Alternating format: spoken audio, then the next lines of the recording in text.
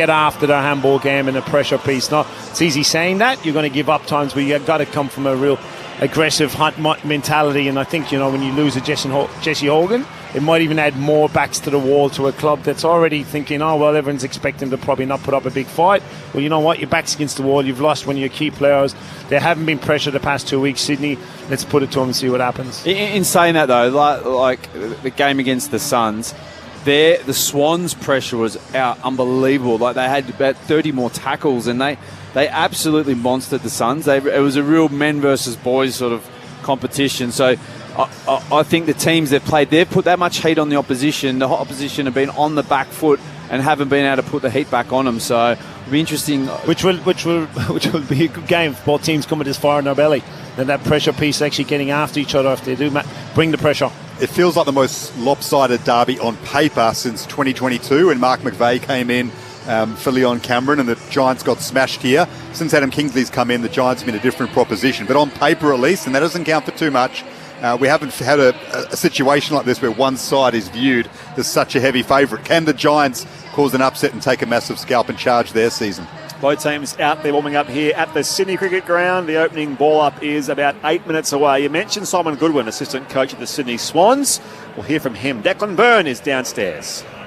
Thanks, Brett. I'm down here with Simon Goodwin, assistant coach for the Swans. Simon, we're a couple of months in now to the actual season. How have you found scaling back from head coach to assistant coach? Yeah, look, I've really enjoyed it. Obviously working with the coaches around the program and the strategy that we head in with, and obviously still working on the offensive side of the game. I've really enjoyed it. Obviously it's certainly very different to the last 10 years, but it's refreshing as well. You sort of get back to the core essence of coaching, and it's certainly something I love. What's the most different thing? Oh, I think it's just a little bit of more hands-on with the players at times around the strategy of the game, and really enjoying that sort of stuff. You're really diving into their roles and what they're doing, and working with the players individually around the offensive side of the game. So I've enjoyed that, but I also enjoyed working with the coaches. Growing our coaching group to be the best. Try and deliver the best program possible for our players, and hopefully at this stage it's looking okay. So your first Sydney derby, you played in plenty of showdowns, so you know how hot it can be. Who did you go to this week to just sort of get a temperature check on how fierce these ones can be? Obviously, the guys that are our real energisers in the group, Papali, McInerney, Blakey, those type of guys are the guys you go to in these situations because they've got an unbelievable feel what the derby's like, and they're intense. They're fierce rivals. The games are generally fairly close. When we know GWS, the talent that they've got in their team, so we're looking forward to that challenge, but we're certainly up for it. There's no doubt there's a huge rivalry that's building. One of the big names in their side, a guy you had a lot to do with, Clayton Oliver. Is he someone you caught up with during the week or anything, or what's the relationship now given he's in the opposition? Yeah, we haven't caught up this week, but I'm sure we'll catch up in the next few weeks after. I'm really proud of Clayton and what he's done, and his transition up here and the footy that he's playing. It's great to see. Obviously coached him for 10 or 11 years, so I know him pretty intimately well, but I'm just proud of how he's developed and the person he's becoming off the field, but also what he's delivering on the field. What about Isaac Heaney? He's being talked about as a top 5 player in the comp, someone who, again, you would have researched and tried to stop, and now suddenly you're seeing him as close as anyone. From your years in the game, how high do you rate Heaney? Oh, incredibly high. I don't think I've seen a player with as much balance as he's got. Like, you look at Marcus Bontempelli and you see Isaac Heaney, they're very similar in the balance they've got, both in the air and on the ground. And that's what makes them incredibly hard to play on there. They've got dual threats, not only in and around the footy, but also in the air. And, you admire him when being from afar, but when you get inside and really understand what he's about and how he goes about it, you admire him even more. And you mentioned loving working with the coaches. Dean Cox is still relatively new. What do you think his best attribute is for this team with the players, with strategy? Just one thing that stood out to you. Oh, his connection with players. They love him. They certainly play for him, and he's got a great passion for the footy club and his playing group, and that's what all great head coaches need, and he brings that in spades. Last one, James Jordan. Is he going to go to Finn? What's he going to do tonight? He's definitely going to get a job. I'll give you that much. They've got some talented players, but Finn's certainly someone that we know can really impact the game, but they've also got other threats as well. Simon Goodwin, appreciate it. Good luck for the first Sydney derby. Thanks, Declan. In the Swans camp there, Simon Goodwin with Declan Byrne, and both teams just about set here for Derby 32 at the Sydney Cricket Ground. I mentioned the 3 changes, Ryan O'Keefe and Ty Connelly for the Giants. Adam Kingsley wasn't tempted for a fourth to bring in the much more experienced Kieran Briggs to battle Brodie Grundy. It's a big task for a fifth gamer in Nick Madden. Yeah, Nick's been waiting for a while. You know, he's academy prospect, obviously, from the Wagga region, but he's worked extremely hard on his physique itself, you know, so he's really been ready for two years, you know. He's been in and out, played a game already this year, so it is a big task, and you know, he won't shy away from the physicality side of it, but Grundy's a different beast to anything he's faced, you know, so it'll be interesting to see how he goes. Well, yeah, Brodie's his form's been unbelievable. He was dominant last week against Wits. It's interesting, we had this conversation last week with Mick Malthouse talking about the new rule that's come in for the rucks and how it was brought in late, and it's actually what it's done. It's actually almost put a lot of ruckmen out of jobs in terms of it doesn't suit them. Clubs are not happy with it because it was brought so late. If it was told or trialled in one of the state leagues earlier on and then say, hey, look, next year this is what... Because it's a list management thing. You go, okay, hang on a minute. I've got this ruck. What do I need to do? Do I need to go to the draft and look for an athlete jumping ruckman? Or do I need to do what? What have I got my ruck stocks? It's totally changed that position overnight. And there's a lot of rucks out there. It's just they're almost out of a game. You know, when you look at Grundy and the rule change, I thought, this might hurt him a bit because he was one of the first ones to step across himself and Max Gawn, obviously, across the line. But he's actually back to jumping, you know, which he's actually looking great. And he probably wouldn't have done it if the rule change wasn't there. Yeah, and he's adjusted. He's a smart footballer, and he's been able to adjust and evolve, which he's ability to do. But if you look at maybe someone like Briggs, is he even going to get back into the game now? Just on the Giants, and coming off a 5-day break with that win against Richmond last week. But Brent Daniels comes in for one game, gets managed back out. But you'll manage Brent, especially a game like tonight where if it does rain and it brings guys into the game a bit more, he is a live wire for them. Why would they manage him after just one game? Oh, I don't know. Like, you're either, you know, you're good or you're not, or you're injured. Yeah, well, I wonder... No... I work in the academy. I don't know anything that's going on from the club's perspective. But you look at it and thinking, we'll put him in and get the win against Richmond. We're down min against the Swans and take the chance in the Richmond game to try and guarantee getting the win. And you're trying to plan and prepare, but I don't think clubs will do that. Go to that depth. But if you surely not. Surely not. He's got a history of hamstring injury, so. Yeah, who knows? Well, they've got the Kangaroos next week. They think they drop this one and go. That's a 9-day turnaround. Isn't it? Yeah, maybe. But 2 week break. You go into every game wanting to win and expecting to win, even though you deep down you go, all right, this is going to be a really hard battle. You put your best team out as possible. Toss won by Toby Green. The Giants will kick the Paddington end of the start here in Sydney Derby 32. The man who brought us that breaking news of Jesse Hogan, a late out for the Giants. So, indeed, it is 4 changes, I suppose. Hogan out and Callum Brown comes in. Declan Byrne downstairs. Hello again, Declan. Yeah, g'day, guys. It is fresh down here, about 17 degrees, and there's a fair bit of wind heading towards the members' stand here at the SCG. So, right to left as you look at your radio, which will favour the Giants. As you said, just won the toss. They'll head towards the Paddington end. Also in Callum Brown, interestingly, the VFL was here at the SCG beforehand. He played half the game, kicked a goal. So he's coming off half a game. Maybe this year with the 5 on the bench that doesn't have such an effect, but an interesting one. That's how late it was. So, yeah, out with the quad, Jesse Hogan, Callum Brown in. We are set to go. They've left it late as they do on a Friday night, but the crowd have filed in and are just about full. Now, Leka Lear will contest the opening bounce or the opening ball up here against Brodie Grundy. Wow.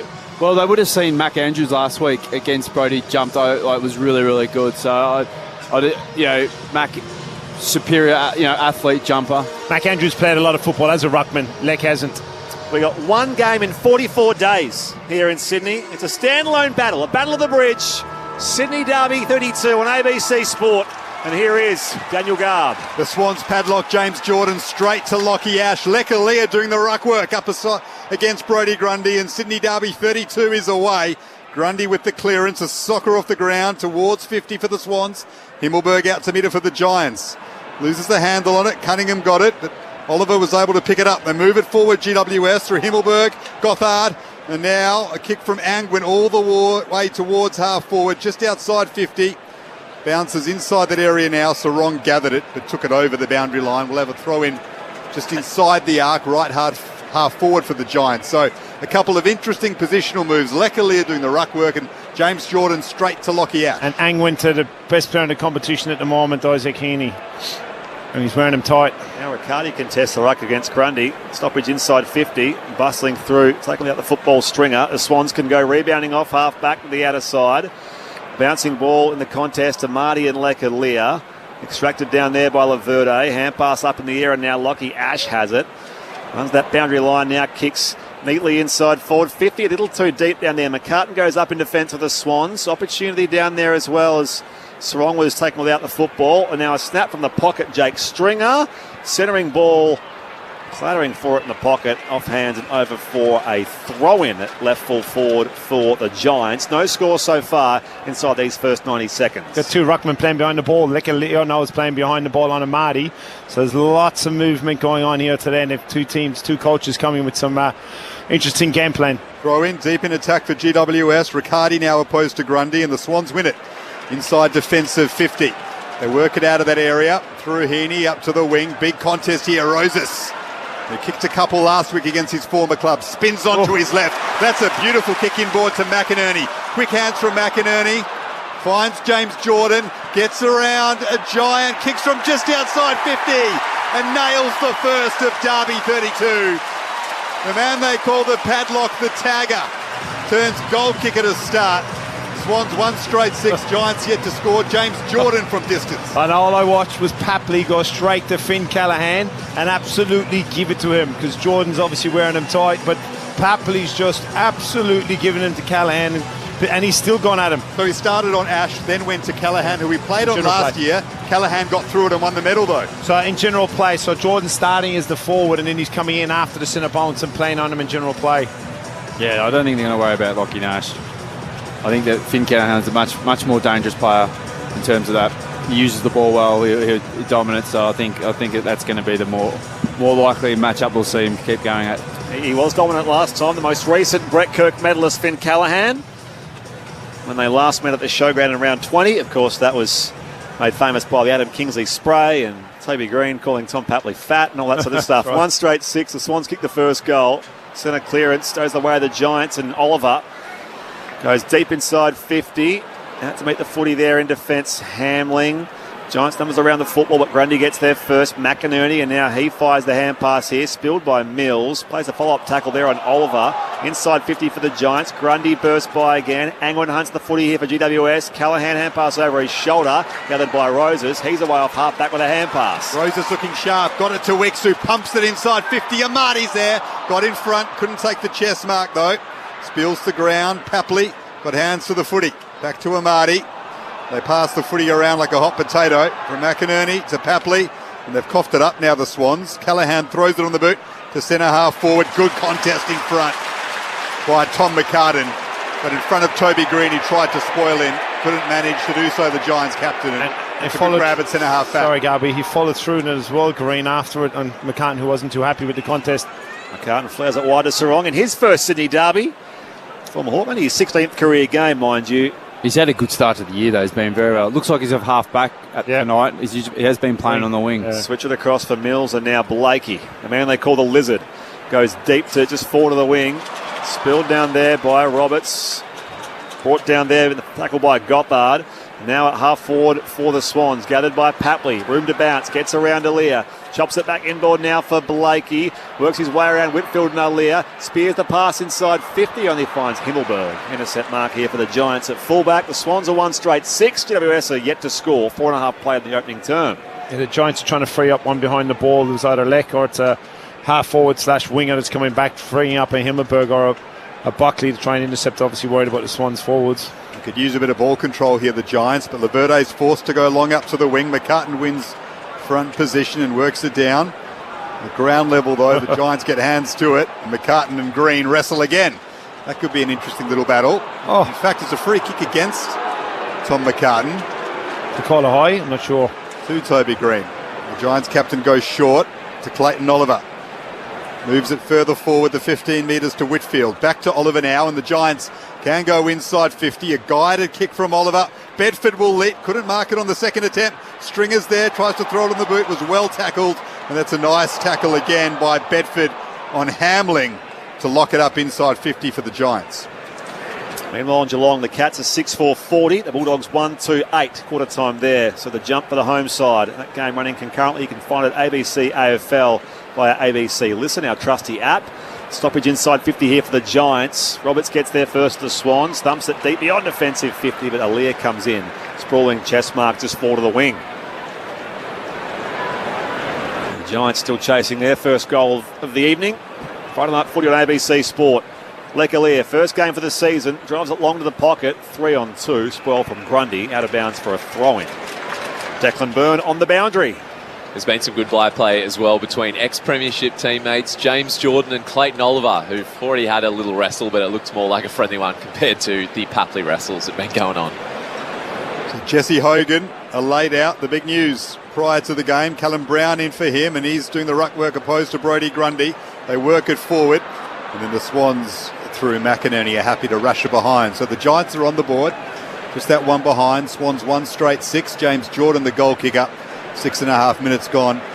Derby 32, Friday night footy on ABC Sport. Just going back to Lecalier dropping back behind the ball. Grundy's the one that's going to be spare between the arcs or the back half of the ground for Sydney. So you'd look to use him. You're looking at him now and running through the middle of the ground, and looks like Brown is trying to get to him. But here's Grundy now. This is very dangerous for the Giants. Grundy marks the Mills kick on the outer wing. Wheels and goes here. Down the line inside 50, but Buckley out to meet it, intercepts again. No, Tiger, I think that's a tactical move. So Ali's going back as a defender. Oh, intercepted here by Papley at half forward.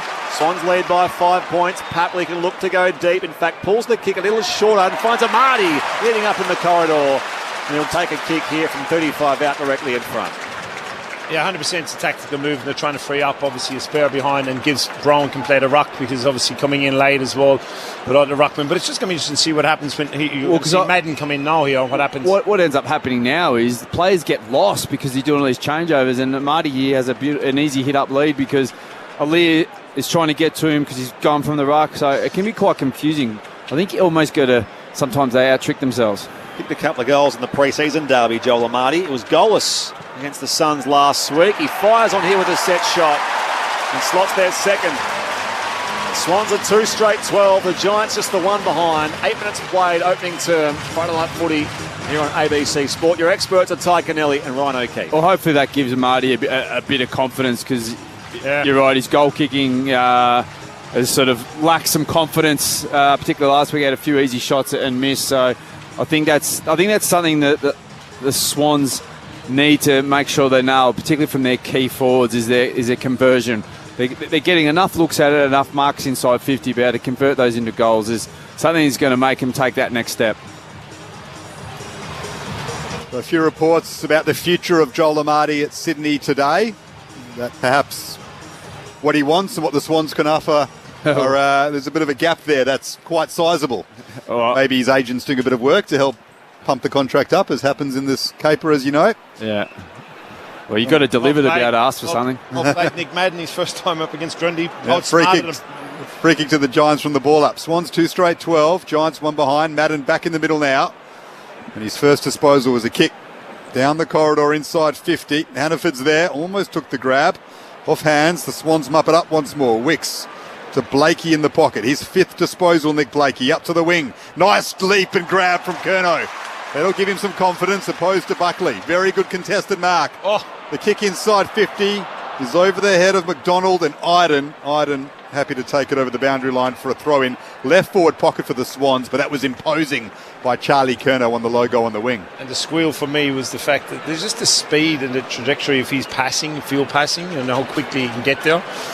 It's nice to watch. Swans by 11. All tossed back in, Randwick end. Madden in the contest with Grundy down to Oliver. Spins through the Jordan tackle. Hand pass in space. Gathered away by O'Halloran. Now Ashton clear for the Giants. Hurried ball goes down the corridor. McCartan has some support there with Blakey. Hand pass pinballed around here toward Papley. Quick hurried ball up in the air towards full forward. Parked himself under it. Spilled down there by Joe Fonte. And now pounced on by the Sydney Swans. Top of the goal square. It's a frantic footy. In goes Rowbottom. Gathered by Madden off to Oliver. The Giants are away. Scrappy kick from Oliver though. Under pressure. Well done, Lecalier. He was 2-on-1 against. Had to take the mark and did so. And plays on quickly to Toby Green. Finally the Giants are out in some space. That's a nice kick from Green to Hannaford. Tries to guide one towards Riccardi. but it's well chopped off by Callum Mills. Read it superbly. Dangerous kick from him, though, right into the middle of defensive 50 for the Swans, but his teammates are able to bail him out of trouble, and Grundy hand passes it to Nick Blakey at left half-back. Blakey beating early, goes down the line. Cunningham marks on the outer wing. He played in the very first derby, round 1 2012. It was his first game. Goes inside 50. McDonald got some separation. And left full forward will take the set shot from 40 out. He's just getting better and better each week, Logan McDonald. I think he missed a lot of football, but he's getting there, getting his groove. I think if he gets going, like the upside for him is huge, I think, and he's going to be a real key asset to the Swans' sort of premiership tilt. Didn't play an AFL game last year, the West Australian. 6 goals in his first 3 games. 7 goals all up on the year. Trots inside 50. And it's a pretty good-looking set shot for Logan McDonald. The Swans have the first 3 of the derby.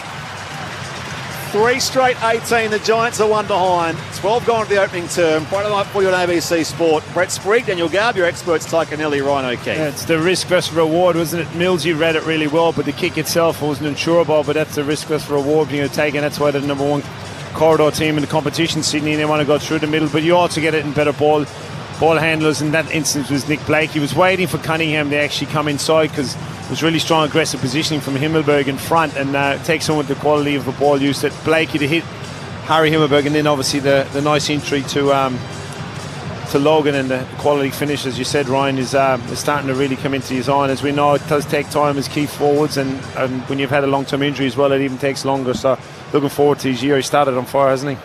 Danger signs for the Giants early. Swans 3 straight 18. GWS just the 1 behind. 12 and a half gone in the first quarter. And the Swans move it forward again. Sheldrick there at left half forward. Well done by Iden to win the football back. Oliver palms it down to Angwin. And now Himmelberg sends it up to half forward. And Hannaford has given the free kick away to Riley Bice. So we're seeing the impact of Charlie Curnow now. Amadi and McDonald on the board. They just get more space. They get a weaker defender, don't they? And that's what Dean Cox has been saying for a month. Stop criticising Curnow. Look what he's doing for our whole team. He'll get his turn. Generally, we know what it's like. We call it the footy karma. It'll come for him as well. It'll come and he'll get his lick of the ice cream. Twice to Blakey, and now it's spilled by Robot. The Giants win it away off half-back. Hand pass comes wide. Here he gets into some space. Bursting away, Gothard goes inside 50. Sets it in the path of Lecalier, and it bounces out of bounds for a throw-in the left forward block. We've got the close game here, boys, because at Geelong, the Cats are 7-4-46, the Dogs are 2-2-14. Margin 32 there. Only 17 points here in Sydney midway through the first term. They're on the way up and the Dogs are on the way down, aren't they, after the last couple of weeks? Giants need the next one. They're very early days, of course, but they'd love just to stop. It's too easy. Swans attack early, but Warner comes away from the contest in defensive 50, sends it out to left half back. Roberts did well opposed to O'Halloran, and then O'Halloran's given away a free kick for holding. Just too easy defensively coming out of the forward 50 stoppage. No pressure on a midfielder. We spoke before the game about the Swans haven't had much pressure on the Giants at the moment. It's dangerous signs. They're not putting enough pressure on the Swans. Roberts goes short to Mills, wide to Grundy, and now McCartan up to the wing, and Whitfield punches it away from Roses. So we'll have a throw-in front of the benches. Sydney 3 straight 18. The Giants 1 behind. Goals to Amadi, McDonald and Jordan. We've gone 14 minutes in the first term at the SCG, and the crowd has come in now. It's not a sellout by any stretch of the imagination, but it's still a lovely sight on a Friday evening. Sydney Derby 32 here. Listening through your speakers. Comes down here for Toby Green. Sheldrick led the tackle. Rousted hand pass out in some space. Madden onto it now, Oliver. Hand pass released wide here for Stringer. Will swing around, go top of the goal square. Deep with the one-on-one. Riccardi had the spoil there from Hamling. That's not through for a rush behind for the Swans defenders. The Giants 2 behinds. Sydney are 3 straight 18. 15 gone here in the opening term at the SCG. It's not a strong breeze going that way, is it? It's a southerly, yeah. Swans go down the corridor. Bice chipped it to Chad Warner. The pressure isn't great from the Giants, so they can keep moving it through a dangerous part of the ground. Now to centre half forward. Curnow out to meet it. Got it on the half volley and then palmed it down to McInerney. Got it to Warner. Gets around Fonte. Now Sheldrick will look to line things up. Instead goes to the pocket. Punched away from Amadi. Good defending down there by Madden. And it's O'Halloran now who'll take it out in the right back pocket. So a throw in for the Swans, but that was important. Nick Madden because it loomed as another goal for the Swans. They're 3 straight 18, Giants 2 behinds, 15.5 got in the first. And Ruckman aren't known to be very strong defenders. Generally, you take a Ruckman, opposition Ruckman down there, you'll take a mark and you're forward 50. Swans by 16. Back in it comes. Madden tries to lay it down. Cleared a path there for Harvey Thomas. High spiralling ball beyond defensive 50. Marked by Riccardi just forward of the wing. They're all streaming forward now. And he overstepped there. Was it Roberts overstepped? No, or was there an encroacher on the outside? No, it's because was that Hamling? Yeah. Left. He'd left the worst rule in our game. Stand rule. Stand rule. Worst rule in the game. So Riccardi will be brought inside of 50 here for the Giants. And the best look so far at their first goal. Yeah, it was an easy exit from a D50 stoppage for Giants. You know, Harvey Thomas found himself with a lot of space, but nice barrel out of the D50, and yeah, I don't agree with that rule either. A couple of goals against the Tigers last week, Jake Riccardi, and he comes 20 out, no real angle. And the Giants do have their first in this derby. 1-2-8. We trail the Swans, who are 3 straight 18. We've played 17 minutes in this opening quarter.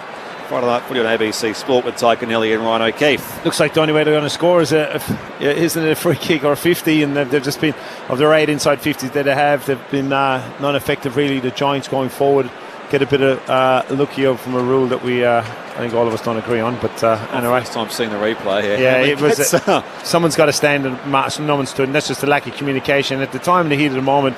You know, body are off and running, so who's going to stand the mark? Someone's it's not on the mark is an advantage for the ball. That's right. Like, it's not impacting the game. So in that instance, there was 2 players. It was Tom McCartan and Hambley, and both of them took off. No one stood on the mark, so it's actually an advantage to the opposition team. So it shouldn't be a free kick. Swans by 10 points, 3 straight 18. Giants 1-2-8. Amadi doing the ruck wins a free kick. Plays on quickly. Deep into attack. Kerno with the leap. 2 arms up. Couldn't take the grab. Laverde's back there, gets it to Whitfield, runs across his own defensive goal square. And now to Himmelberg in the right back pocket. Looks for Fonte, gathers it crucially, but then he's seized upon by a couple of Swans. And Jake Lloyd pings him holding the ball just outside attacking 50. Well done by the veteran. Spots it up now into the pocket. Kerno's got 2-3 against him. Brings it to ground nicely. Then gets a handball to Rowbottom, who dribbles one towards the goals. Little Harvey Thomas was back there though, stopped it like a keeper. And now goes short, looking for Rouston. It's dangerous. Swans spoil it. And Jordan's able to knock it back to Amadi. Gets around Madden. And misses to the left-hand side for a behind. That was a calamity of errors by both sides, really. Swans failed to take their chance. Yeah, you nailed it. The calamity. They're out here with Stringer, the Giants. They come wide beyond defensive 50. Stringer on the wing. Spoiled by Bice. And it ricochets out of bounds for a throw-in. He's got the worst running technique in the history of the game, doesn't he, Jake Stringer? It's just his little feet running around. It's not renowned for his running, is he? 7 Stevie J, I think, the 2. Could play both of them. Swans by 10 points. 3 straight plays 1-2. Toss back in. And the ruck McDonald. Down here for Angwin. Lays the tackle to Pickle. It's great follow-up work by the big man. And the umpire says, give it to me. Has Heaney got his hands on the ball? I haven't seen much of him. Yeah, he's had it a bit. Just the one, the one kick. And Oliver's had a bit, has he? 8 touches for Blakey, leads all comers. And he pulled off the kick this time. Hacked out of the air by Rouston, straight to Papley. The Swans, high ball inside forward 50, 2-on-2. Spills to Kerno. He goes to snap left foot, and it trickles inside the goal square. Gathered now by O'Halloran. Across the defensive goal mouth. It'll bounce out of bounds just beyond the arc. So, will that be Sydney's ball? It will be. No. It's deemed to be a Giants. No, they're going to confer here and have a look. I reckon he's saying, I called one thing and you called another. The boundary umps. Was there a big loud beep, by the way, over the loudspeaker? Just throw it in. Yeah, I was thinking it was my headspace or headset. Really, just throw it in. Don't need this much debate about it. So, did it come off Cunningham is what they're looking at here. It wasn't actually a kick, so they can't deem that to be... Just look at the screen. Come on. Throw it in. So they're claiming... Yeah, they're going to throw it back in. Right on the junction of 50 at left half forward for the Swans, who lead by 10 points. Into time on now in the first. Madden and McDonald doing the ruck work. Nice palm down by McDonald to Warner. Just inside 50 for Sydney. Left half forward. Giants win it crucially though, and through McMullen. They work it up to Callum Brown, the late inclusion. Nice kick to half forward and finds Stringer. Just outside 50, he'll kick it from, and he Just tells everyone to calm down, takes out the mouth guard and says, I'll take charge from here. That's a couple now. Garby just too easy from the D50. If it wasn't a D50, he was right on the arc, really, from an exit perspective from the Giants, bringing it out too easy. Jake Stringer will strike this from about 55, slight angle to the left. The experienced man inside 50 without Jesse Hogan there. Cadman missing as well. Runs around on the arc slightly and has pulled it to the left. Behind. So 139 the Giants, Sydney 3 straight 18, a 9-point lead to the Swans. 21 minutes gone in the first term. He's going to have to take his half chances tonight. You know, really, it's an opportunity that they've been using the ball well, gone inside their 50. The Giants, without those two players not playing, when your key forward gets those chances, going to have to take them. Blakey plays on. Here's possession number 9 for him, going beyond defensive 50. Angwin, second, third bite, paid the mark on the outer side. By the way, the Cats by 38 points in Geelong. That's not the big news. The big news is Sam Darcy has gone down clutching his knee after a change of direction. No. So a potential serious knee injury for the Bulldogs' young gun as the Giants go forward of halfway now for Rouston, marking it centre half forward. Lear initially caught it, let it for his teammate in Hannaford. And take his set shot from 40 out, slight angle left of centre. Game shifted a bit here, hasn't it, the last couple of minutes from that 50. Well, I think 50 exit from the Giants. It's just the pressure. The intensity's dropped from both teams, and even the Swans now. That's sort of, I think they got their tails up early, and I thought, we don't have to defend here. And now it's the Giants are starting to pick them apart. Ollie Hannaford debuted in round 3 against Collingwood. First round pick of a couple of years ago. Crosses the 50. Lines up here for his third career goal. Sprays it to the right-hand side. Minus score. The Giants are 1-4-2. The Swans are 3 straight 18. 23 gone to the opening term. Friday night footy here on ABC Sport. The Swans by 8 points, and there are fears that Sam Darcy's done his ACL. Hopefully that's not the case, but that's a massive story in football as Blakey sends it up to the wing. Angwin's there doing a very good job on Heaney early on. Heaney with just the one touch, but he's won a free kick on the wing. There's his second disposal. Kicks up to Papley at half forward. Was brilliant against the Suns last week, Tom Papley, with 3 goals. Kind of a ping, is he? Back to his best after a slow start. Maybe a bit too far out for him, so he'll guide it into a dangerous area. Amadi came across Laverde, brought it to ground. Rosas does the crumbing, sends it across goal. Lloyd picks it up in the pocket, just pops it up to a dangerous area. Aaliyah shuffled across and brought it to ground, and then Whitfield made sure it went through for a rush behind. Swans lead by 7 points, and we have gone 23.5 in the first term, so the Giants throw Swans by 9 points. Giants have just worked their way back into this first term after the Swans kicked the first 3 goals. Meanwhile, we're through the second quarter in Geelong. Geelong now leads by 44 on the Bulldogs, so another one. All out looms there, another stand rule. Which the Swans have fallen afoul of. Play advantage. They go down the corridor here. Stringer finds Gothard, who marks inside 50, that will come all the way back to about the halfway point of the ground. And it was, again, they played on one of the Swans players, just ran back. They didn't go over them, it went back. Rouston goes inside 50 and all by himself. Gave it straight back that to him. man Gothard takes the chest mark, 45 out. So there's actually something on that from a coaching perspective. If they're out, and you've got a player that's marked the ball right on the wing, and you look up and you've got someone streaming inside your D50 on his own, get off the mark, give the 50, you can't kick it. That's exactly what's just happened there. By accident. Yeah, but you can actually do that. If I could go, I've got it, and then take off if I can see it. I'm very good, Ryan, you know that. Gothard debuted in the opening round here. He comes inside forward 50, starts it right, pulls it back. Got one. And the Giants have their second. Phoenix Gothard with goals in his past 3 games, now make it 4-4. Cuts the margin back to 3 points the Swans' way. 3-1-19. GWS at 2-4-16. 25 gone in the opening term. Friday night footy on ABC Sport. Ryan O'Keefe and Ty Connelly. We touched on before, though, that the Swans' defence now and their pressure's way off. Like that, Gothard's given it back. And they've just basically kicked it straight back to him. And there's 2 or 3 Swans players just standing there looking at him. Like, the defensive and the pressure in this game is zilch from both sides. From both teams. Yeah, it's been a poor defensive. It's been the intensity's just gone out of this game totally. I don't know if there was much there, to tell you the truth. Was there to start the game itself? There wasn't much intensity either. So the Giants with a couple of goals from 50-metre penalties. Swans kicked the first 3. GWS have responded though. So just a 3-point margin to Sydney. 25.5 gone in the first term. Another free kick to Heaney. in the middle of the ground, right next to the centre circles. Nice crowd here at the SCG on a Friday night. Heaney kicks it long and Marty leaps, got two hands to it. Toby Green, though, is back doing defensive work. He's turned it over there to Warner. Warner's handball missed the mark. Bedford gets it to Ash. He dashes away and then goes laterally where it's gathered by Rouston at left half back. Clever kick from him to find Oliver, and now the Giants can build off half back. Ash, who's been in fantastic form this season, runs himself into trouble.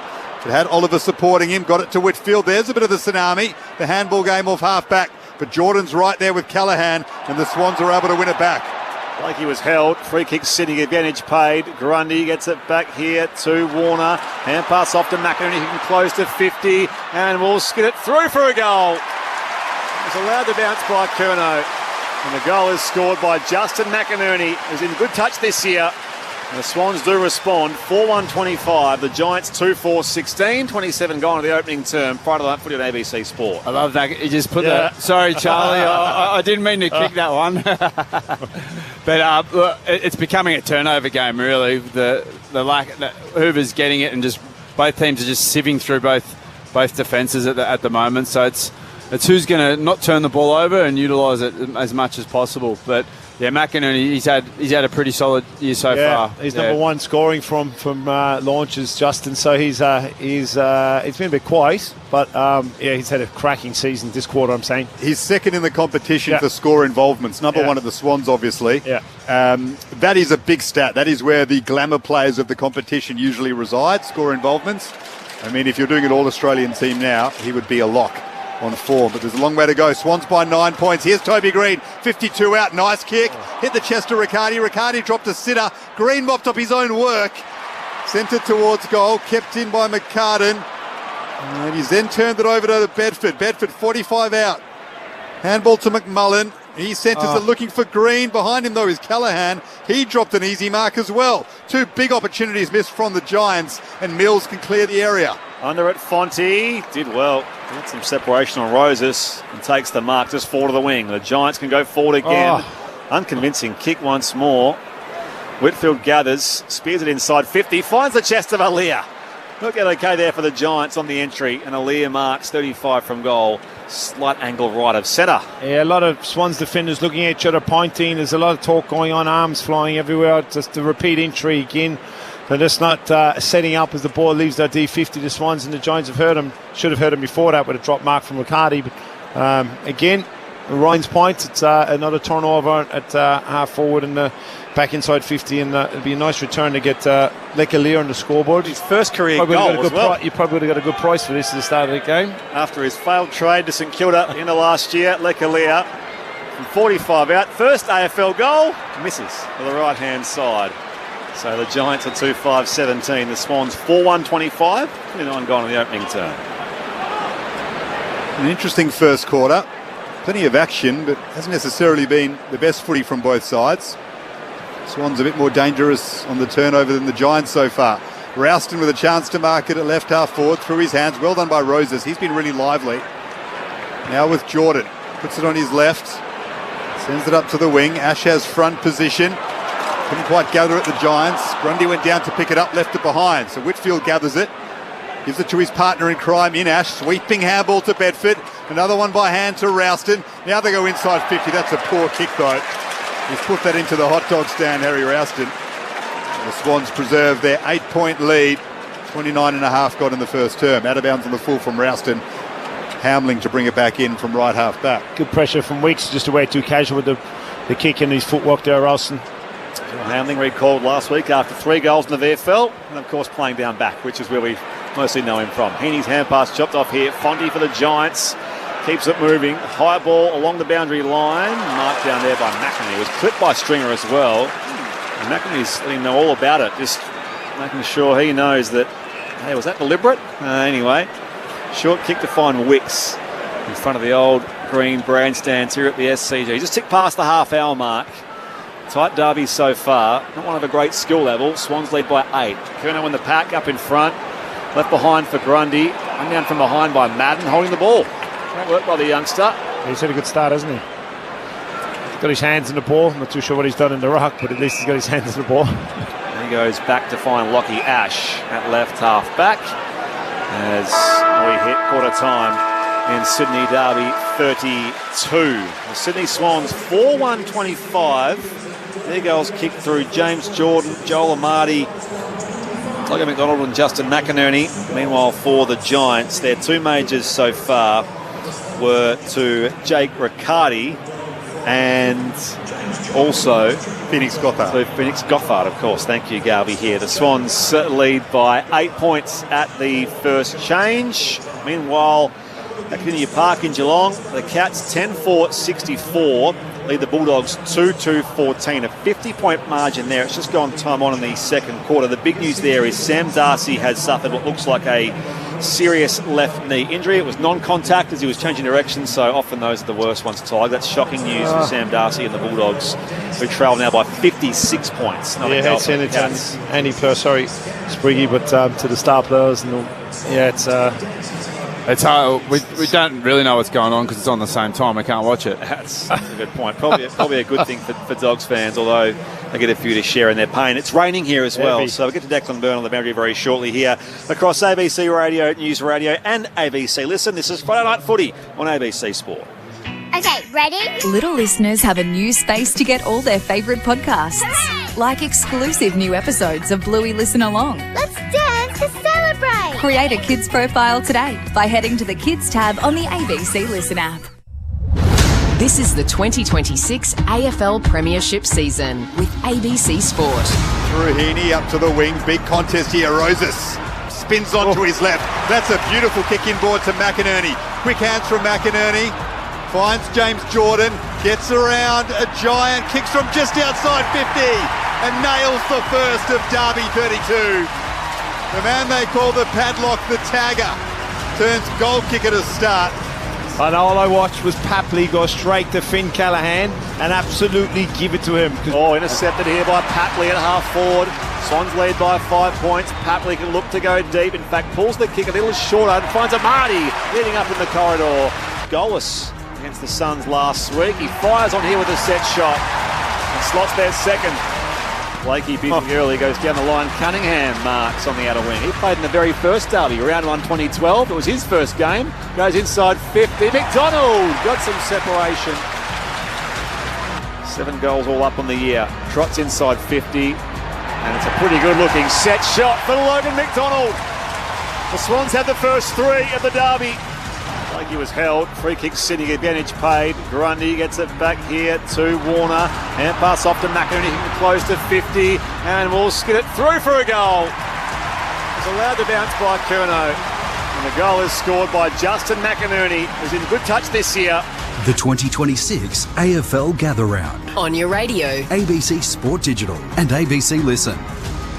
The 32nd Sydney Derby here at the SCG. You're with Brett Sprigg alongside Daniel Garb. The Swans led the Giants by 8 points at the opening change. And your experts are a couple of premiership teammates, Ty Connelly and Ryan O'Keefe. Well, it's become we spoke about in that quarter tie, it's become just a turnover game. Both teams' lack of pressure and intensity is quite stark, really.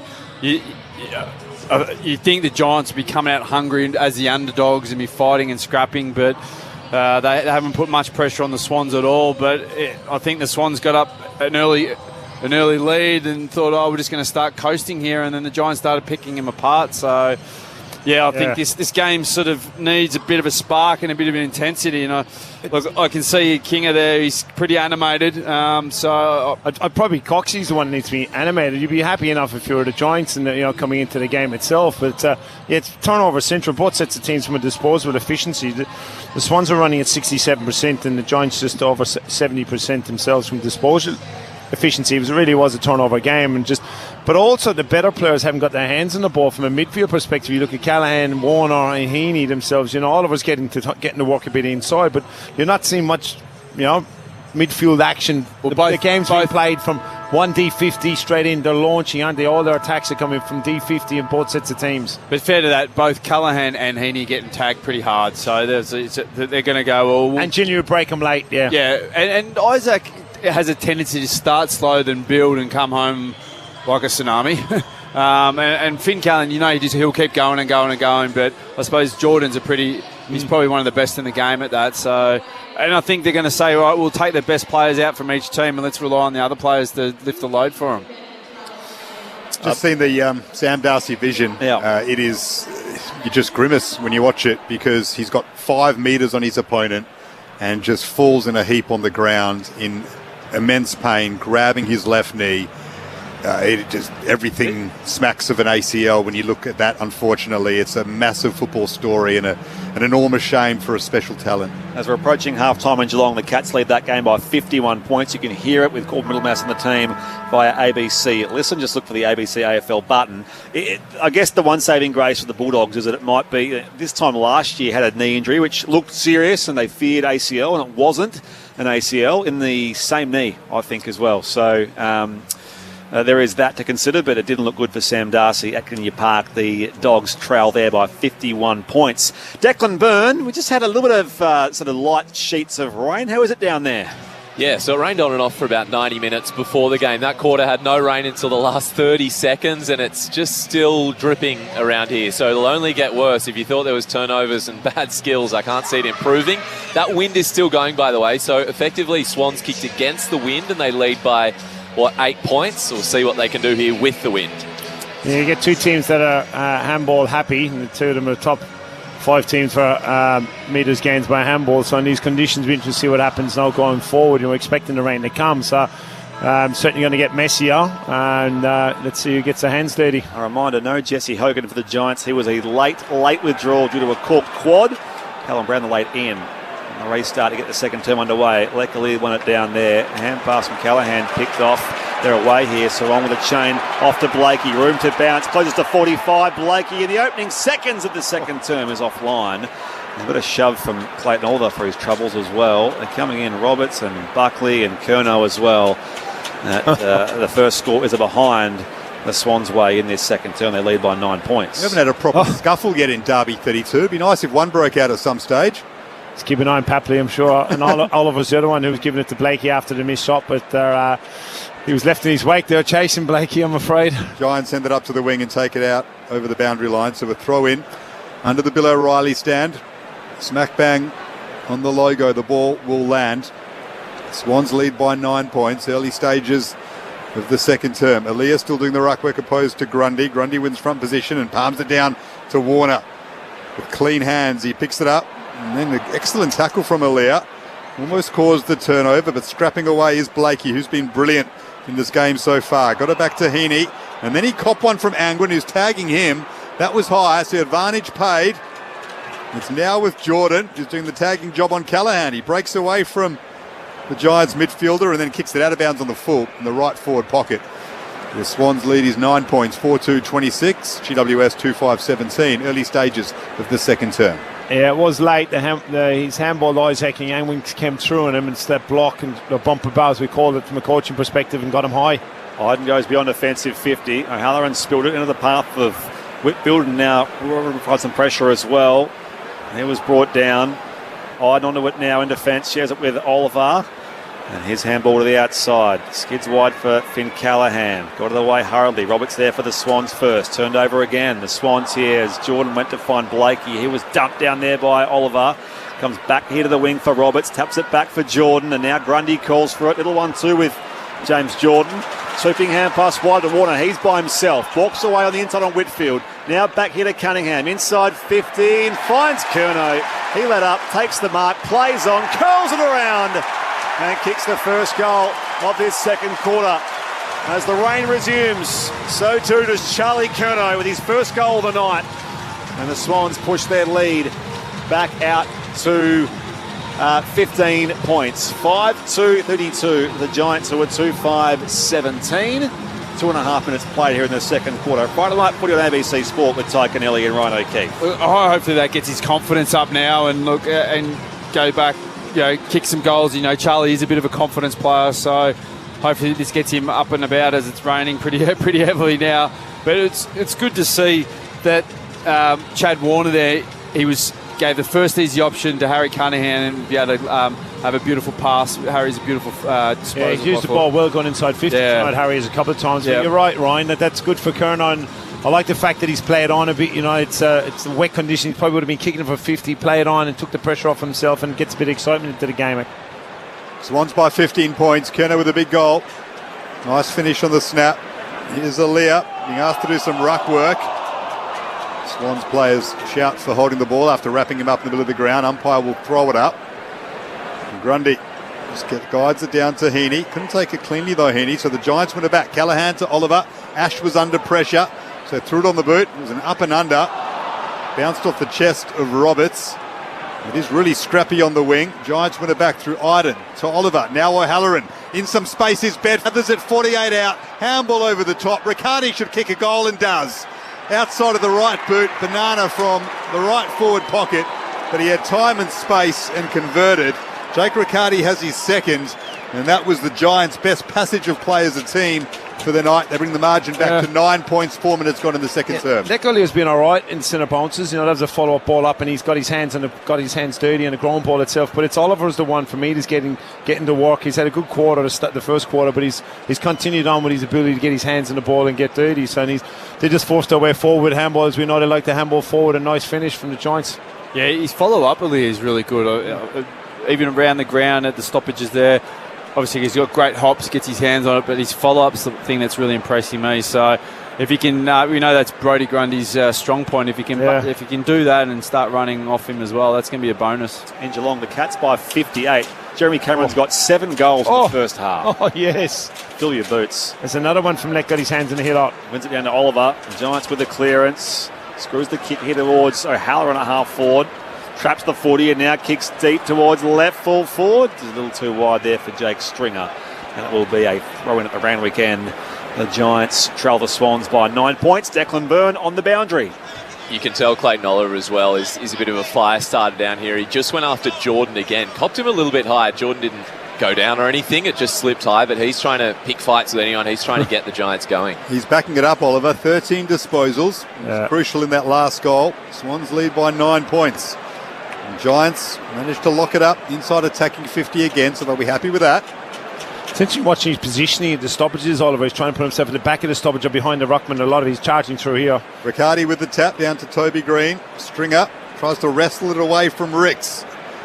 Ricks does well to stand up in the contest. And Callaghan on his backside throws the ball on his boot towards the pocket. Lovely pick up by Heaney. That is class. Got it back to Hamling. Now Bice to McInerney. Still under pressure, the Swans. Handballing it around defensive 50. Eventually they find Nick Blakey. With possession number 14 coming up. The Lizard has a couple of bounces first though. And a third. Still keeps running all the way up to the wing. And now hits up Lloyd on the chest. Composure from Blakey. He is a joy to watch in full flight. But it was Michael Long there for a second, taking maybe 5 or 6 bounces. Here it is with Lloyd.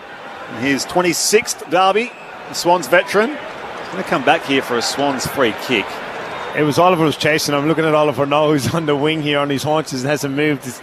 He's got caught twice chasing Blakey and he's having a quarter. Sorry, Giants free kick. No, Buckley's got the footy. He's going to send it all the way back here. It will be a Swans ball. Not sure why it wasn't just... No. It's Oliver. Yeah, you mentioned. Sorry. Yeah. Oliver. I'm not sure why the free kick was there. idea. He was actually on his haunches, not involved in the play at all. He was dealt with behind the play. Anyway, Oliver goes high inside forward 50 to a 2-on-2. Yeah, now free kick for a hold, which will go the way of the Giants. I think it's Riley. The infringing player. I think it's Riley on Riccardi. Anyone here voting in the medal? Yeah. Oh, okay. Can we influence your votes? They can't call it the Brett Sprigg medal, so it's Nick Blakey might have an early claim. Brett Ward. Pretty strong claim early on, the way he's playing. Yeah, but he's kicked the ball out 5 times. Oliver is probably the one that's had the biggest impact at the minute from a... Here is Jake Riccardi. He's been all right too for the Giants. 2 goals for him so far. Lekalio's been all right. A contract year for Jake Riccardi. He's inside forward 50. Sits it very high up over the goal post. It's just missing the left-hand side for a minor score. So the Giants are 3-6-24. The Swans are 5-2-32. 8 minutes played the second term. Yeah, you got to take them. You know, talking about they're 50 50 metres out chances, but turnover, no. Dangerous kick from McCartan, but Mills with courage got a hand in, guided it down to Roberts. They move it up to the wing. Here's Lloyd over the head of Curnow. It's a really poor kick, out of bounds on the full. The Giants, Yeah, they've had well the in better this part. quarter. Yeah, they have. They've had the better part of the quarter, really. The dominance itself from inside 50s, and they haven't hit the scoreboard like the Swans have with the 2 goals. Pegging the Swans in their own half a fair bit. Sydney still leading by 8 points, 5-2-32. GWS 3-6-24. As Ash tries to play on quickly, that's a good kick to Oliver. Well done though by Jordan. It was straight at Oliver the kick, but he read it nicely and spoiled it over the boundary line right in front of the Swans bench. So 8.5 gone in the second term. And the Swans with that 8-point lead. Friday night footy on ABC Sport. Nice crowd here at the SCG for Derby 32. Grundy wins it down here. Papley bursting by. Out after it now, Papley sends the hand pass back to McInerney. Hurried kick down the line. Fonte comes up and takes the mark there for the Giants at right half back. His first career loss was against the Swans last year, only last season. So Fonte goes down the member's side. Oh, Riley Bice gets some air. Takes a big hanger. Gets off the hand pass here for Mills. The Swans go on quickly. Papley off hit a Rowbottom. Hand pass back to McInerney. He closes to 45 and again on the run. Can finish. He does that so well. Justin McInerney to again extend the Swans lead in this second term. Out to 14 points. 6-2-38. Greater Western Sydney 3-6-24. Midway through this second quarter. This is Derby 32, Friday night footy on ABC Sport. That was some hot movement off the turnover. They went straight through the corridor. As we mentioned, they love to go through the corridor, and just that chain of handballs. And McInerney, again, he's, as we said, he's having some season. He comes through there and just, I love it when the midfielder bursts through and they just pin the ears back and just drive it straight through the big sticks. Yeah, you can't keep more quiet, can you? There's so many in Sydney's depth, and you see Papley now inside, and he's got his hands on a couple of stoppages with that speed. So there's you keep Heaney quiet. Okay, well that's all right. You keep Warner quiet. Well then you got McInerney popping on, and then you put Papley in there. So that it's a way to numbers game from the Swans' perspective with their midfield depth. It's causing you a bit of trouble. He's become a striker, McInerney. That's 10 goals for the season now. A very dangerous attacking midfielder. He gives you a lot in other parts of the ground as well. As soon as he roams towards half forward, he causes a lot of havoc. Big goal. Swans up by 14 points. And they win it in the middle again. Pump it deep into attack. Curnow and Amati there. They make a nice contest. Biden gets hands to it crucially for the Giants. He's wrapped up by Lloyd, so a ball up inside 50 again for Sydney. Swans by 14. Up it goes. Madden with the hit out. Down here towards Lockie Ash. Bursts across defensive goal. Will switch. Add in some space. Bice gets to it first here for the Swans. Taps it to advantage, although he was worried out of it down there by McMullen. And it goes toward the boundary line for a throw-in. City by 14. You're with Brett Sprague, Dan Garb, Ty Connelly, Ryan O'Keefe and Declan Byrne here for one of 2 Friday night games in AFL round 6. Toss back in. Off the shin of Madden there for Oliver. Had one arm pinned by Rowbottom. Ball comes loose. Into the path of Toby Green. He spilled it. And he's going to be called here for incorrect disposal. So it's with Brodie Grundy on the members' wing of the SCG. And the Swans lead by 14 points. Grundy goes short to Bice, who took a really nice grab. Big leap a moment ago. Giants are back in numbers, so Bice will switch it to Tom McCartan. Last line of defence for the Swans. He's at centre half back. Short to Cunningham. Swans with a 14-point lead. Happy to chip it around. 12-minute mark of the second term. Now McCartan will play on quickly. In the middle of the SCG. By hand to Cunningham. He did a 1-2 with Mills. And will chisel one. Looking for the lead of Amati. Just wide of him. Coming out to meet it though was Lloyd. Fonte under pressure. Got hands to it. And they'll fall on top of it now. Warner managed to get it free. Ball bounced up. Laverde gathered it. High ball exiting defensive 50 for the Giants. Camped underneath it was Bice again. Well done, Toby Green. Then socketed to himself, Gaelic football style. Didn't have a teammate near him and he won the free kick. That was clever from Toby Green. No, he gave away the free kick. Yeah, at his best. He knew. He tried to kick it. No, yeah, he's put his hands on top of Tom. Must have been a fend-off or something like that. McCartan has kicked the screws wide here. Great, keeps it alive. Only as far as Oliver to regather here for the Giants. So they bring it away again. O'Halloran finds his skipper. Toby Green goes long inside forward 50. And Mills with the spoil on Aaliyah. Out of bounds for a throw-in at right half forward, Randwick end for the Giants. Declan Byrne on the boundary. It was an interesting one with Toby Green. He put the grubber through, and it was like, in rugby league, they get checked. I wonder if it was for staging, because Tom McCartan hardly touched him, and he went down looking for the free kick. Yeah, interesting. He grabbed Tom McCartan by the head. Okay. Swans by 14 points. Boundary throw in, just outside 50 for the Giants. So Halloran did well to keep his feet. The mid-tackle. Bice gathers it. Under pressure, McInerney turns it over. And Thomas is tackled. So ball up, centre half forward for GWS, who trailed the Swans by 14 points. 14 gone in the second term. Madden down to Oliver. Oliver's been brilliant. Wins another important ball. Throws it on his left. Down there is Hannaford. It's through for a behind. So the margin back to 13. It feels like the Swans have had more dominance than that. The Giants hanging in there largely through Oliver, who has 17 disposals, 8 of them contested, 4 score involvements. There's your difference when you're losing your key players in Hogan and Cadman at the top of the square. You got Hannaford Wrong beaten by Thomas. Little 1-2 punch there with Riccardi. Thomas goes high back towards full forward. McCartan spoils Callum Brown. Going toe-to-toe down there. Rowbottom and Hannaford now on hands and knees scrapping for it. Wicks hand pass picked off. Mills fires it back to Roberts at fullback. Weaves his way on the inside of O'Halloran. And now McCartan back to Roberts. Rousing with a tackle. Comes back to half-back here as the Swans working their way through Rowbottom. Bounces towards Buckley for the Giants. Pops it towards half for intercepted by Wicks. Bounding off half-back here for the Swans. Warner's in space. Time to bounce. Thinks of the second bounce but goes the hand pass instead. Back now to Charlie Curnow. Goes inside 50, back to Warner. Pops at top of the square, and it's marked by Lloyd. Jake Lloyd ends the chain with a mark at full forward. And a chance for the Swans to extend their lead. Jeez, when they get going, it's exciting, isn't it? Yeah. Slingshotting out of there, and the pressure was coming at them in that instance, and they got the handballs out, and they were able to get the chain through. And Chad's playing well now. He's been given a bit of freedom. It's probably like him and Oliver for both teams. Sort of no one's really going to him, so they're the two midfielders that have been the prime movers for both teams. Jake Lloyd, usually known for his work in defence. 3 goals this year so far. Here he is for number 4. And he makes no mistake from close range. A game-high lead for the Sydney Swans. 19 points. Has them 7-2-44. GWS is 3-7-25. So more scoring shots. The visitors on the home side here at the SCG. 16 go on second term. Friday night footy at ABC Sport with Declan Byrne on the boundary. Yeah, the Giants skipper Toby Green came off after that free kick we were talking about. He had 3 doctors around him, all looking at his right foot. They took the shoe off, the sock off, and he got up limping a little bit. He's back on the bench, so I'll keep an eye on that. You talk about, it's interesting, obviously, he hasn't had a big any impact in the game itself, Toby. So he needs to step up.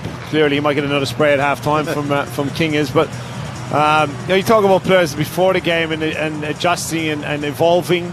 Jake Lloyd's a prime example of a football that's been able to evolve from a half-back to a winger for years and now as a permanent forward for the Swans. 2-time club champion at the Swans. They lead by 19 points in Derby 32. Warner with the clearance, got it back to Sarong, but they've lost the handle on it.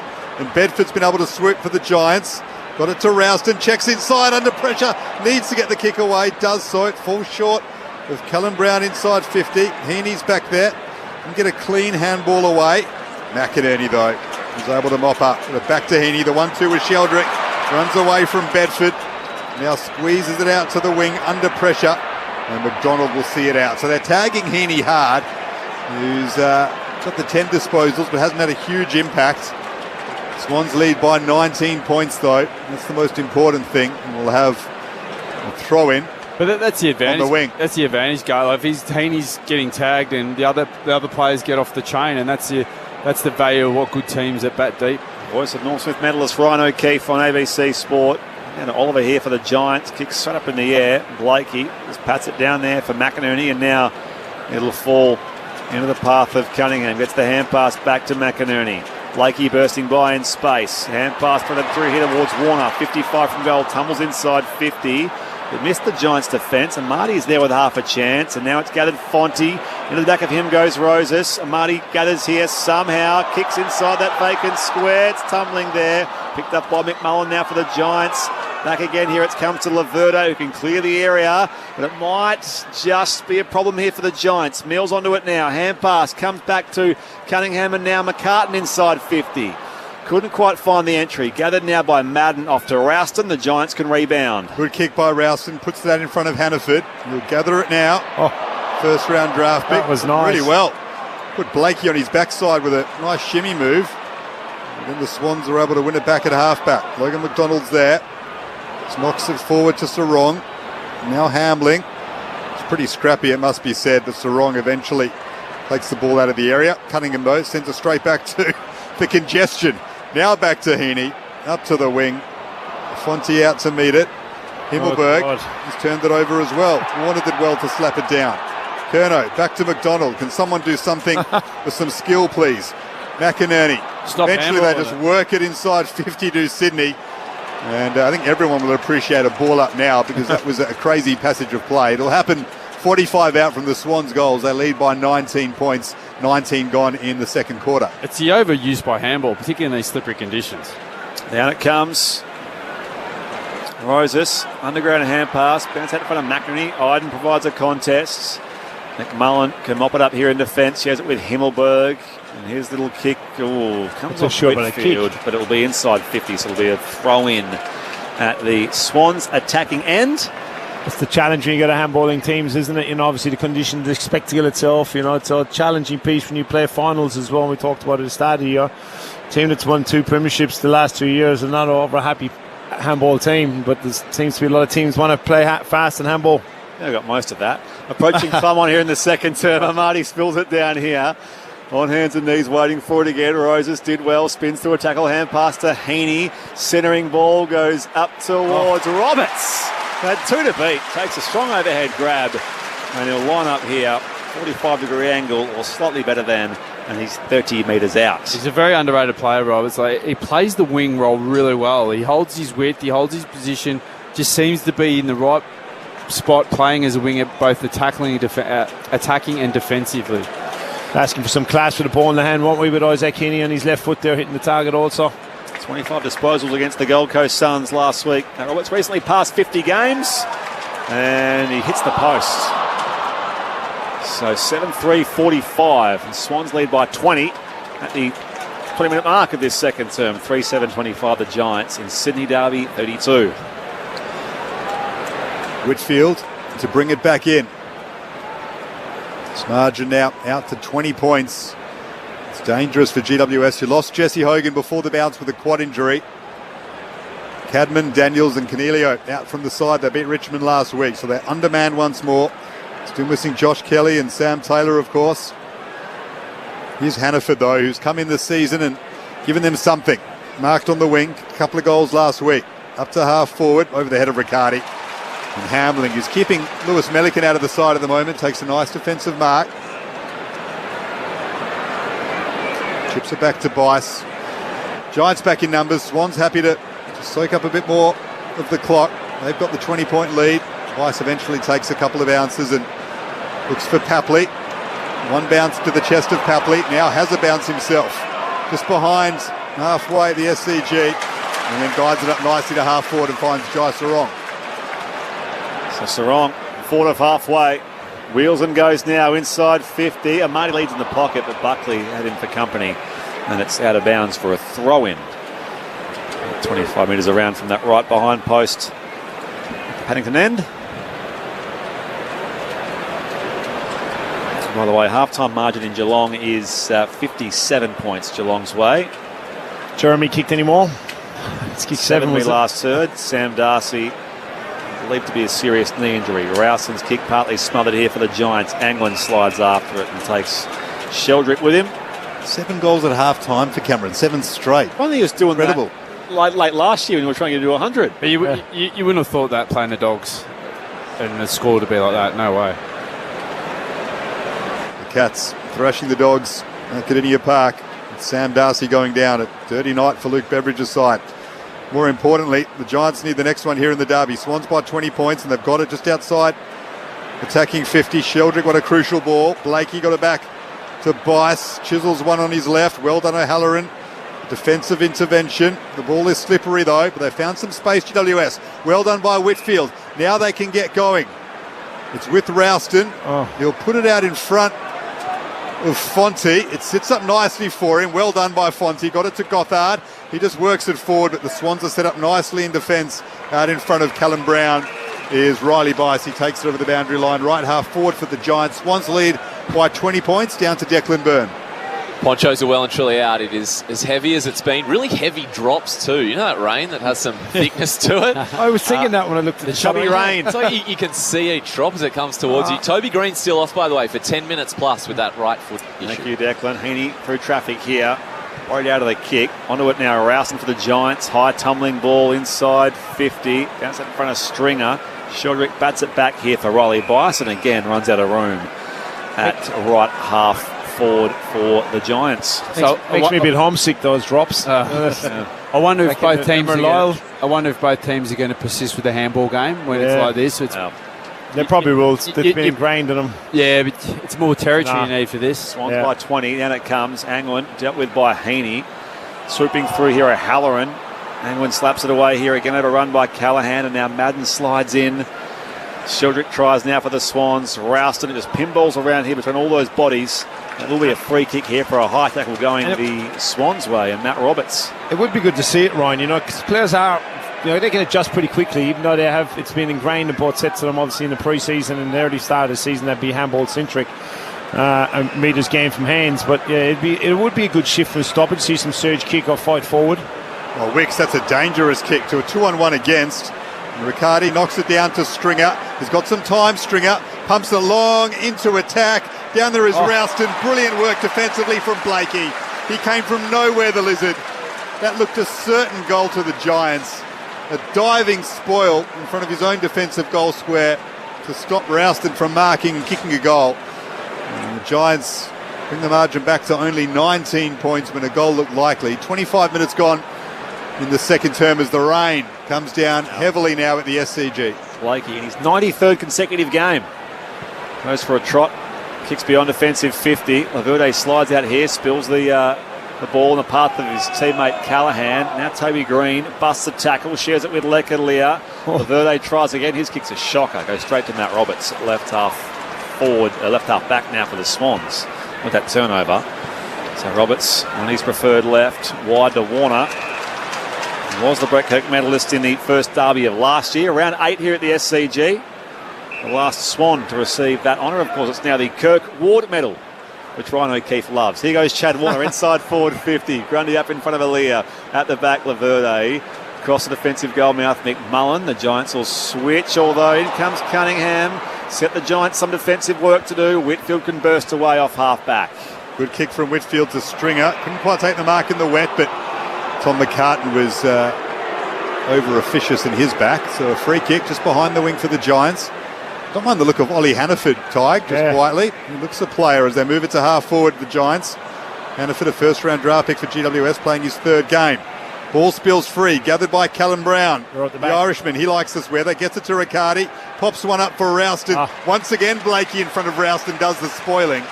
And we'll have a throw-in right next to the behind post for GWS. He trailed by 19 points, late stages of the second term. There's the problem. You're not kicking to Callahan or Hogan, you're kicking to Rouston and Hannaford, they're the deepest forward, for you. That's the problem with the depth. Ball tossed back in, running in front of Riccardi. It's hacked out of the air. In fact, it was by Sheldrick on his second go. And McMullen sees it out of bounds for a throw-in at left half forward for the Giants. Had incredible weather in Sydney for the last 2-3 weeks, and then it rains on Derby night. We've got one game in 44 days. It rains. It hasn't rained in 44 days. It was 27 degrees today. Nice. 7-3 plays 3-8. The Swans by 19 points here in Derby 32. As Sheldrick's hand pass to the outside, missed the lot, and it goes course, last disposal out of bounds. The Giants will have it. This is a couple of times the Swans have gone out and then they've gone back into traffic with hands. I'm not sure if there's that part of their game style, but it doesn't make sense to me. Long kick from Whitfield inside 50. Grundy with front position brings it down. Stringer's there. Doesn't have enough space to get around Tom McCartan, so he's taken over the boundary line. Another throw in for the Giants. Repeat stoppage inside 50 for them, and they could use the next as we get close to half time. Sydney with a 19-point lead after leading by 8 at quarter time. Grundy and Callum Brown. Grundy knocks it down. Hannaford's there. Taps it down. Brown fell into the back of Rowbottom. And then on the paint, that determines where the 50-metre arc is. We'll have another ball up. This is where the Giants' small forwards could come to advantage if there's a lot of stoppages and ground balls. Tossed in the air. Grundy competes with Callum Brown. Sheldrick wrapped up down there as well. Umpire says give it to me for a ball up. You hear the rain tumbling down through our effects mics as well. As the umpire wastes no time. Jordan keeps it moving. Corey Warner onto it now for the Swans. Finds brother Chad on the outer wing. He tries to obey a tackle. Kicks back in the centre of the SCG. Angwin back there with Papley in the contest. Sockers it forward now, gathered by Heaney. His handball went nowhere. Thomas there for the Giants. Spun around there by Rowbottom. It comes here on the bounce back to Rouston. And now Iden from right half back for the Giants. Will work it back to Harry Rouston. Swans by 19. And though it's reached no real heights so far, know that these leads aren't unassailable even in wet conditions. Rousted up to 16 touches, was dropped, or has been dropped already this season, so he's starting to have an impact on the game, which is important for him. Toby Green's won a free kick. Good to see him back on the ground after that foot problem. Looks for Stringer in the pocket. Maybe his foot is hurting him though, because that was a poor kick by his standards. Missed Stringer. Tom McCartan got a touch on it though, so we'll have a boundary throw in. Just inside 50 for the Giants. A minute to go until half time. Swans are 7-3-45. GWS 3-8-26. Riccardi wins front position opposed to Grundy. Grundy did well, but a palm it down to Roberts. Yeah, looked high from And he did Harvey. catch a high one from Harvey Thomas. So a reprieve and the pressure released for the Swans. Just had the ball in the front half of the ground. Giants and haven't hit the scoreboard, obviously with some strong defensive plays, but repeat stoppages now we're in. Roberts sends it up to the wing. Lecaliers there with Grundy. Toby Green gets hands to it. Ball spills free. Ash is there. Got it to Angwin. And now Aaliyah will try and tap it forward. Wicks tries to gather here for the Swans. Thomas tries hard now. Ducks one tackle. Shares the hand pass with Callahan. And now Chad Warner dealt with Ryan Angwin. I'm not sure what he's supposed to do there, Spriggy. Angwin's in the air trying to gather a ball high, and he's coming in from behind to tackle him, and he's got him in the back. And yeah, but he's bumped him, kidneys, you've opened them up. You've actually gone in not to tackle. He could be in strife for this. He was in the air when Chad Warner bumped him. Now he smothers the Ash kick. Ricochets back to Heaney. Can the Swans go on the overlap here? Heaney back to Rowbottom. Off a step. Kicks down towards that member's side. And it's marked down there again by Jaden Laverde. I'm feeling sorry for both teams' forward lines at the moment. The ball's just going like in the arcs. It's horrible. Yeah, it's just going up and down, and there's just no direct or kicks to advantage or anything like that. And that is the halftime siren here at the Sydney Cricket Ground in Derby 32, which has the Sydney Swans ahead by 19 points. 7-3-45 plays GWS 3-8-26. Goals in this game so far. 2 for Justin McInerney, 1 to Logan McDonald, and also singles for Lloyd, Jordan, Curnow and Amati. Meanwhile for the Giants, 2 for Riccardi, and Gothard has the other. Declan Byrne, down to you very quickly on the boundary. Yeah, Chad Warner and Ryan Angwin had that clash just before, and Chad Warner was spraying Angwin as they were walking off. O'Halloran went over and pushed Warner, so and a bit of a point to the scoreboard as well. Doesn't look like Angwin has any head issue, which might cause some trouble at the MRO for Warner, but they were going at it as the groups break for halftime. A bit old-fashioned rib rattler, wasn't it? Just as he came, sort of in the kidneys as he came down. Well, you can't punch someone in the guts, but you can probably still do that in the game, which is not right, is it? You know what I mean? So they're saying he'll get away with that because he hasn't hit him in the face, but he's come in to actually hurt someone in the ribs. Well, depending on what, who knows, like a bit of a lottery, but he's bumped. He hasn't tackled, so you see he's dropped the shoulder and he's bumped intentionally. So I'm not sure whether that duty of care or what might be. I'm not sure. Ryan O'Keefe and Ty Kennelly, break it down for us. That second term, as I said, hasn't reached any real heights this first half of the derby so far. The rain's been coming and going. The Swans seem to have momentum probably throughout more stages in that second term. Didn't take full advantage of it. Yeah, well, late in the term they didn't really. It was all the Giants. Blakey had some really strong intercept defending plays, and the Giants were getting the ball in, but there's a clear disconnect with the Giants in the front half of the ground. Certainly in their front 50, they've just been. They kicked 3-7. They've kicked this for the game itself 3-8. So the Swans are a lot more efficient and scoring easier, and look great when they're bouncing from D50. The Swans. Now the conditions are going to make a real interesting game for me. It brings it back a small bit for the Giants as far as their ability to score scrappy and stops the Swans scoring cleanly, which they've done this half. Yeah, you can see the Giants are scrapping away and fighting very hard for their scores, and probably a little bit more under pressure. There's probably a couple of shots. I think Riccardi might have had a couple that if they go back and nail them, it puts that scoreboard pressure on, where the Swans been just a little bit more clinical and probably capitalise when it was a little bit dry early in the quarter. They just seem to have a bit more class. Like you see a McInerney get it around attacking 50 and he can just guide one through with ease, whereas the Giants having to work so much harder for their scores. Yeah, exactly right. The inside 50 is a very similar number itself. It's that piece when you're missing three forwards that they've, Daniels, you try Daniels into the mix with O'Callaghan and Hogan. You're trying to make a makeshift forward line, and you've got a player coming in that's playing ruck as well, and Brown going forward. So that's the only way they're going to score, really, is the scrapping. We talked about it in the first quarter, but the only way they're going to score was a 50-metre penalty or getting free kicks. But to their credit, the Giants, they're keeping in the fight, but you just look at if it clears up at all weather-wise, the Swans are scoring so easy, and a couple of their midfielders getting their hands on the ball, the quality midfielders too. But the signs that are there, they're getting enough looks, and they're getting which is fine. So if you're the Giants coaching staff, you say, look, we're getting the looks, we're getting it in there. We just need to capitalise a bit more. So 2 or 3 of them go through as a goal rather than behind. We're right in this, which is a little bit concerning that. Both teams. But if you're sitting there in the Swans coaching, who really should be dominating this game, it's a bit concerning the lack of pressure and defence they've been able to put on it. Just by the way, so 7-3-45 plays 3-8-26. Meanwhile, in Geelong, the third term underway there. You can hear this game via ABC AFL, the button there via ABC Listen, of course, our trusty ABC app, or indeed ABC AFL Rapid, where you can hear the coverage in real time with play or synced up with your TV. Geelong 12-7-79 leads the Western Bulldogs 4-4-28. That's 8 minutes gone in the third term. Jeremy Cameron still has those 7 goals straight. And the big news there is that Sam Darcy, they suspected ACL tear in his left knee in that second quarter. Just some really spooky sort of stats around this, which our team has been sort of copying together here in Kardinia Park. Round 6, I mentioned last year, was the same round that Sam Darcy hurt his knee. It wasn't as serious as an ACL. In round 6 in 2001, his dad, Luke, did his ACL in Geelong. Oh, my God. Against Geelong.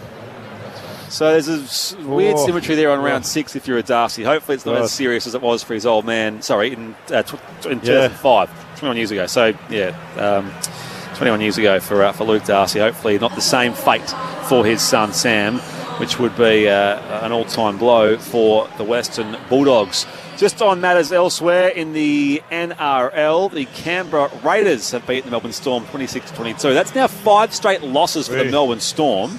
The last time that happened was 2012, so 14 years ago. They won the premiership. Of course they did. So that's, you can't say... He wouldn't be worried, would he, Bellamy? No, and half-time in Darwin, the Panthers 18 lead the Dolphins 0. That's what's happening in Darwin. When are we going to Darwin? We've got to get an AFL team in Darwin, aren't we? A few weeks away. No, again, 2032. Talking about getting an AFL team in AFL. Darwin. Oh, yeah, well, that'd be good, wouldn't it? It's a good place to visit for the footy as well. It's great for the footy. Been up there for the NTFL and TOE Grand Finals. Awesome, isn't it? It's a great weekend. You can text us, by the way, 0437 774 774. We'll have everyone with us once the game in Geelong ends, and we can bring you, hopefully, a thrilling conclusion here at the SCG. So far, it's the Swans by 19 points at the halftime break, and right now, it's time for ABC News.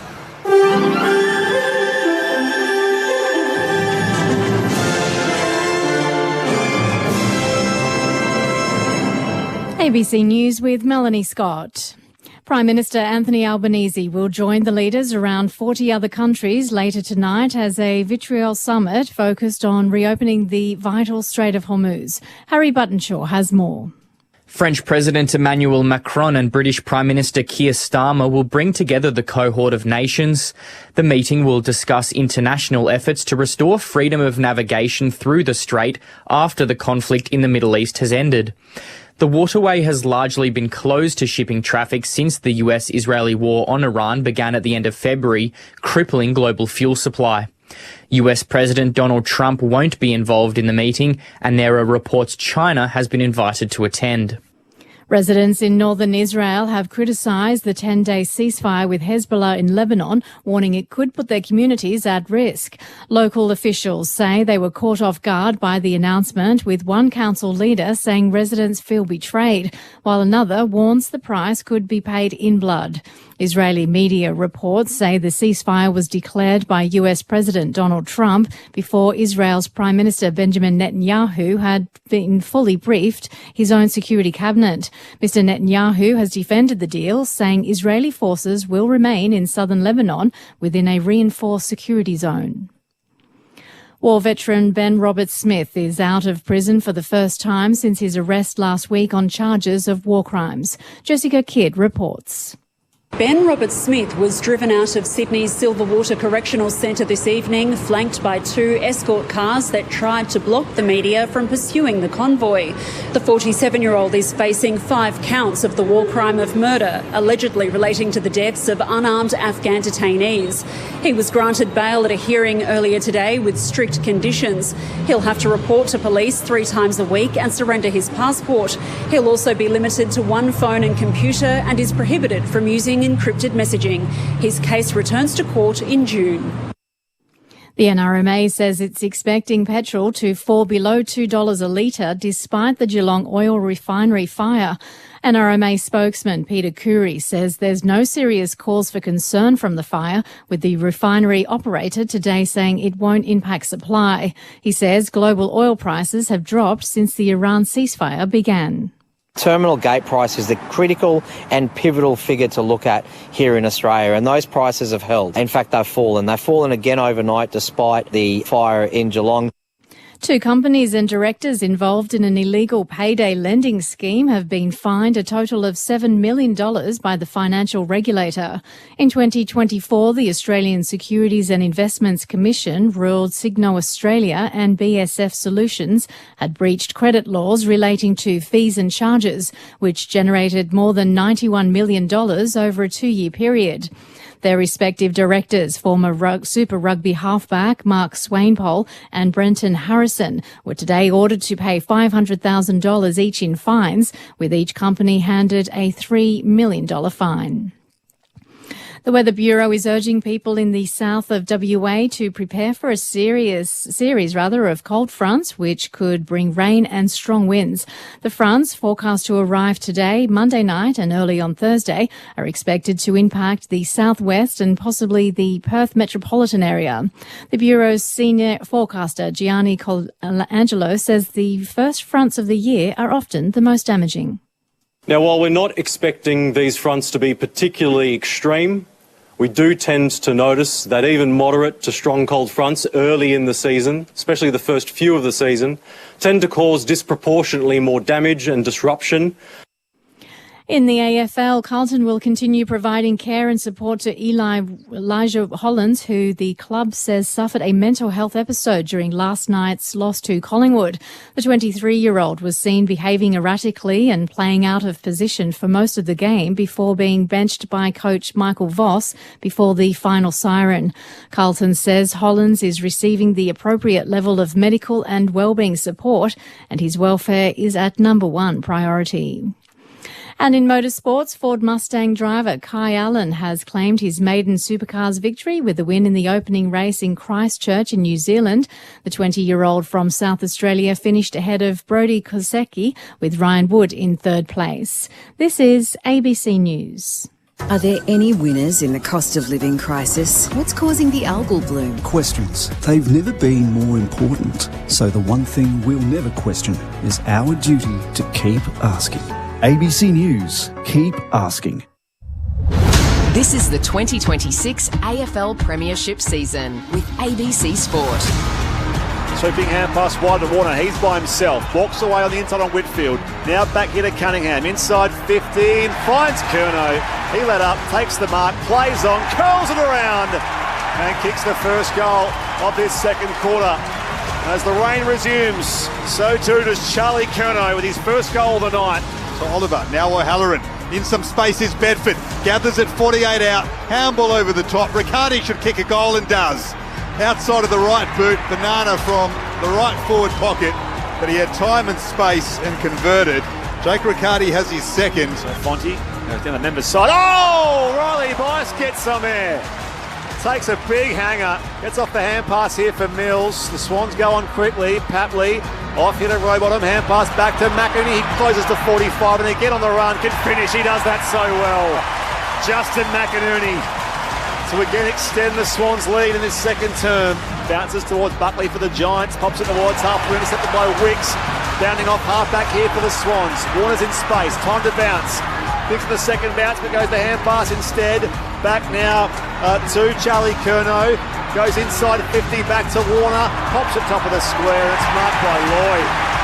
Jake Lloyd ends the chain with a mark at full forward. And a chance for the Swans to extend their lead. Known for his work in defence. 3 goals this year so far.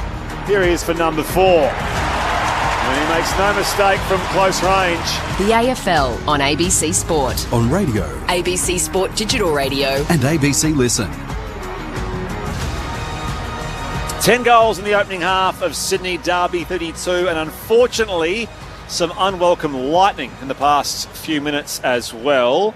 We had our last serious lightning strike at 9:04 local time. That means we're on the clock for a half-hour delay. I wish I could bring you better news here from the Sydney Cricket Ground, but there will be a delay here, which I do find quite extraordinary. Not that the AFL was enacting the lightning policy, which we know about, but this is the only game in Sydney in a 44-day span, and yet we have the one day with lightning, and the footy is, there's another big lightning clap as well, or lightning flash. So I dare say we'll be delaying here for longer than half an hour, probably from right now. Brett Sprigg, Daniel Garb, Ryan O'Keefe, Ty Cannelli and Declan Byrne with you as the Swans do lead by 19 points at the halftime break, which will be an extended halftime break. Do you know what the positive is, Sprigger? There's another game on. They can go switch on the ABC listener app and go listen to. That's right. It's a close one as well, so that's relieving for them. Yeah, the Cats. The 53-point margin. Cats by 53 there, and that is 13-987 plays 5-4-34. Jeremy Cameron's got 7 goals there. Sam Darcy with that suspected ACL. So there you go. It's in a holding pattern here, and this is quite amazing. We had this happen before. What, that Giants? Yeah, back-to-back games in Sydney. This has happened. Yeah, remember they had to ball the ball up and they all came off. Yeah. The crowd might not come. They all might head up to Paddo now. The only good place to be here now is in a box, a corporate box, when the beverages are flowing, the food is flying, and you'll be in there till midnight tonight now. If this keeps going another half an hour to allow you get your money's worth. A reminder, of course, all the things still to come this weekend. So, of course, tomorrow you can catch Corbin Middlemass, Mick Malthouse and Luke Ball, AFL Saturday from midday Eastern Standard Time. Our 3 games tomorrow, and indeed, of course, you've got Sports Talk in WA, SA Grandstand as well with Aaron Bryans and all the usual local shows. But the day's footy begins at Carrara, where Gold Coast takes on Essendon, and followed by Hawthorn versus Port Adelaide at Docklands. It'll finish at Adelaide Oval, where the Crows host St Kilda. So 3 games back-to-back-to-back on the Saturday. Of course, we love that, don't we, when the games are sort of back-to-back and they all fit neatly and not sort of overlapping and running concurrently. Then on Sunday, 3 games, North v Richmond, Melbourne and the Brisbane Lions at the MCG, while West Coast and Freo in the Western Derby. How many derbies are we up to now, by the way? Mitch, you can just tell me just quickly down. How many Western Derbies have we got? Does it really matter? No, I think we're into the 60s. It's been 30 years now. Well, how many have we got here? 34, did we say tonight? Is it 32? 62 Western Derbies. I was at the first one. Long way. Yes, so was I. Time ago. Yep. Anyway, we can talk about all that. We're supposed to have a resumption in a few minutes, but of course we've got more lightning here. They rushed the Auskickers off the ground, and the fans have also taken shelter in the back parts of the grandstands. The good thing is there is a lot to talk about in footy from this weekend. Yes. Goings on tonight at Cardinia Park, the Sam Darcy injury, and of course all that transpired in a rather disturbing sense for Carlton on the field and in other matters last night. All I can do is read you the Carlton statement, which they issued this afternoon regarding Elijah Holland's, behaviour during the game and the concerning images there. The Carlton Football Club is continuing to provide close and ongoing care to Elijah Hollands, who suffered a mental health episode on Thursday night. The 23-year-old is continuing to receive the appropriate level of medical and wellbeing support, with Holland's welfare remaining the number one priority. The club also remains in contact with the AFL and the AFLPA, given the complicated nature of what occurred on Thursday night. There can be, I think, on our part, no further discourse surrounding Elijah personally, because that is a very personal matter, of course. That's how it's dealt with. I still would be asking questions of the way Carlton handled this situation. That's the big talking point. What's the complicated matter from the AFL if they've already made it as a mental health issue? I just thought it's personal, so we'll leave Elijah Hollands alone. No, I'm saying that, but from that statement of the AFL, now have got involved because it's a complicated matter. If they've clearly said it's a mental health and it's personal, what's the fact that it happened in front of 80,000 people? And it's concerning that there's so much staff on both sets of football clubs. Now, I know it's obviously Carlton's player, but there's so many staff involved in football today that no one would pick up that his body language or his behaviour was so different to normal, because clearly in the clips that I've seen, it's not normal, his behaviour. So I want to ask you guys this. You've been in the field of battle where you are extremely focused on your task at hand, what you have to do for your team, your opponent, your role, etc. You're in that zone. If you had a teammate acting like that, how easy would it be? I was going to go with teammate. How easy would it be to notice it and then alert someone? Is it possible for it? The coaches obviously have to spot it. From a teammate point of view, is it possible for it to be missed? I can't see how, because I've seen footage of it during the warm-up. Now, I'm sure the coaches talk to their players. I'll be staggered if they don't, like before. And if someone's in that sort of space, you'd pick that up straight away. Or as a teammate, you'd go, you okay? Like, is everything okay? And then you'd go to whoever your coach is, go, hey, look, I think you should check out such and such. I'm not quite sure he's there, or whatever it might be. I don't know. There's going to be things come out of this. Obviously, the hypocrite's gone. You know that the club knew about it. They're hiding something. You just hope a football club wouldn't put a player out there like that, and you'd think that the players and his teammates would know behaviour change, because you're with a player all day, every day, and I certainly did, and you certainly would, Ryan. You see your teammates, and you know, and certainly when you're playing in a line and you've played in position for a while and you know your teammates that well, you know what's going on. You go, what's happening here? There's something happening. So I'd be shocked if they didn't know. And now, obviously, I'm not saying they're covering up something, but I am really. If I'm saying if the players would have seen and noticed it, if there was some change of behaviour in your teammate, I'd have no doubt about that. It's just utterly bemusing that people from before the game were taking videos of him from row 68 at the MCG, and not one coach or player they might have noticed. That's even worse, if you ask me. I'm not even did not intervene. I'm talking about the conversations you're having with him. Yeah. You're there for an hour and a half before the game starts, 2 hours often. So you're having conversations with him. If he's kicking the ball like that and his behaviours like that, he's surely not communicating clearly. Not even the messaging from Carlton afterwards. Michael Boss was asked about it, and basically the language he used was speaking about a player who'd underperformed. And there was nothing that, I know that it's complicated, but saying something like, okay, we're going to deal with this, and we'll put our arms around Elijah, whatever it is. Say something that's not just, he didn't have his best night. And that doesn't reflect well Michael Boss. What did he end up? You have 60-odd minutes % game time? How did he play 60% of the game like that? He would have come off onto the bench. How is the doctor or the medical staff going? There's so much staff, that's what I'm saying. There's so much staff there. If you look at an interchange bench, there's half the grandstand in there. Like, how can someone not go, hey, something's not right here? There's so many red flags not to do it. Yeah. And just that statement itself, It sounds very, very fishy to So, me. for those that don't know, Elijah Hollins has had issues with substance abuse before. Now, that doesn't mean that he was under the influence of anything in the game last night. But that's what people were speculating through the game, just to give people a bit of background if they are not aware of his situation. He was delisted virtually by Carlton, given a chance to work his way back on the list, was given that opportunity. This has happened. So that's been the discussion point, but Carlton insists that it's purely a mental health issue. Surely, Garby, in this day and age, a club wouldn't put a player out knowing that he wasn't right. You've got to give the benefit to the club. Surely they wouldn't do it. Now, on to matters here. That is a conversation that is full-bodied, certainly, as far as the various things involved. And a continued best wishes to Elijah Hollins, of course, at the centre of all this. We have had more lightning strikes here at the SCG. So I think we're at least at 9:42 resumption, the rule being half an hour from when that latest lightning strike is. I fear there's been even more lightning strikes since the last one I've counted, but I think the AFL will let us know if what the issue Got a pillow? is there. Sleeping bag? Well, we're here for a while. We'll get to Declan very shortly. So we had a lightning strike, I reckon a couple of minutes ago. We'll revisit a few things from the other game shortly as well. And you can text us 0437 774 774. Declan Byrne, who is boundary side for us. Look, there's no rain, Declan, but of course there is. Oh, there's some more lightning as well off on that. But it's so far north, though. Declan, what are you seeing down there? Yeah, it looks like reset the clock. So it's not that fork lightning, it's the sheet lightning, which is happening to the northeast as we're looking from the members' side here. You said I'm on the boundary. I'm actually pushed back. The security are doing their best to get everyone basically from this front bay into the bowels of the stadium. So as I was walking back, it is chock-a-block around where usually you get your pies and your beers. It is heaving down there.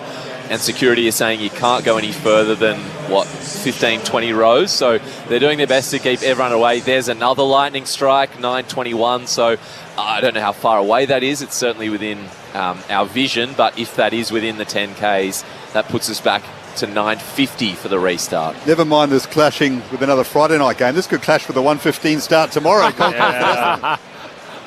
Why they push it? There's 6 big towers is going to hit. The lightning's going to hit first before it hits someone in one of the stands. Toughen up, hey? Now, the SCG, bear in mind, does have a curfew, and I do have some memories. I do have some memories here of watching Adam Zampa bowl some death overs here at like 11:05 during a one day, which just went on forever. I think the curfew only applies though to music and not lights. So they can't just blare the music whenever else after. I think it's 11 o'clock. You'll shut the PA off today. Might even be 10:30. The players aren't allowed to call for the ball. We've got to protect these people in Centennial and Paddington. These people got to get to bed early on a Friday night. I reckon the curfew is 11. But I'll and the crowd's not allowed to cheer. Everyone's got to be silent. Yeah. Clover Moore might walk onto the SCG and just take the ball away and say, that'll do us, thank you. Well, there hasn't been much to cheer about this game so far, anyway, to tell you the truth.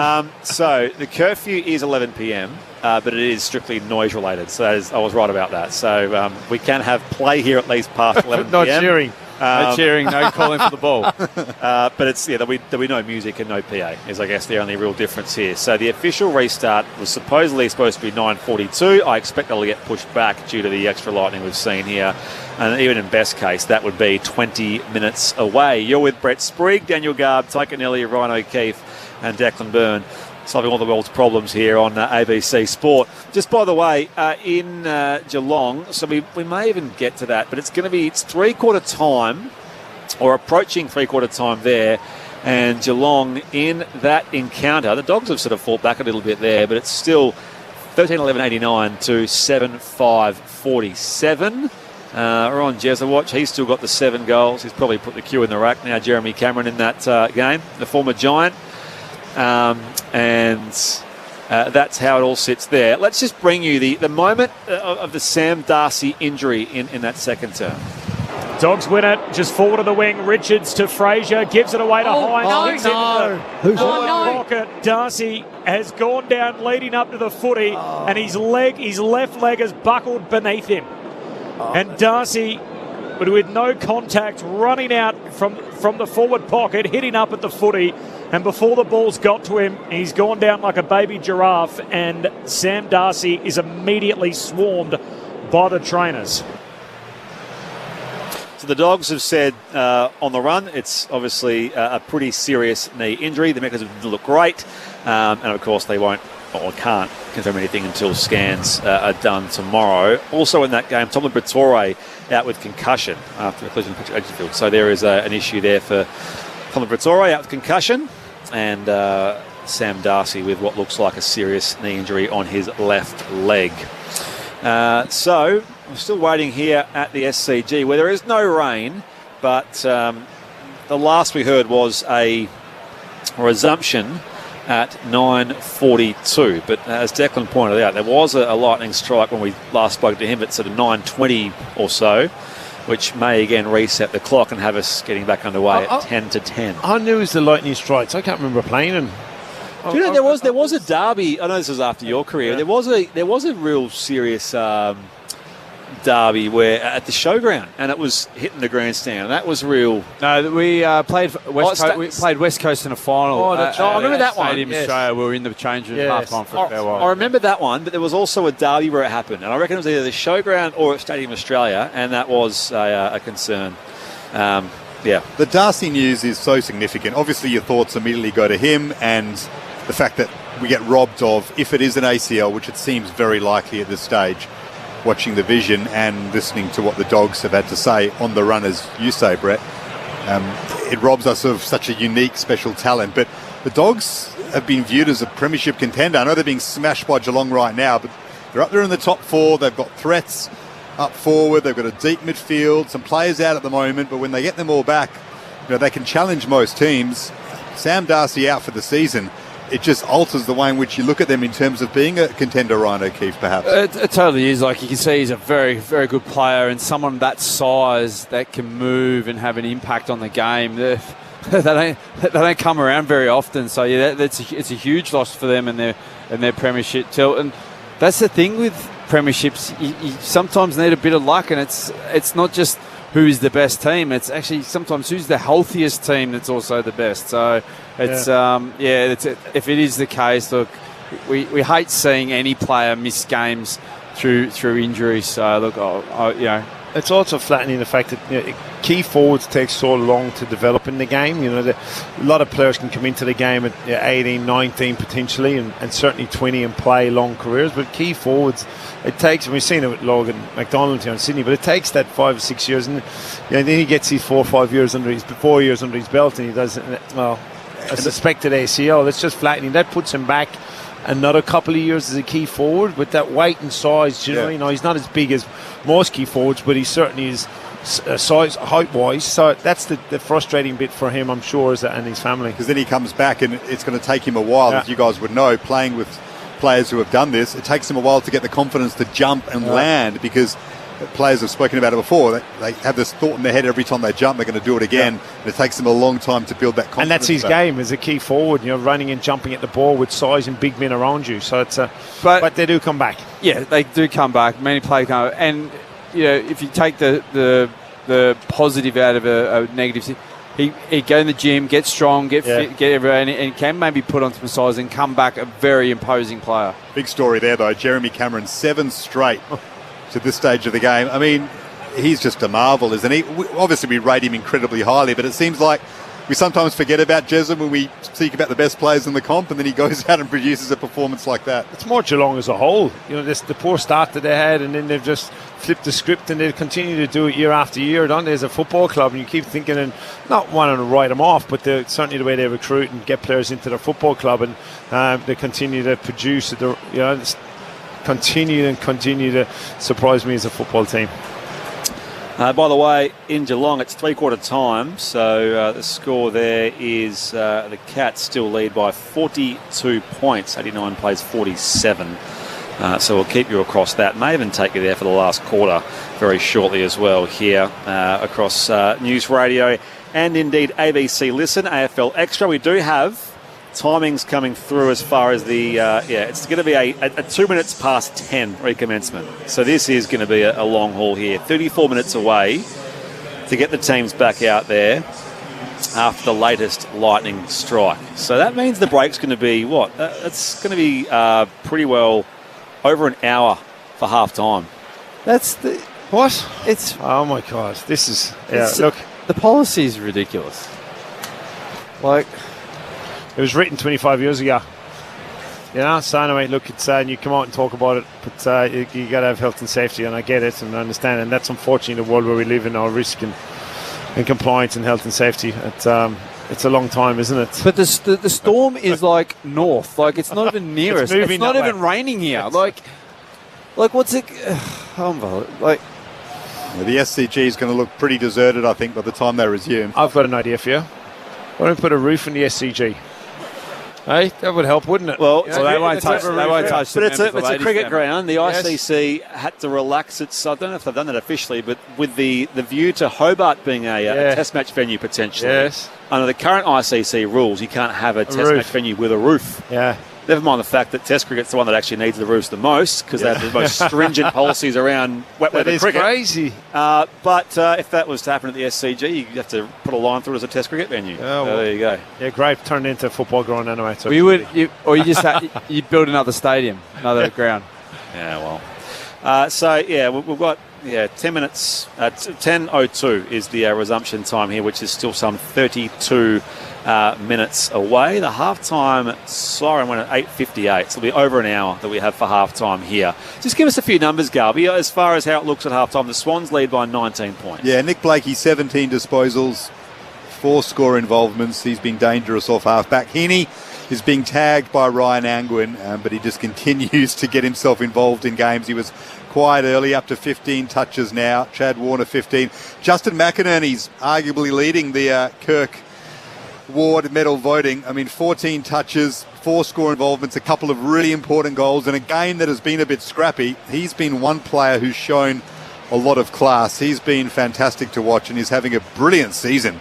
He might just be leading the Bob Skilton medal at this stage of the campaign, Justin McInerney, probably in the All-Australian team as it stands. So he's been a real story out of the Swans so far this year. All single goal kickers for Sydney apart from McInerney. So goals to Curnow, Lloyd, Marty, McDonald, and James Jordan as well. He kicked the first goal of the game. For the Giants, Clayton Oliver's been really impressive. 18 touches, 7 ground ball gets, 9 contested possessions.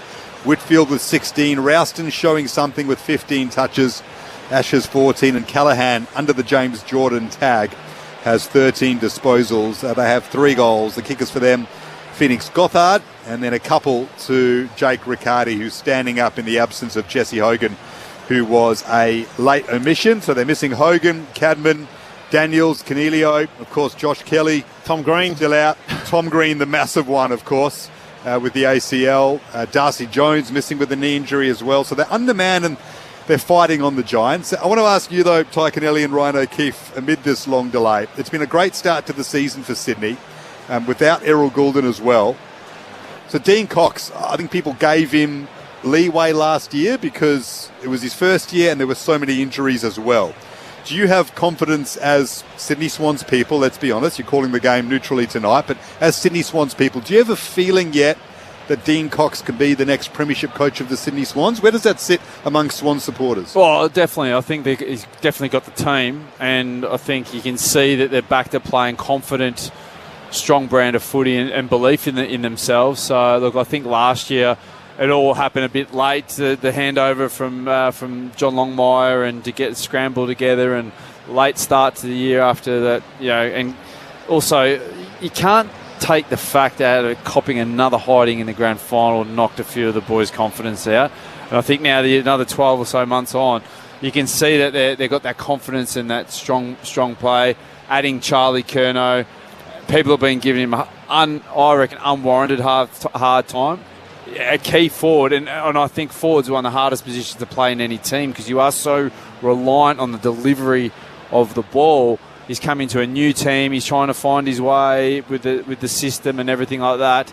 And plus, the other players have been able to feed off getting the not worst defenders, but second or third best defender. And so, look, I think a top four would be a fail for Sydney, in my personal opinion. Anything less than top four. Anything to finishing the end of the season and top four. Yeah, I worked with Coxie for 5 years as an assistant coach, and he knows his stuff. Yeah, he's got a great balance between actually being hard and disciplined and setting standards, and in the jovial piece of Coxie, who's a bloke that doesn't mind having a beer and building strong relationships with players. He's got that nailed as a coach, I think, and Ryan touched on it, the piece around coming late to the pre-season in and getting the job. He's had a year, obviously, the year that he had, and then he's got a pre-season to get him to play the way he wants to play as a head coach and set the game style and everything about what happened. Get the coaches in that you want to get in. He's got some strong support around him. He's got a premiership coach in there helping him, and he's sitting by his side who's also developing the coaches within and clearly has had a big impact in the way they want to play and move the ball offensively. It feels like that was an important piece, getting Simon Goodwin. There was a view that perhaps he needed an experienced, calm head around him, that he was, perhaps the coaching box was a bit inexperienced. He was a first-year coach. It feels like that's been a really strong move by Sydney, and the Giants wanted Goodwin. It may just prove to be one of those moves that doesn't get spoken about much in terms of a premiership challenge, but a very important one. But they got 3 head coaches in that box. Mark McVeigh was head coach for a while as well. So they've got 2 outside of it, Leon Cameron and John Longmire floating around the club. Exactly right. They've got a lot. They've got probably one of the most experienced coaching set up in any team. And you just got to go and do it too. That's the piece of it. And have the look. You've lost Errol Goulding, for the majority of the year. So you know, in his first year back, you remember all those injuries that first year as coach, all the injuries that he had at the start of his coaching career. So you do need some look as well. I'd love to ask a player how different the approach is. You mentioned that you've worked with them both, Dean Cox and John Longmire, but certainly from a playing point of view, I'd love to know how different Dean Cox really is as far as his approach to things overall. Oh, we're in the coaching game ourselves, and I think you get influenced by coaches that you work with or coaches that have coached you, and that's only natural to pull the good or the bad, depending on which way you're leaning as a coach. You can pick up bad habits, and I'm sure Horst has had a big influence on Coxie in the way he's coached. And but it'd be an interesting question to. You can only see the interactions you have with that Coxie has with the players, and they're all high energy, high relationship build, which seems to be the way to go as a coach these days. And any gap that you have in his coaching, I know as a coach that he gives a lot to his other line coaches, and they've got a lot of say in what happens in that football club and how it's ran and how the week runs. And as a young coach, that's very hard to do. Most senior coaches will do that, have been around the block for 10, 15 years, and they basically don't do the pre-season. Coxie's hands-on from a pre-season program, but it actually, as far as giving some license to his assistant coaches, it's pretty big.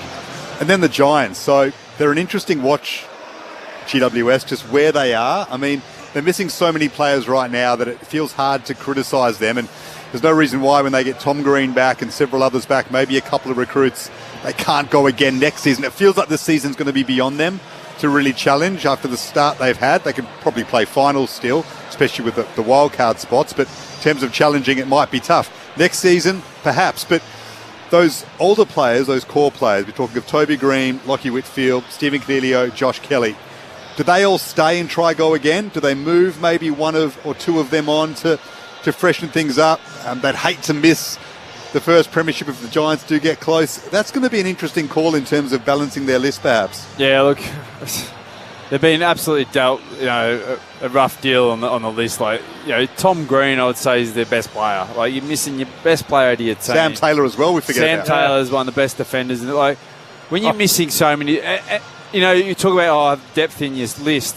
When you're missing your best players, they're not replaceable. They're the best players. So I think they're doing what they can, and what it is doing, it's giving some opportunity. We're seeing some young players, giving them some experience in game time that's going to build for next year. And as you're right, Gar, I think every team's getting a crack at the finals this year, aren't they, with the wild card? So they're going to make finals. But what I said, you've got to take positives out of any negative, and there's always positives out of it. And I think a lot of players, young players, are getting some game, getting some experience. And then when the good players come back, there's going to be some fight for positions, and then that raises the bar, and that drags and takes the team over. And to your point about do they move some of these? It probably will depend on who's out there and who's available and who's wanting to move. If there's a player that, I don't know, you could throw a name out, you could say some. I don't know, like a Whitfield, for example. No, I'm saying from another to bring club, in. Sorry, to bring in. Like it could be. I don't know. It could be Merritt. I don't know. Merritt goes, I'll go to the Giants this year. Yeah. And you know what I mean? And they go, actually, that's something that we might consider. I don't know. So it sort of depends on who's floating around and what's available and what they're willing to give up. Yeah, well, it feels like I've been saying this for a long time, that the premiership window is closing. Yeah, I feel like I've been saying that about the Giants for the past two years, certainly now. With that age group, there's 6 of them there that are over 29 years of age tonight. Obviously with some older ones as well. Hogan not playing and a couple more, but players seem to be playing a bit longer now. 29, that's young. It's right. So players are playing longer, and that's probably a load management and obviously the sports science that are involved in the game and helping players. You saw Brock last night in Pinderbury playing. So who knows? Look, they have blooded a lot of young players, and he does play a system base, which has allowed him to be in a game like tonight. But most teams around the country, when you lose the cattle that they've lost, the game's over at half time. So and he won't let that happen. You hear in his conferences, and he talks about it, saying, I don't care who's out there, we're playing, and we've got what we've got, and we're going to put our best foot forward. And I think that's credit to him. But you said at the start, Ryan, they've been dealt a sandwich. By the way, you've joined us here at an extended half-time break at the SCG, where the Swans lead by 19 points over the Giants in Sydney Derby 32. Lightning strikes have delayed us here from a second half resumption. Now, just some things on that. There is, just so you know, if the game is to be called off because a half has been played, Sydney would be awarded the 4 points. So the game is constituted because it's been gone for a half. If the delay goes past 1 hour, which it will, the AFL can at that stage call the game off at their discretion, which they won't, because there is no issue here with the venue, so there is no concerns about a light curfew. Call it off, like get to bed early. Or a specific cut-off time that the match needs to be finished by. Or, like in cricket, we say, got to start by this time to get the number of overs in. There's nothing like that here. I would imagine if there's another lightning strike and it's an hour and a half delay, surely I think they would say Red Rover. Because that what comes in as a safety issue for the players, an injury and trying to warm up and all that sort of stuff. I did the game in Brisbane a couple of years ago where the lights went out, Brisbane-Melbourne, and from memory that was probably 40-odd minutes of delay. It was, I reckon, close to an hour. So they called it off? No, they went back on. Can I come back up in half an hour? Just got on and have a couple of What we might do is we might just rejoin. We might join the team at Pinya Park in Geelong, where the Cats lead the Bulldogs. Last I checked, by 37 points. We'll likely get the end of that game in, and then rejoin us here for the entire second half. So the way it's worked out is we'll get the entire second half to you here. Back-to-back games like we should have said at the start. In every house and car around Australia. But it is the Swans by 19 points against the Giants, and there won't be any further action here for at least 20 minutes or so. Let's head to Pinya Park, where Geelong and the Bulldogs are doing battle with Colton Middlemass and the team. By 38. They led by as much as 59 just before half-time. Bramble didn't quite get it to Fraser. Fraser's got Neil to deal with. Handball back to Bramble. Mullen says, come here, and locks him up, and a ball up inside 50 for the Cats. Shout out to all of you listening through News Radio in New South Wales. There's footy on here. Don't worry about it. We'll take you back to Sydney when there's footy on back there at the SCG. After the lightning delay, it won't restart before 10:02, so that is the earliest restart time. 10:02 with the Swans up by 19. Lewis here on the wing, takes on Guthrie, turns it over, Cats back with it to Koning, away to Mullen. Geelong by 6 goals in this game, goes short to Manor. Manor right on the 50, looks for Cameron in the pocket. And all eyes are on Jezza. He kicked 7 in the first half. The Western Bulldogs, it's been a grim night for them. They fell 59 points behind. That was the biggest lead for the Cats on the run. As Cameron arcs around on his right to make it 8. Oh, yes, he does. Cameron's got a bag of 8. And he's not done yet. With plenty of time to go in this final term. 14-14, 98. The Bulldogs 8-6-54. His first after half-time comes at the 12-minute mark of the final term. This is Friday Night Footy on ABC Sport. Corbin Middlemass, Kelly Underwood, Tim Hodges on the boundary, Mick Malthouse, Cameron Ling. Mick, you a Kenny Rogers fan? Don't mind Kenny Rogers. Well, we've heard The Gambler 8 times tonight. Yeah, well. Not sick of it yet? No, well, never get sick of that song. I'm with you, Mick. Don't worry. Might hear it a few more times yet. Karaoke song for you, Mick?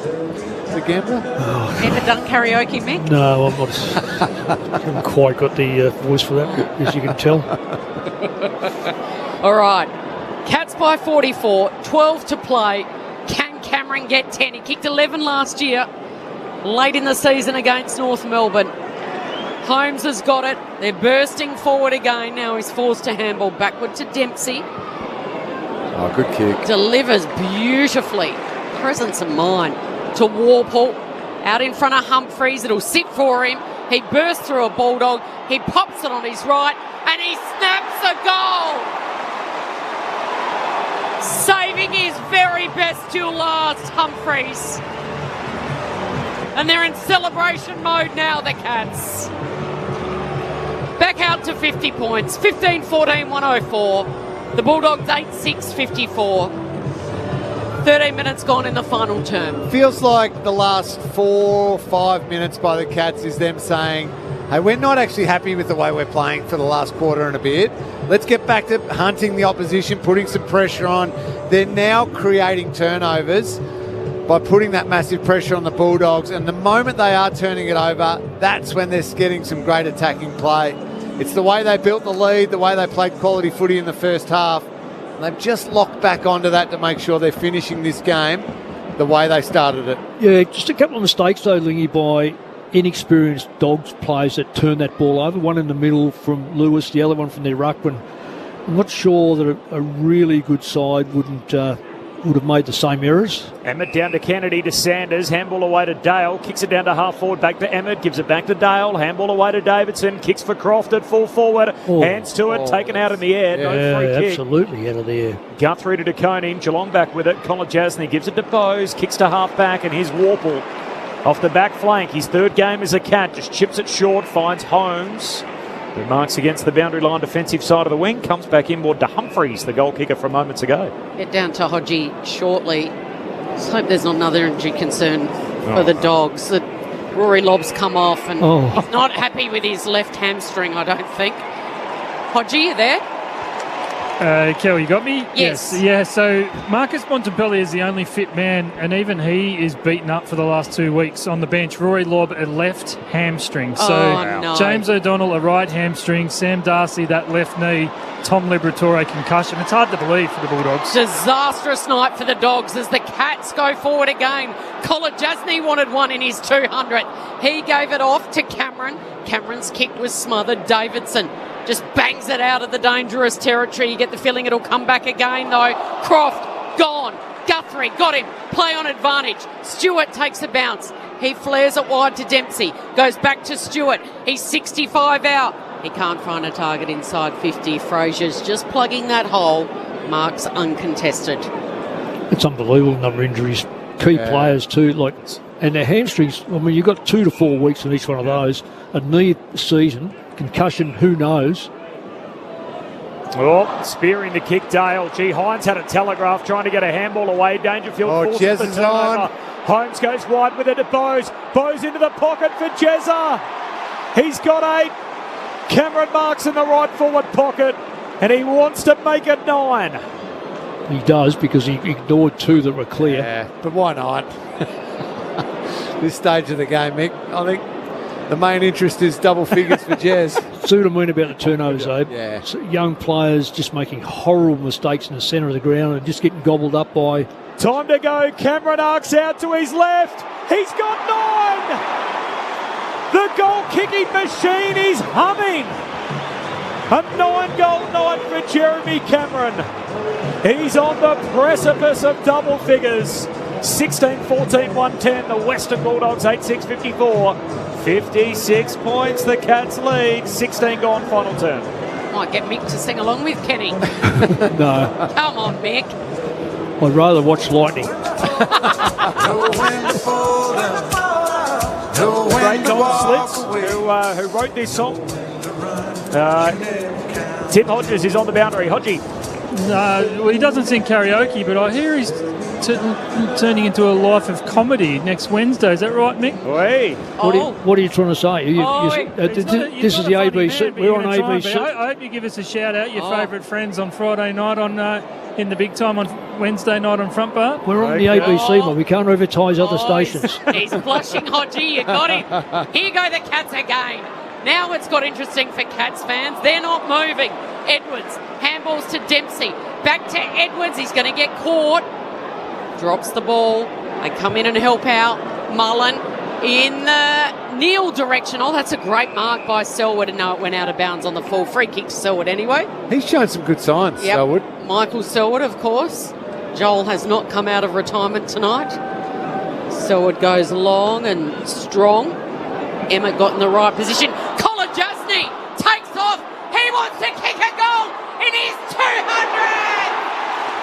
Oh, Colin, you beauty!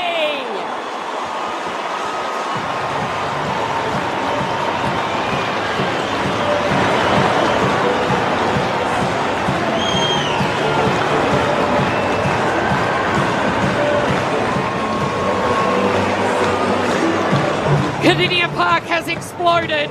Jake Kolodjasny coming into his 200th game. He did only kick 4 career goals. And that was number 5. 18 months in the making. As he strides towards the bench, it's warm applause from the Cats fans. And a huge beaming smile on his face. The last goal he kicked was the first goal on the night Buddy kicked his 1,000th goal. And there you go. Slightly overshadowed, wasn't it, that one? Not tonight. Cats by 62.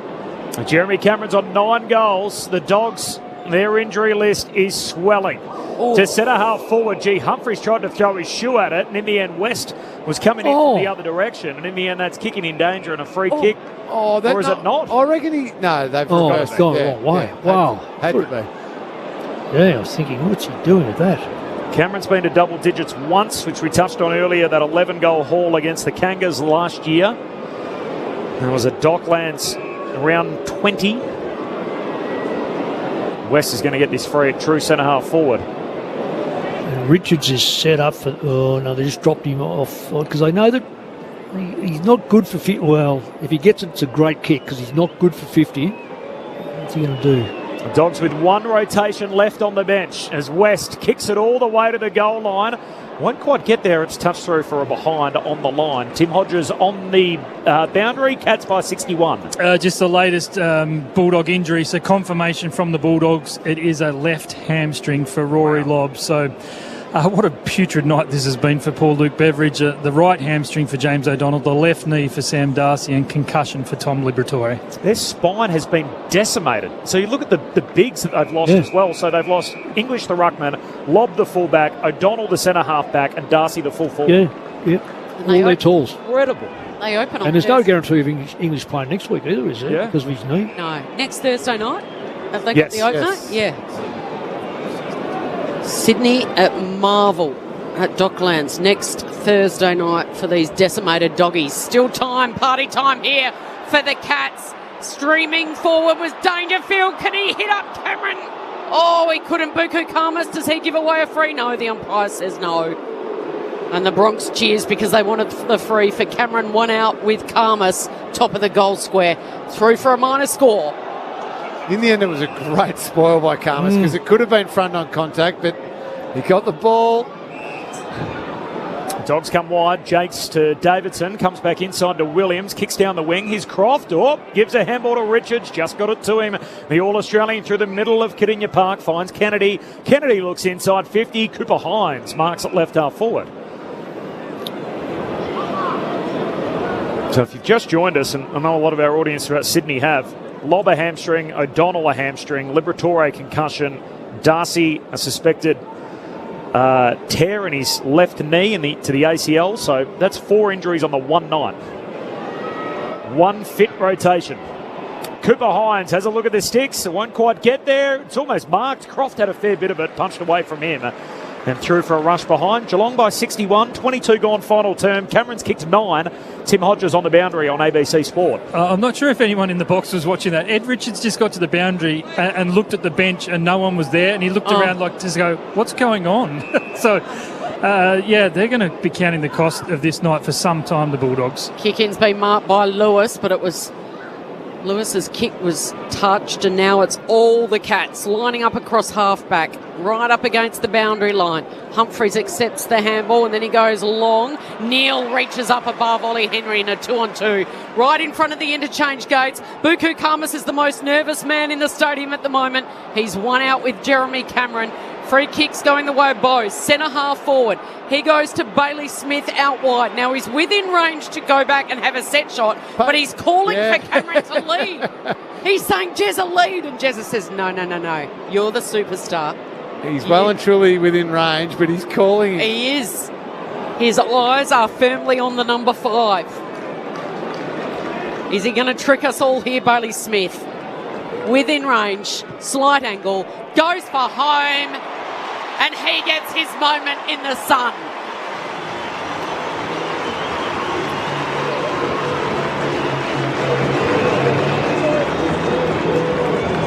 Good choice. Bailey Smith with his first goal for the night to go with his 30 disposals. No surprise, he's had it more times than any other cat tonight. And the margin 67. 18-15, 123 Geelong. The Dogs 88-56. The crowd posted at 33,200. Maybe 200 and left of disappointed Dogs fans.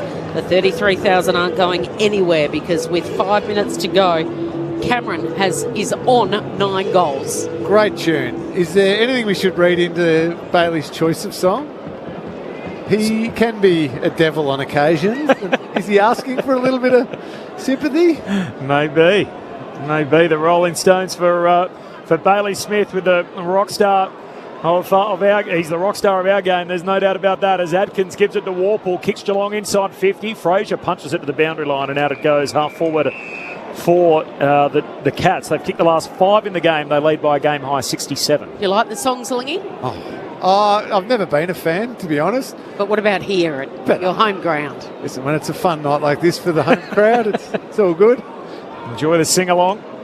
Cameron's on 9 for the boundary throw-in inside the Cats forward 50. That's 9 goals. Picked up by Selwood. Handball away towards Sanders. Clearing kick for the Dogs. Punched away by Bruin. Back into a dangerous spot in the corridor. Lewis can't trap it. Humphreys is clean below his knees. Short kick laterally to Bose. Bose told to keep it moving. Kicks inside 50. Dale intercepts the 1-2 with Richards. Dale's off and running. Just runs clean by a couple. Kicks it into Bledsoe. Can he join in the party? Smothered away by Atkins, sweeping hand pass, Ollie Wiltshire. He kicks towards full forward. Henry leaping up, no mark, ball spills down. Henry tackled, good tackle from Selwood, holding the ball. Free kick going the Dogs' way, Cats by 67. 25 minutes into the final term. He's giving away 50. Silly by Ollie Henry. Really silly. He's trying to stay in the side too. You can't make mistakes at a good side because someone will take your spot. He tripped up Selwood. Yeah, it was just not unnecessary, wasn't it, Kel? No. So Selwood to Sanders. I don't understand that either, that kick lateral there. It's okay. He had a man on him and he didn't use his full 50. So all they've... This is all short, sharp kicks. Fraser, Bailey Williams. To Bailey Dale. That's a little sloppy. Dale had to go back and get it. Now Dale drives it long. Is there anyone down there to mark it? Kennedy had it. Bruin tackled him. He lost it. And he's gone. Free kick to Tanner Bruin. Just under 4 minutes to go. Jeremy Cameron is stuck on 9 majors. Bruin's got it inside the defensive 50. Goes out towards Warple. It was a holding call against Warple. Free kick to going to Sanders. Cats by 32 at quarter time. They kicked 6 goals in the opening term, by 57 at half time, by 42 at 3-quarter time. The Dogs won the third quarter. Currently lead by 67 points. Sanders down to half forward. In from the side comes Stewart. No mark. But there's a free kick. He was clipped high and all of that. So 3 minutes 15 on the clock. Cats by 67 points. And there's over 33,000 in the house. They're all sticking around to watch one thing. Can Jeremy Cameron have one out in the cage with the ball at the other end of the ground and go from 9 goals into double digits for the second time in his career? That kick will help his cause. Humphreys out towards the wing. Picked off though by Baker. Did well to leave his man. Win it for the Dogs. Away to Emmett. Kicks inside 50. O'Sullivan sockers to centre half back. Picked up by Warple. Had it, lost it. Spills to Bledsoe. Cats are on. O'Sullivan to Smith. Handball away to Bruin. Handball now to the wing for Bose. Up over halfway Geelong. Manna's got it. Manna inside 50. Martin marks. It's an open forward 50. Karmas trying to track Cameron. Martin's got it. He points at the big sticks. 45 out, true centre half forward for Geelong. Tick, tick, tick. 2 minutes 25 to go. You can't have a shot, surely. No, he's every right to, but that's not what we're hanging around for. Is it a little set play? The Dogs have got 3 trying to guard the leading pattern of Cameron. He takes off.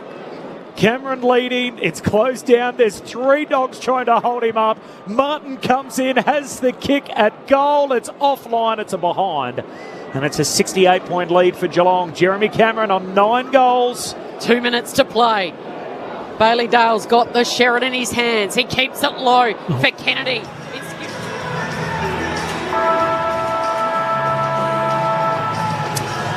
So, we'll leave things there in Geelong for the time being. Geelong leaders there over the Western Bulldogs by 68 points in the dying stages. Jeremy Cameron still on 9 goals. The good news here at the Sydney Cricket Ground, as you probably just heard, is we have a resumption not too far away. We've had over an hour for half-time due to repeat lightning strikes, which has all kept us at bay due to the AFL's modern lightning policy. But you've rejoined Brett Sprigg alongside Daniel Garb, Ryan O'Keefe, Ty Kennelly and Declan Byrne on the boundary. The Swans and the Giants are out there as well.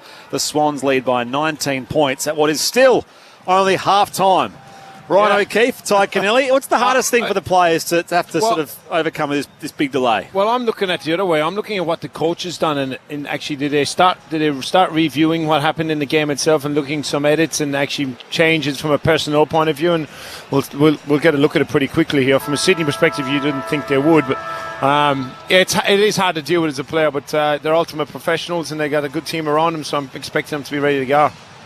Well done to the fans who have stayed. Plenty streamed out of the SCG. You do wonder if there's a better way of adopting or enacting this policy of a restart every time we have lightning in 2026. But anyway, that's the way it is right now. And at 10:04, we start the second half. Swans up by 19 points. This is definitely going to be interesting to see how both teams come out of this. It's basically it's a new game. Do you know who's used to it? A new game. Cullen Brown. This is his 3rd game for the day. Yeah. He did the VFL. He's gone into this. He's going, this is easy. The late in for Jesse Hogan before the opening ball up here. The Swans by 19 points. At long last, will resume Sydney Derby 32. Just throw it up. By the way, Jeremy Cameron's lining up for goal number 10 after the full-time siren at Canadian Park. So there's the tension's palpable there as well. Opens up the angle. Jezza nails 10 in the final seconds. Here's the second half underway at the SCG, Dan Garb. The delay for Buddy's 1,000th was quicker than that, but we're away again. And here's McInerney, 2 goals to his name, flirting around half forward, looking to drive it into Amadi. Perhaps the legs are a little bit cold though, and he's missed his mark. He'll have a throw in. The right forward pocket for the Swans. Giants still in this. Swans have been the better side, but GWS toughed it out in that second term. Just a 19-point margin, and crucially, after a very wet second quarter, it's now dry, so we might get a better standard of football and things might open a bit more in Derby 32. Here's Himmelberg. Gets it to Oliver, who's been the Giants' best. On his left, sends it up to the wing. The target is Stringer. Punched away from him by Mills in a 2-on-1. Falls the way of Warner. Assesses his options and will now go back towards the corridor. It's a horrible kick, though. It's missed the target of Wicks. Gothard's there in a 1-on-1 at centre half forward. Does well to win it through the hands of Riccardi, and now Thomas gathers it but slips over. Thomas did slip over. Gothard spins through a tackle, pops his kick inside 50, goes too deep for McCartan through the hands of Bradford. Now mopped up by Roberts in defence for the Sydney Swans. Wide to find Lloyd in the left back pocket. They keep a 19-point lead. Still no score in this second half so far. Early stages, 3rd term, as Lloyd goes for a dash and kicks long up the outer side. Lecalia, strong contested grab against Curnow.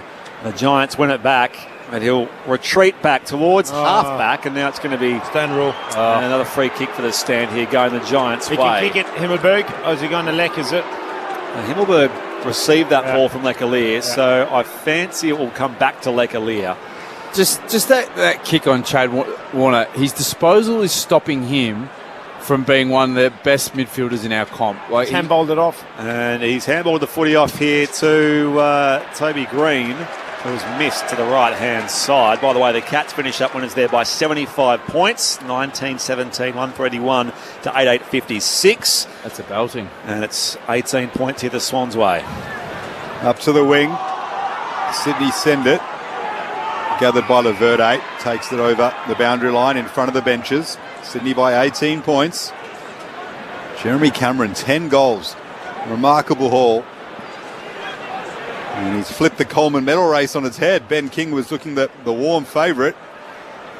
Who's the last player to kick 10 or more goals in a game? Surely last year. With someone last season. We'll look that up. Probably was Cameron. Jeremy Cameron did it last year. He did? Yeah. There you go. Curnow did it not too long ago as well, if I recall. He's only got one to his name tonight as the Swans move it towards half forward in Curnow's direction. Did well to flick it to Amati, but Laverde read it nicely at half back, and he's handballed inboards to Buckley. Needs to get rid of it because Roses was closing on him. His kick under pressure finds Ash at centre half back. Ash kicks wide again to the flank through the hands of Bedford. Got the spoil from Cunningham. Lays the tackle on Angwin. Had him pinned. Umpire says holding the ball. So strong, effective tackle there by the veteran Harry Cunningham. As I mentioned, made his debut in the very first derby, round 1 2012 at Stadium Australia. 17 Giants made their debut that day as well. As here they go through the Swans. Lloyd kicks towards half forward. Curnow wins it down. Roberts bursts by, keeps it alive. Boundary side, now pulls his kick into the corridor. Too deep for Papley. Falls to Lekalia. Hand pass off here to Ash, and now his skipper Toby Green. His kick slews back here towards Callum Brown. Busts to a tackle off half-back. Now fires it wide by hand to Thomas. Loose man now Callaghan. He's too quick for Wicks. Wicks might just get there. Callaghan's hand pass away to Ash inside 50. Goes off the outside of the boot. And it's spilled down there by Tom McCartan up against that left behind post. So it's going to be a stoppage here inside 50 for the Giants at Paddington End. That's they who trail by 18 points, 4.5 played third term. Great chase by Wicks. Callaghan pins the ears back there and has a crack from 50, so great chase and didn't give up on it. Influenced the contest. No ruckman opposed to Grundy, so Toby Green has to stand there. It falls his way, and Toby throws it on the boot, just misses to the left-hand side. Wouldn't that have been something? He looked around, Toby Green, no ruckman in sight, so he thought, all right, well, I've got to stand the man double my size in Brodie Grundy. It fell into his lap, threw it on the boot. Just missed narrowly. Swans lead back to 17 points. 4.5 gone in the third quarter. Blakey now with 18 disposals in this game. Short to McCartan. He's back into the corridor for his captain Mills. Won a Brett Kirk medal in 2018, Callum Mills. Some 8 years ago now. Short pass to Sarong by foot. Lays it off by hand to McCartan. And from just behind the wing, up to a 2-on-2. Up in front, Himmelberg. A strong contested grab. Can't get inside 50, Sydney. They've got all the answers back. Dicey kick just finds Whitfield. Papley was closing him down. So Giants are playing with a forward higher up the ground and bring a forward up the stoppage to allow Mills to drop off. They're both playing a similar type with their defence having a +1. So they've got to use it in the way out. Fonte at centre half back here for the Giants. Again, flares it wide. Angwin was off here. Umpire called play on. Cunningham still stands the mark. Just realised Angwin does get his kick away. Spilled by Toby Green, mopped up by Oliver. Hand pass back inboard for Lockie Ash. Fires it back to Callaghan from 55 out. Options in the pocket. Little too deep for Lekalia. And it skids out of bounds for a throw in at left full forward. Declan Byrne on the boundary. Just an update on conditions. So, yeah, no rain. The wind is still really strong, though. So, favouring the Giants, swinging towards the members' stand where the ball is about to be spun in from. I can only say it must be the wind because the foot skills are horrible. No one can hit a target either end. Giants have settled better, though, after the rain and lightning delay. Here's Gothard, gets it back to Toby Green. Another chance for the Giants captain to kick one. He's missed to the exact same side. So they're peppering away, GWS. Said 3 shots in the... Yeah, Sydney's margin back to 16 points, and they look the better side at the moment. I haven't seen a ball spin properly off Toby Green's foot all night. I wonder if that foot injury is real and he's just huffing it out, but he can't quite connect. Had concerns with the foot was it late in the first term? Toby Green? Early in the second, as it comes beyond offensive 50. Heaney off here again too. Sarong weaves his way through traffic. Drives it long inside, forward 50 here again, the 2-on-2. Amati in the contest. Was he being held? Himmelberg came in. Mopped up in defence by Whitfield. Spins boundary side. Fires it back by hand to Himmelberg. And he keeps it moving as well. He gets chopped off though by Jai Sarong. And he is heaped out of bounds. And he sort of just lost his balance in the contest with O'Halloran.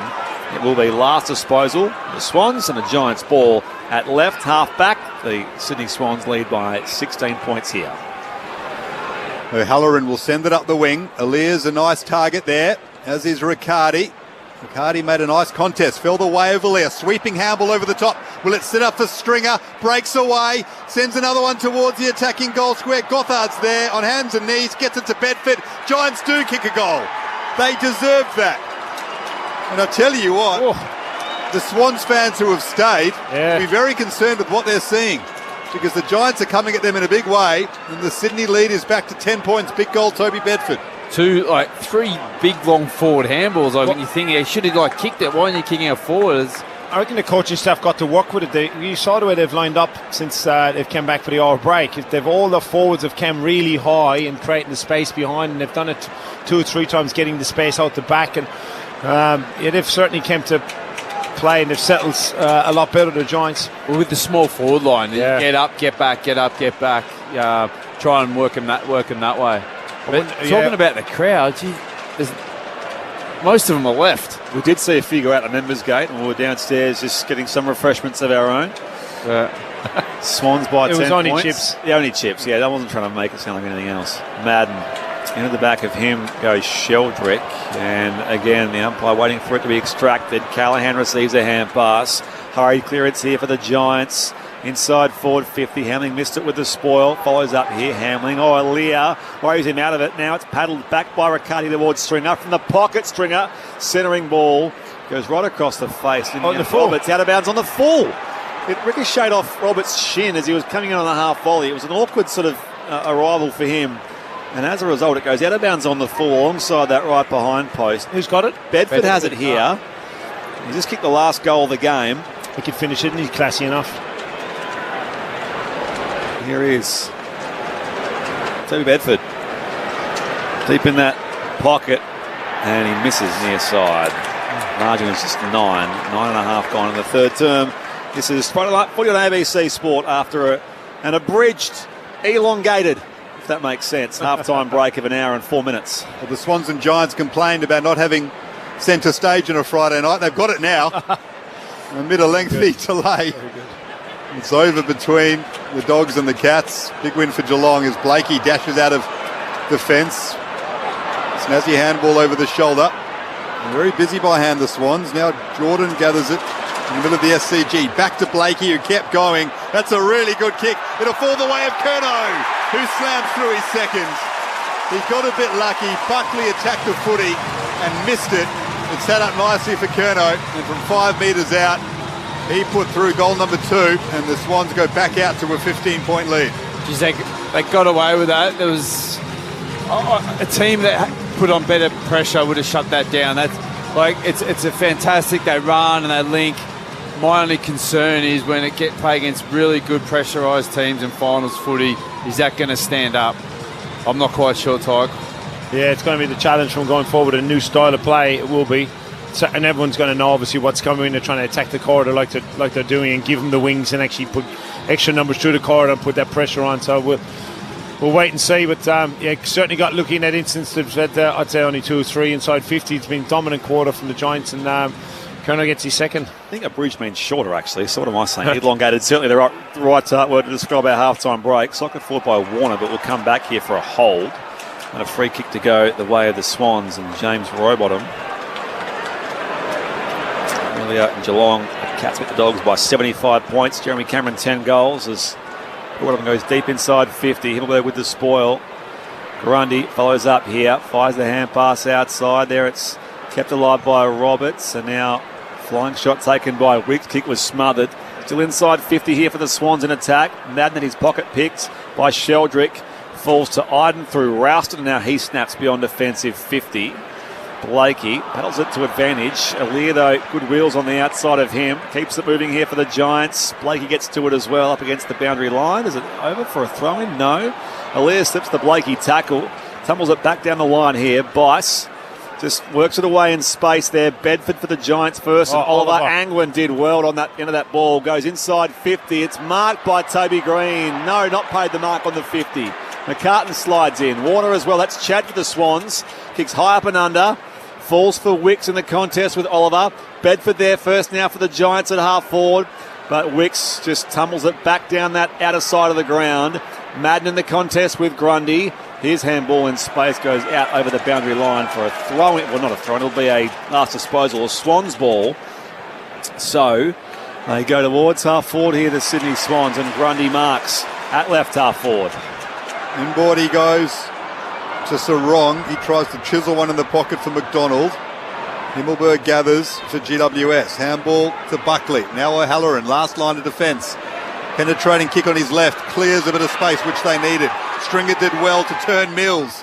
Throws it on his left. Coming out to mid it is Tom McCartan. Well done. Experience of Tom McCartan. Read that nicely ahead of Alia and took the defensive mark. Goes short to Bice. He chips it over the top for McInerney. He keeps it in play and then just handballs it into Toby Green. And there's a free kick called off the play here, and it's inside 50, going the way, I think, of Logan McDonald. Yeah, I haven't seen it, but the free's definitely Logan's. That's a good 35, 40 metres off the play, and the umpire there in attacking 50 for Sydney has spotted something that is against Laverde, going the way of McDonald, and he'll have a shot from 35 out, only a slight angle to the right. Oh, well, I hope it's something, because it certainly wasn't in the... And it was so far away that none of us saw it. This would be infuriating Adam Kingsley. His side have looked good in this third term, but Logan McDonald makes the most of the opportunity for his second goal. And it's 2 in a row for Sydney. They go back out to a 21-point margin, and now there is a major scuffle in Derby 32. It's broken out inside 50 for the Swans after that goal, and they clearly don't like the treatment that Logan McDonald copped, which led to that free kick. Yeah, I have no idea what it is. Hopefully we get some sort of replay to see what happened. It was a long way off. It was a long way off the ball. It would have been 50-odd metres. Here we go. Oh, he's hit him. It looks like his shoulder. It's hard to see it. Yeah, that is ridiculous. Yeah. That is so ridiculous. It looks like he wasn't looking at him when he got hit. Laverde, one of those ones when he's looking at the ball and the defenders hit him in the chest. But he just checked him, put a bit of body work, which... Yeah. Oh, wow. It's the biggest the margin's been so far tonight. 21 points the Swans' way. Grundy competes with Madden. Heaney bursts through. He shares a hand pass to Rowbottom. He can clear by foot down the corridor. Kerno up in front. Down there for Roses. Tunnel ball there for Laverde in defence. Gathered by Himmelberg. He hits the deck. Ball goes with him. Kerno receives an errant hand pass from the Giants defenders. Himmelberg tries again. Now Idens kick taunted by Rowbottom. Falls now again for Rouston. The Giants can try again to clear. Papley parks himself under it. Gets a spoil. Falls there for James Jordan. He kicked the first goal of the game. Now again Kerno at full forward. Iden gets there for the Giants. Shares it with his fellow new vice-captain in Buckley. And now Angwin off to Ash. The Giants can get away. Ash with a sweeping handball to right half back. Great tackle. Hannaford is caught beautifully by Wicks. Excellent tackle. And they'll win the free kick. The Swans. Wicks plays on quickly. 51 out. Will centre it. McDonald's underneath it. Harvey Thomas leaps. Punched away by Buckley. Can the Giants get moving now? They need the next one. Callahan to Thomas. They're still in defensive 50 though. He puts it out in front of Riccardi. And he'll juggle it almost over the boundary line. Bice kept it in play. And now we'll have a throw in just outside 50. For the Swans, who have kicked 2 in a row to make it a 21-point margin. They are 9-3-57. GWS 4-12-36. 15 and a half gone in the third term after what was an hour delay for Lightning here at the SCG. Sam Wicks has really come in his own as that small defender, hasn't he? He's played really well from there the last, say, 12, 18 months. That transition last year or the year before. Deep kick inside of 50. Lloyd finds Papley by hand. Run down from behind by McMullen. And Angwood mops it up here in defence of the Giants. Comes back here to Hannaford, who can just pump it long from right half back. And now Brown manhandled Tom McCartan. Gets onto it now. Bedford bursts by. He's in space. Room to bounce. Ball bounced away from him. Sockers to himself here. Bedford still going inside 50. Needs some support. Breaks the Heaney tackle. Gets it back here again for Rouston. Hand pass to Riccardi, who can dribble in from the boundary. What a finish for Jake Riccardi and the Giants. 3 goals for Riccardi, and you can thank Bedford in that chain there. The orange tsunami in full effect Although it just kept going. Tammy Bedford and Jake Riccardi with a finish from the pocket. Just glorious work to cut the margin back to 15. 9-3 plays, 5-12, 17 gone third term. Friday night footy on ABC Sport. There's some real unorthodox football tonight and ways of scoring, and no one's really made it easy going forward at the moment, haven't they? Both teams are really doing their best trying not to make it easy on themselves. He's done well the second. When he's bounced the ball, that actually hasn't come back to him. It's gone away. He's kicked it instead of trying to pick it up. He's kept it in front of himself, Bedford. And Ralston was very clean. I'll tell you one thing, Riccardi better have kicked it because he's got a teammate in the goal square. I think it was Halloran. Oh, Halloran was standing there all on his own. Waiting for it. Swans by 15 points. Bedford's added some life for the Giants. Riccardi standing up in the absence of Hogan and Cadman with 3 goals. Ball in dispute in the middle of the ground. Gathered by Sheldrick. There's a full 360 and sends it on his right, looking for McDonald. Punched away from him. Himmelberg did nicely. Got it to Whitfield, but he's turned it over to Papley. Coming in is Sheldrick. Handball over the top now for Roses. Can he gather it? No, just lost the handle. Eventually he does. Went to kick. Good tackle, Iden. Potentially holding the ball. Papley gathers it and kicks the goal for the Swans. Buckley with the turnover. And Tom Papley on the scene. Clean hands. Threw it on the boot. And from 10 out, the immediate response for Cindy. The margin back out to 21. Well, you can scrap a goal. We'll scrap one back. Just make it hard for ourselves. It's the small forwards at the moment is really getting into the game for both teams. So it looked like Rose blew his opportunity, didn't he? He's fumbled a couple of times. So Papley's ability not to stand up straight once he's picked it up. He actually didn't pick it up. He's just gathered it, tapped it in front of himself, and he's bent over and actually snapped it.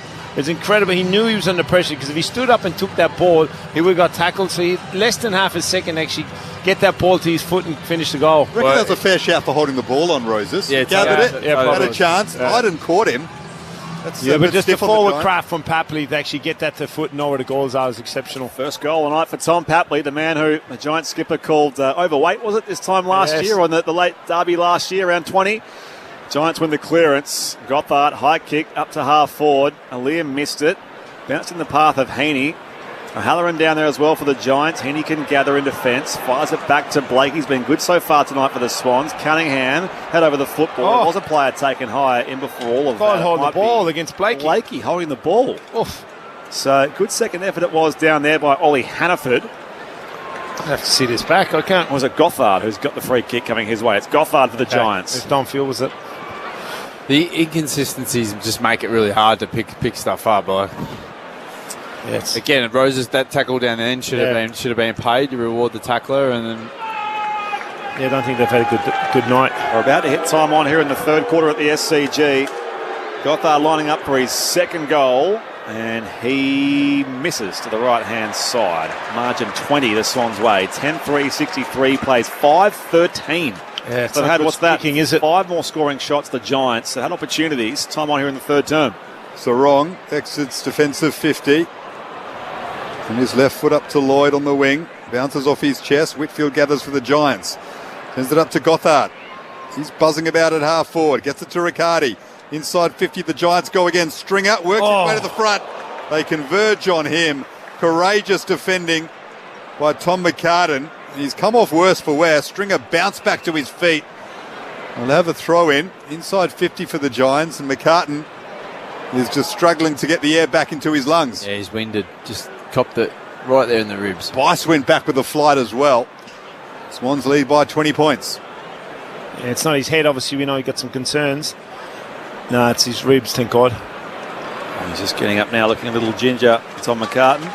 Sucking him in. It's nothing worse when you get the wind taken out and you're trying to suck it in and nothing's So going. what are we delaying the game for? I was going to say, what's one more delay between friends after an hour and 4 minute half-time break? Umpire tumbles it back in at half forward here for the Giants. Heaney gets to it first. Spun on the tackle. Gathered now by Sheldrick to Wick to the Swans. Drop the footy in the Rouston tackle, and it will be a Giants ball.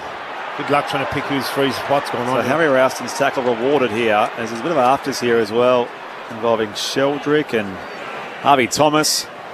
I'll go laterally here, Rouston. Skids out wide. It'll come all the way back to Laverde. Now we'll switch to Iden. Warner makes a contest. That was Chad.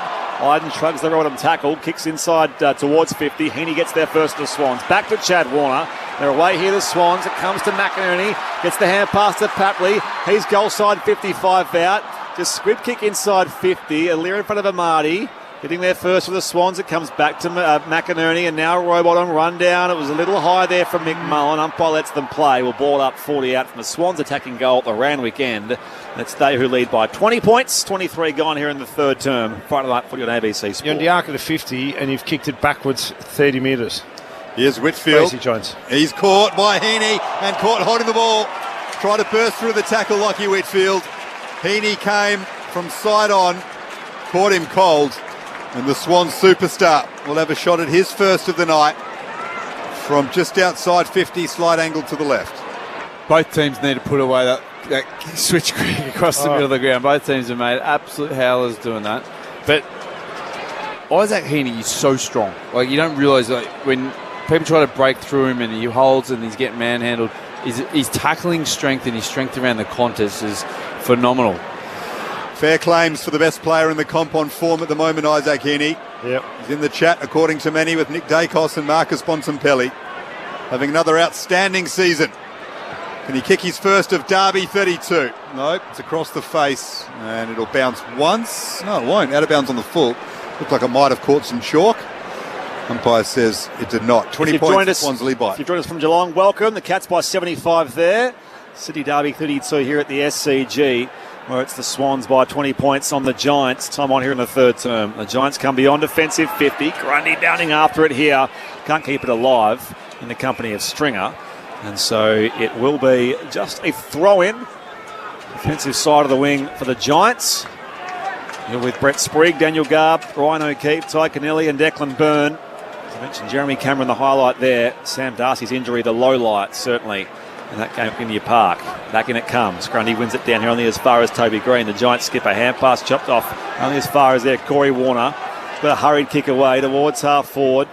It's not been a game of real highlights here, it must be said. Falls to Chad Warner again. Inside 50. And finds the chest of Rowbottom, who marks 40 from goal. Pops it closer to home now here for Heaney, who's closer to home. Did the umpire call it was a mark or not? Not 15. Go 15. It was amazing. Didn't go 15 for Heaney, so he was wrapped up in a tackle. Ball comes loose for a throw-in. All right, full forward now for the Swans. So Whitfield was calling for it the minute he left his boot right in front of the umpire's eye.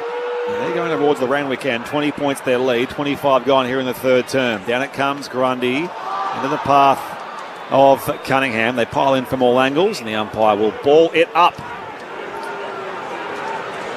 A critical point in this game. If the Swans get the next, they'll feel really comfortable about their chances. Giants are hanging in there. Just a 20-point margin. Grundy slaps it down. Toby Green clears the area, though. Ball in dispute on the wing. Well done, Stringer. Clean hands. Gathers it. Keeps going. Sends it inside 50 now. It's the ruckman, though. Madden chasing it. They needed someone quicker. McCartan will track it back for the Swans. Deep in defensive 50. Gets it to Bice. He'll go the 1-2 with Mills, but then Bice is caught. Ball spills free. Madden will miss the chance straight in front. Well, he took the advantage. And the big ruckman has missed from 5 out, straight in front. Swans lead by 19. Massive opportunity spurned. I don't know what was worse, Cullum's handball back to Bice or that kick. There's some absolute howlers going on out there. Last time they met, it was the Adam Kingsley spray at half-time. Might be a spray coming at three-quarter time from the Giants coach. Had opportunities in this third term. Have they what? They come back forward of halfway. It's popped inside forward 50. Stringer marks and just settles things down. They've been the better team. Yep. They've been the better team this quarter and just haven't put them away. I put the score on the board, sorry, not put them away, but they should be a lot closer, and they need a goal here to get some reward into it. It's been a real scrappy game, hasn't it? And since they've come back out, it just hasn't been enjoyable whatsoever to watch. 1 hour and 4 minute delay for half-time due to the repeat lightning strikes under the lightning policy. Well, the Giants have gone inside 50 more than the Swans. If they were kicking straight, they'd be well ahead. Tracy missed it. No, Jesse Hogan. A late withdrawal for the Giants as Stringer just nurses this to the right-hand side for a minor score. They're 5-15, 45 the Giants. The Swans 10-3. 68-63. The Swans by a 3-goal lead, 27 go on third term. That's why Blakey's had 22, because he's had 15 kickouts. And he sends it to Bice, who has 4 bounces, Riley Bice, all the way up to the wing. Gets it to Roberts, now Warner. He'll try dart around Oliver. He knows he's quicker than him.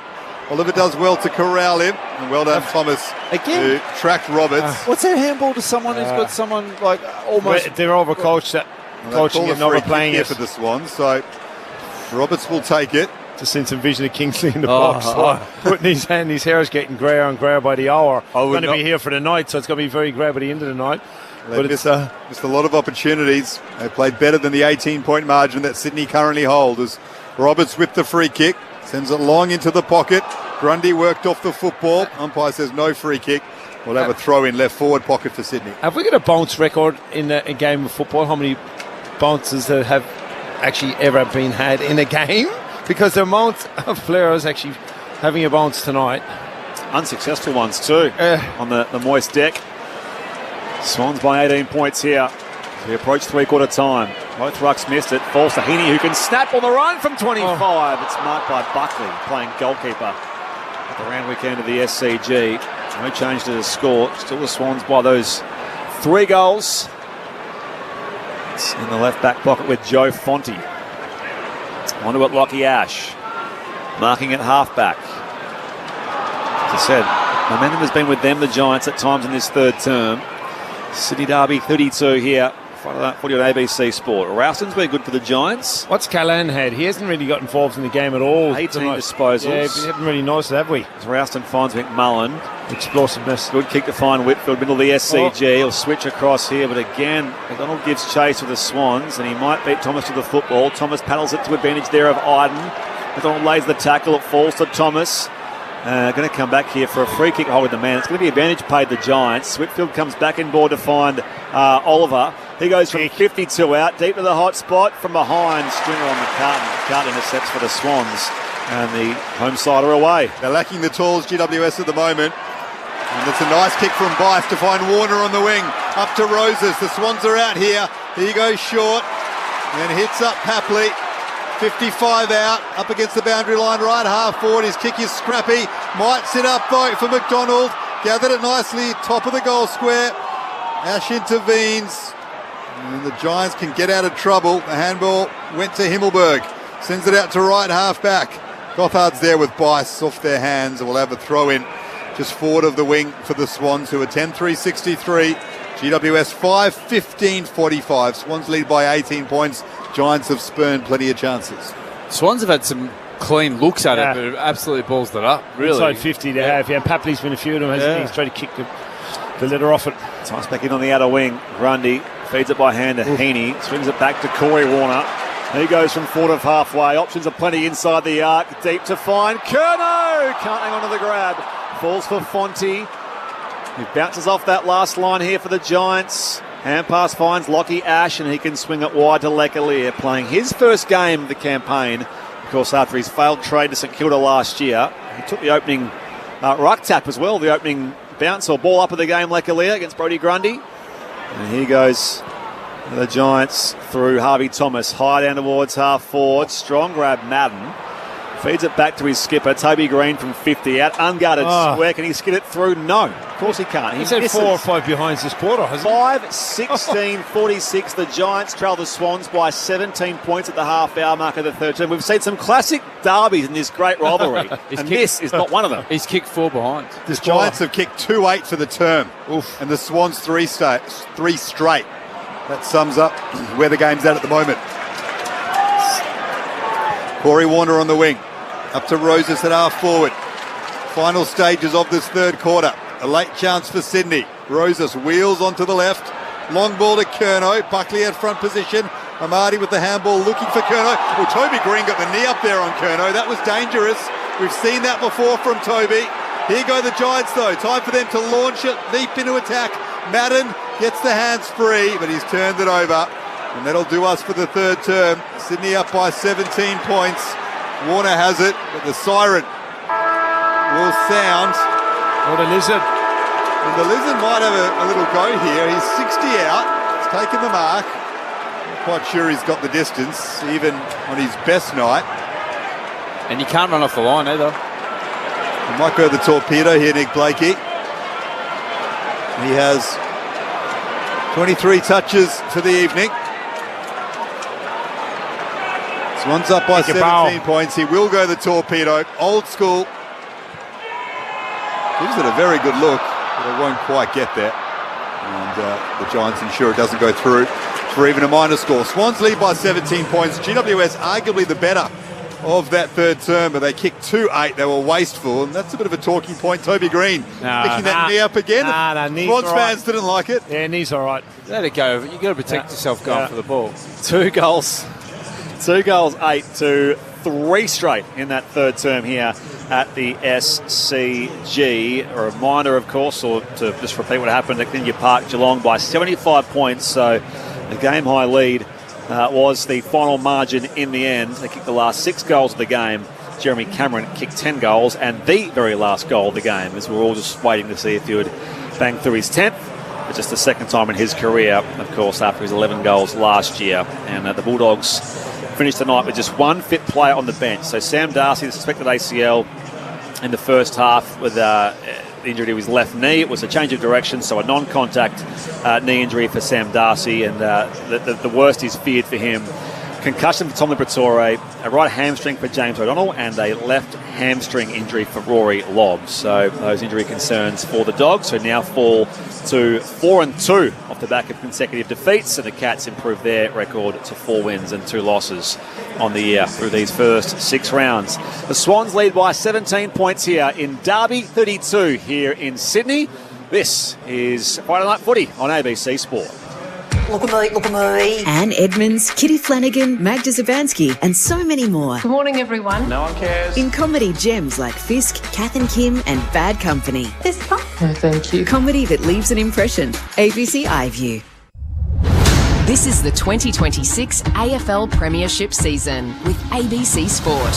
Hardy made a nice contest, fell the way over there, sweeping handball over the top. Will it sit up for Stringer? Breaks away, sends another one towards the attacking goal square. Gothard's there on hands and knees, gets it to Bedford. Giants do kick a goal. They deserve that. And I tell you what, the Swans fans who have stayed will be very concerned with what they're seeing, because the Giants are coming at them in a big way. Very busy by hand, the Swans. Now Jordan gathers it.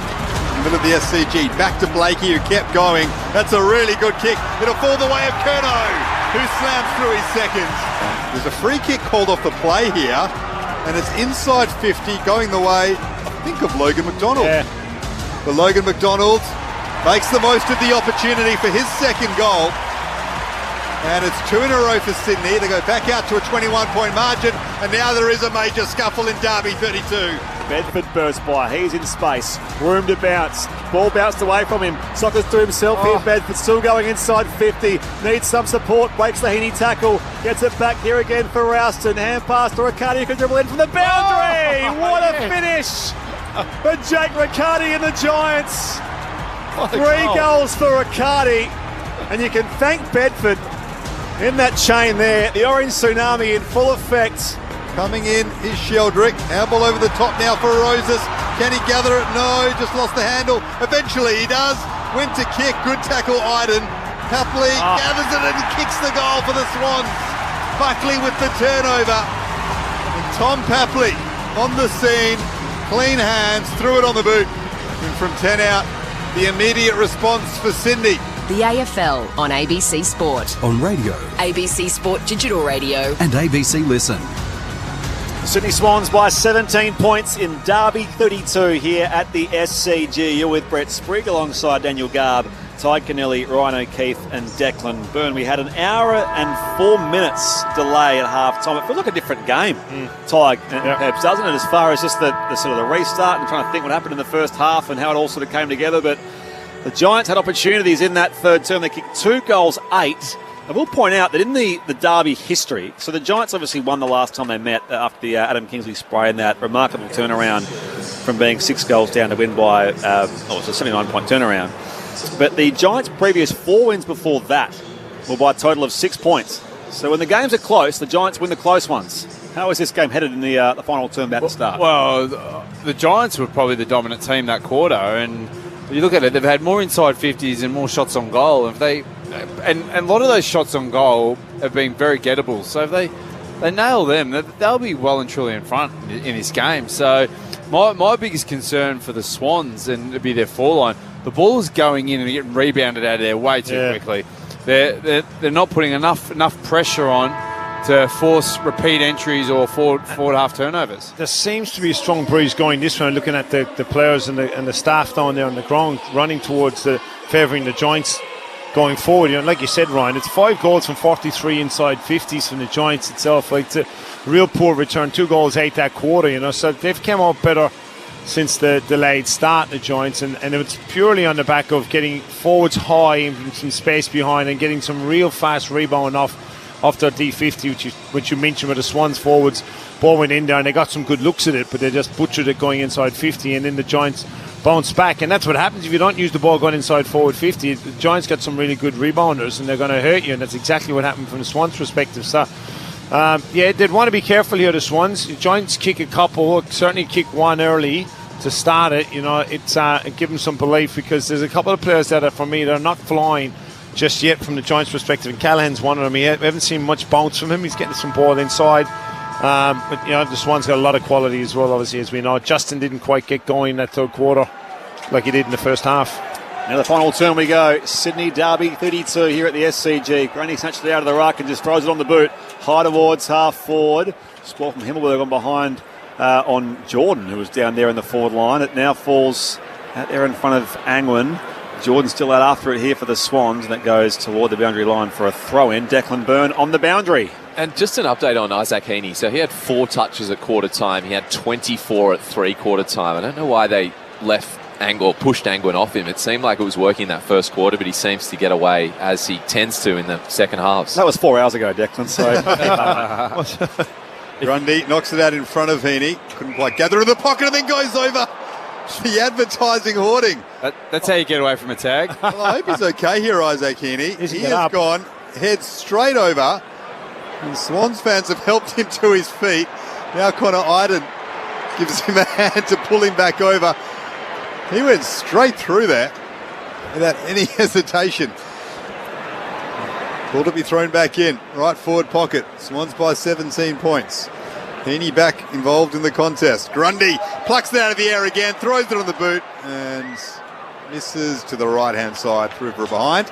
And he's just throwing his weight around a bit. Grundy, a couple of times he's done that early in this last term on Lekalia, just moving him out of the ruck contest. Well, I think he's changing his tack. Lekalia is just jumping over him, so Grundy's changing the way he goes about it to go, all right, how are you going to deal with this when I start grabbing it out of the ruck? Whitfield drives it beyond defensive 50. A free kick here for a hold going the way of Xavier O'Halloran. Did you ask for some reason, Ty, what the bounce record was in the game? It's still 20. Nathan Bock for Adelaide against Melbourne. But total, though? What's the total for a game? I don't know. Yeah, come on. That's the individual record. That's more impressive than total. 20. Callahan burst for traffic here for the Giants. Hand pass is picked off, though, by the Swans. And McInerney, who slips the tackle. In fact, he was taken pretty high there by Callum Brown, the late inclusion, Jesse Hogan. McInerney goes all the way back here across the half-back line for Tom McCartan. The Swans by a clean 18 points, so a 3-goal lead their way. Now Blakey for possession number 25. The turnover goes straight to Jake Stringer on the members' wing of the SCG. Lays it off by hand to Oliver. Looks at the options. Works his way outside of Roberts. Hand pass to Callahan. 60 from goal here for the Giants. The reigning Brett Kirk / Callan Ward medalist goes to the top of the arc. It's marked by Rowbottom. Too many options. Intercept ball again. Swans off half-back. They're away. Opportunity wasted by the Giants. Here's Blakey again at centre half-back. That's a better kick after turning it over earlier. Finds Roberts. He'll have a bounce on the wing and goes short to Curnow. Nice lead from Curnow. Marks in front of Iden. Couple of kicks from goal, so guides it. Looking for Amati in the pocket. Good grab. Arms outstretched in front of his face. And it was a lovely kick by Curnow to set him up. The key forwards combining for the Swans. And Amati will kick from 30 out, tight angle to the left. I said it in the first quarter. It's beautiful to watch. Just the speed at which he can get the ball. It travels some serious distance in the field kicking. It's elite, and it's very nice to watch the connection and his ability to do it as a key forward. This would make it tough for the Giants. Amati bends it around for his second of the night. He kicked one early. He's had to wait several hours for the chance at his second. Joel Lamardi, but set up by Curnow. He puts the Swans out to a 24-point lead. And we've gone 4 minutes in the final quarter. You watch this, talking about taking bounces, Roberts takes a bounce here. If he actually kicked it early, Curnow would have marked that inside 50. So they are going with some sort of record. Did you say it was 20 bounces in a game? For one player. One player. Yeah, so the team Nathan record. Fogg. Team record. 09's a great year for the bounce. 73 by Wood against Carlton in 2009. 73. Carlton had 27 for that entire game. So a total of 100 I in the used to have game. a competition with Reece Shaw and see how many we could get during the game, so you'd get more. With who? Reece Shaw? Yeah. Well, Heath Shaw had 17 that day. 20 bounces in a game. Wow. 24 points. There's a game-high lead here for the Sydney Swans in the 32nd Battle of the Bridge. Here comes Oliver. Gets it away here again. Back to Bedford. Sweeps the hand pass wide to his skipper. Toby Green just duffed the kick again inside 50. Stringer was held by Mills. Umpire lets them roll on here. Callahan picks up 50 from goal. Throws on the boot here. That's beautiful. There you go. Ben Callahan just says, I'll have some of that. Helps himself to a goal from 50. And now there's some scuffle as well in amongst the Giants celebrations. There's a red and white jumper who's put himself in there. Is that McCartan or McInerney? Who's just copped a bit of a shove from one or two of those Giants. So Finn Callahan keeps the Giants alive here. 5 gone final term. The Giants are 16-52. They travel the Swans 11-4-70. Declan Byrne on the boundary. Callum Brown getting a bit of treatment on calf and groin. He's cramping up, which is pretty fair considering he started playing footy 7 hours ago. So in case you missed it, so Callum Brown played half a game in the VFL and then was a late in for Jesse Hogan. Who's played the longest game time in the history of the game of AFL football? Callum Brown. You can only stay up and about for so long. It's longer than a test match. Yeah. Test match day. Started at 3:30 the VFL game. So he's here at 2:30 to 1:30 to SCG. Big goal by Callahan. Margin back to 18 points. Giants staying in this, and Oliver's been pinged for a throw. Good tackle by McInerney. They've been two of the best on the ground tonight, McInerney and Oliver. McInerney with 2 goals. Sends the Swans deep inside 50. Amadi throws it on the boot. Fell to him off hands. Curnow leaps for it. And then Mills or Jordan feigning for a free kick there. Umpire doesn't fall for it. It is James Jordan. So we'll have a ball up. Top of the goal square for Sydney. 17 points they lead by. Grundy palms it down. O'Halloran can clear the area. Bouncing ball though. Evades McInerney. Blakey gathers it. Does a spin. Throws it on the boot. Turns it over though. Fonzie with the intercept. 18 points the Swans lead by. And now Fonzie can release a bit of pressure. He's too fast for Jake Lloyd. Room to bounce as well. Young West Aussie goes beyond defensive 50. On the wing, Alia makes the contest with McCartan, bursting by though Blakey. He bounces, shrugs the tackle of Madden. Hand pass back to Chad Warner. He goes further afield to find Roberts. Hurried left foot kick inside 50 here for the Swans. Marty in the contest down there with Laverde. And they see it out of bounds for it's going to be a free kick. It's going to go the way of Laverde. Got a push from Marty. Blakey's down. Blakey is down here as well on the members' wing of the SCG. The Giants ball in the right back pocket. Swans lead by 18 points here. 7.5 played in this final term. Friday night footy on ABC Sport. Cop one in the midriff or maybe an area that hurts more than others? Yeah, caught one in the breadbasket. Yeah. And, there's not much room there, the breadbasket. Big Blakey. He's been outstanding again tonight. 28 touches, 764 metres gained. Wow. Yes, a few kick-ins, but he has driven the Swans out of defence more often than not. Giants still in this. They send it up to the wing. Grundy makes the contest. Bice tries to work it forward. Toby Green can't clear the area. Falls the way of Jordan. He throws it on the boot. Mark taken by Laverde though. They play on quickly. They need to get moving, the Giants. Whitfield inboard to his partner in crime in Ash. He marks and keeps going. They'll go the big switch. Dangerous kick from Ash. Rowbottom tracks it all the way. Well done, Himmelberg. Used his body superbly. Got numbers on the outer side here, the Giants. It comes to Angwin. Options by foot. Pops it closer to the arc now. And 52 from goal. They go deep towards full.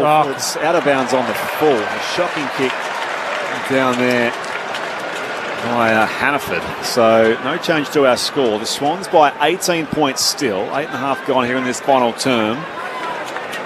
It'll be what? Maybe 15,000 left here at the SCG? Yeah, if that. Crowd not a factor then for the Giants. still in this game. Himmelberg's having an impact across half back. That was a good punch down to Riccardi. Bedford gathered it. Here they go again, the Giants. Hannaford just left it behind for a moment. They regain possession, work it back to Ash. The guides are looking for Alia. There's a whistle there and a free kick. The GWS. Cunningham straight in front, going to Toby Green. Or is it Alia? Green had the arms out. It'll be Well, Cunningham was being take held as well. I was watching that contest itself. But, Green was being held by Cunningham. But take a pick. It's Lekalia with a chance to bring this back to a 2-goal game. Straight in front, 15 out. For the first goal of his AFL career, Lekalia delivers. What a moment for him. And his Giants teammates, know the significance, as do the fans in the opposing pocket.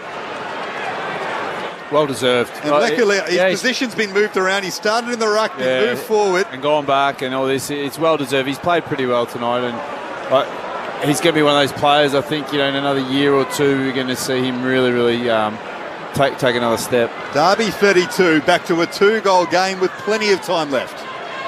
Down to Declan Byrne. Angus Sheldrick has been on the bench for 17 minutes. He's uninjured, according to the Swans. So, a strange tactic here. He just did a little warm-up. He looked fine, but remaining on the bench, 17 and counting. They're just not in the contest at the moment, the Swans, for mine. The last couple of minutes, it's changed, and it's all the Giants. If they use the ball going forward, the Giants have got this. From a game-high lead, now back-to-back Giants majors, just 12 points the Swans' way. They win the clearance here, the Sydney Swans. Mopped up by Himmelberg, hand pass though, picked off, bursting by Rowbottom. Paddles it away here towards McDonald. Callaghan got involved there, shares it with Angwood. Now burst by, hurried kick beyond defensive 50 towards the outer side, but it falls in the lap of Wicks. Had a good game, hasn't he, Wicks? He's positioning.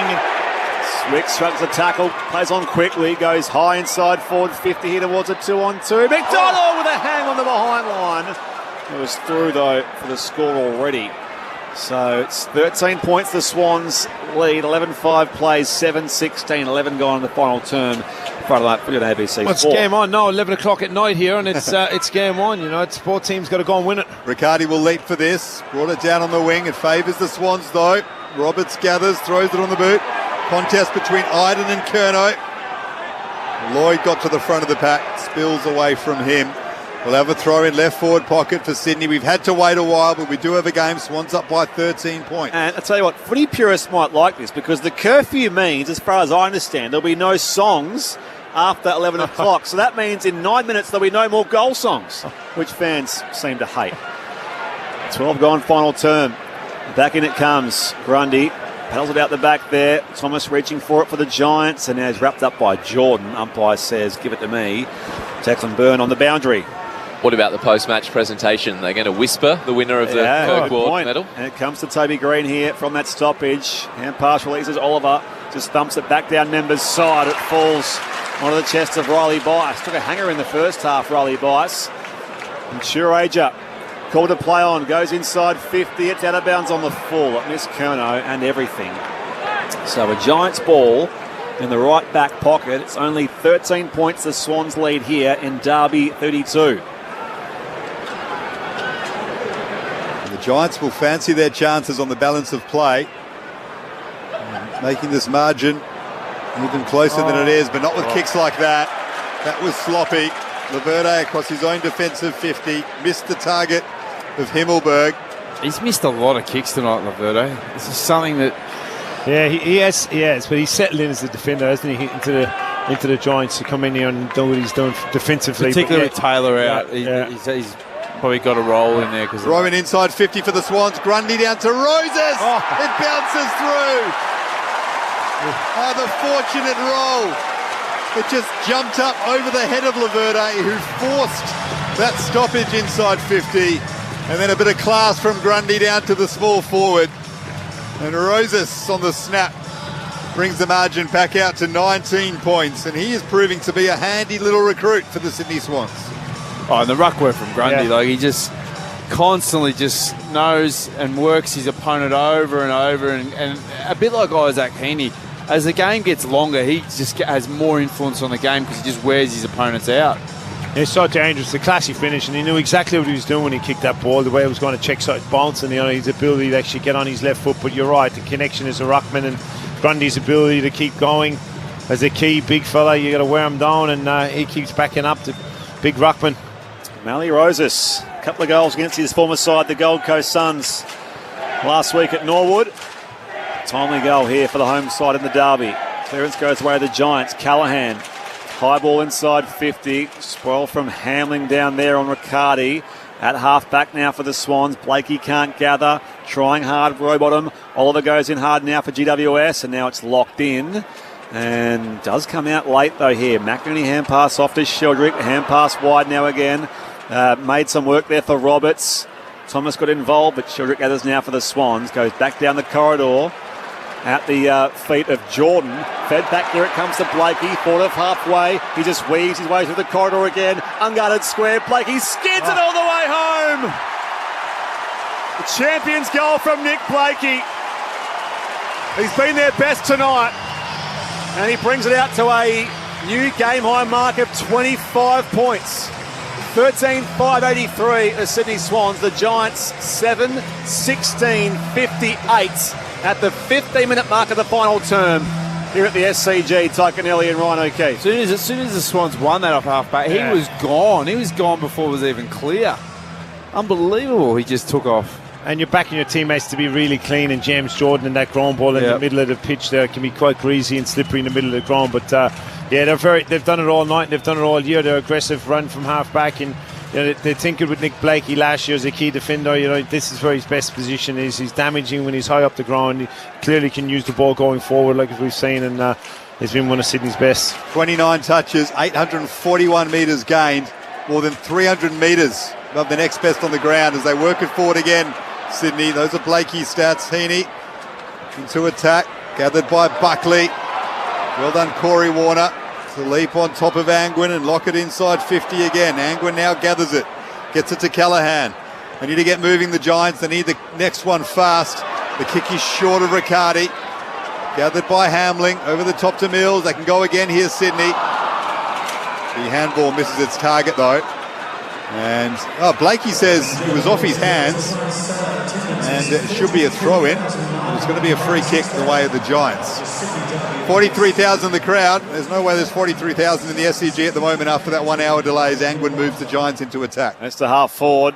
Under it though, it's going to be taken McDonald at half back for the Sydney Swans. As we keep saying, the Giants have wasted opportunities. All of a sudden, now the Swans out by 25 points. Knowles' kick goes back to the members' wing, spilled by Amati. Bursting away with the footy in hand, Himmelberg. Back to Oliver, little 1-2. Wrapped up by Chad Warner. Umpire said he got it away in time. Amati as well now brought down. This time by Laverde. And we will ball it up in front of the old ladies' pavilion at the SCG. Oliver's played well tonight. Yeah. He's one that's he's battled all night for the Giants. He's been clean. He's probably been the most consistent. Yeah, he's been so clean in these conditions. It's a hand pass again. Follows up again with the second hand pass. And now Whitfield has it back into his path. It was run down from behind by Corey Warner. Swans have numbers though. Blakey off to Sheldrick. Goes on the entry here. Leading up. It was a little too deep down there for Curnow. It falls out the back here for McMullen. They'll swing it wide here, the Giants. A strong contested grab taken by Madden. It's been good, hasn't he? Right, first game back. for the second, sorry. Still time for GWS. They move it by hand to Ash, over the top to Elias. Just come on the ground from the bench. Back to Ash. Now up to Brown. Maybe one handball too many, but it sits up nicely for Gothard. He kept going. That kick is poor though. Try to be too cute with it. And Stringer holds his hands up and says, I'm in the corridor, Phoenix. He hasn't used the ball well inside 50 tonight. Quite a few times a tournament. He's not on his own from the Giants' perspective. That's the Achilles heel, obviously, with the forwards missing as well. He's kicked it out of bounds on the full. It's a big opportunity. You can't blame missing key forwards for kicks like that. Yeah, though. no, You got Stringer's had a reasonable night. Give him an opportunity. Swans up to the wing. Big contest there. Well done, Madden again. Another big grab. Gets it to Whitfield. Kick to half forward, finds Toby Green. The boos from the Swans faithful. Sets it up in a hot spot for Stringer to mark. Had a fair purchase on it, not paid. And now there's a free kick against the Giants for a throw. Should have taken that. Stringer did all the hard work, just couldn't quite hang on to it in the end, and Gothard's given away a free kick. Henny will take it in defensive 50. Swans up by 25 points. 19 gone here in the final term. Henny goes beyond defensive 50 in front of Whitfield. Spills to ground. Rositz just hacks it down the line here. Himmelberg, the skipper Toby Green. Loud boos for the opposing captain. Goes high inside 50. Intercepted down there by Callum Mills. He was a Brett Kirk medalist in 2018. So 8 seasons ago now. Early in his career. Wicks, as Bedford gives chase. Wicks bounces off half-back. Shares it with Sheldrick. He was felled there late, Wicks. The umpire saw it, so it's going to come back here for a Swans ball. Sheldrick with a free kick from just behind the centre circles. The Swans inclusion tonight for Dane Rampy, who's being rested. Curnow spills the mark inside 50. They're chopping of the arms, or mark paid. It will be a Curnow's ball here, 25 out directly in front. That's the difference too, Ryan, isn't it? They come through the middle of the Swans and actually giving the forwards an opportunity to kick it. It's not pretty to him, but at least he's getting the opportunity. And the difference between Stringer and Curnow in that instance for 2 entries. Yeah, I don't know. I think they've made it difficult and they've landed on top of his head for both teams. It would be absolutely frustrating as a forward. Hasn't felt like real presence from Charlie Curnow up front, but goalless last week. He's got, relatively quiet 3 goals here tonight. He set up a couple with his foot skills as well. That does just about put the game to bed here at the late hour of 11 p.m. 14-5-89 the Swans. The Giants are 7-16-58. Now it's 31 points the home side's way here in Derby 32. Declan Byrne on the boundary. Just a quick one on that crowd. So 43,800. That's a top 10 SCG crowd ever. Betters 3,000 better than any crowd last year. So that's a big turnout. Yes, half of them are gone now to see the victory for the home crowd, it looks like. But, yeah, huge crowd. Well, we'll sort of see now whether the Giants have fight the last little bit of this game, or it's all gone past them too much. But look, I just think it's some of the young players have had a go, but it's probably just been outclassed. Swans by 31 points. Giants send it deep into attack. Well done by Tom McCartan. He's been stellar down back tonight. All season. Yeah, all season. He's having a really good campaign. No Hogan, no Cadman, of course. They should swing him forward. That move didn't quite pan out at the start of last season. More comfortable in defence. He's playing some really good footy. Grundy's had a brilliant game as well. Guys are down to himself on the wing. Corey Warner's there, wrapped up nicely by Lockie Ash. He's won the free kick. So but there's still a bit of hope for the Giants, but they want to get one very, very quickly. Ash plays on, puts it out in front of Alia. 2-on-1 against him. And the mark is taken nicely by Hamling. Juggling effort deep in defence. And looks like the Swans will go to 5-1 for the season. And they'll take on a Western Bulldogs side next week on Thursday night who are injury ravaged. So they'll fancy their chances there as well, as Wicks tries to clear defensive 50. It falls the way of Fonte though of the Giants. Spins into the Jordan tackle. Loose ball picked up by Whitfield. Now he's coughed it up into the path of Chad Warner. He walks around Jack Buckley. Couple of bounces for the Chad. Goes towards 50. His kick though a little off target. Out of bounds on the full. As we're trying to find McDonald. So it will be again with the Giants at right full-back. The Swans by 31 points here. 14-5 plays 7-16. Earlier in Geelong, the Cats by 75 over the Bulldogs. Speaking of sides on 4 wins, so the Cats usurp the Bulldogs with their place in the top 4. Of course, the Swans will be the first team to 5 wins this year. Here's Hannaford. The handball from Stringer. Tucked it under the arms and kept going. Puts that in front of Alia. Hamling right there with him, and then Blakey, who's been superb. Might just claim a medal tonight, Nick Blakey. He's been really, really good. Smart defensive work to regather possession, and then Wicks puts it out in front of him. Blakey taps it towards Hamling. Giants have gathered it though. Well done, Alia. Got it to Toby Green. He's missed another one though, Toby Green. What's he kicked for the night? 5 behind. That is 5 behinds. That might just be his 6th. He has really been wayward. Maybe that foot problem is an issue. Swans lead by 30 points. It's with Haney at left half back. Now he goes in short to find Bice. Really was the third quarter bit, wasn't it? 2 goals, 8 that cost them. It was there in the first half of the game itself, but the third quarter cost the Giants immensely. Twice back to Heaney, who's Kirk Ward medal drought will continue. Remarkably, he's not won one yet, Isaac Heaney. Well, no one's ever going to win a Kirk medal anymore. No. May it rest in peace, Ryan O'Keefe, who's very flat about it. It's wrapped up inside 50 here. And in fact, it's going to come back, and it will be indeed a ball up. 45 out from the Swans attacking goal. And they lead by 30 points. And late in Derby, 32. Hand pass comes to Oliver, who's fought a lone battle here. 33 disposals for the former Demon. And now paddled towards the boundary line by Fonte, out of bounds for a throw-in in front of the members. 24 gone here in the final term. Swans by those 30 points. I just press the siren, finish it up.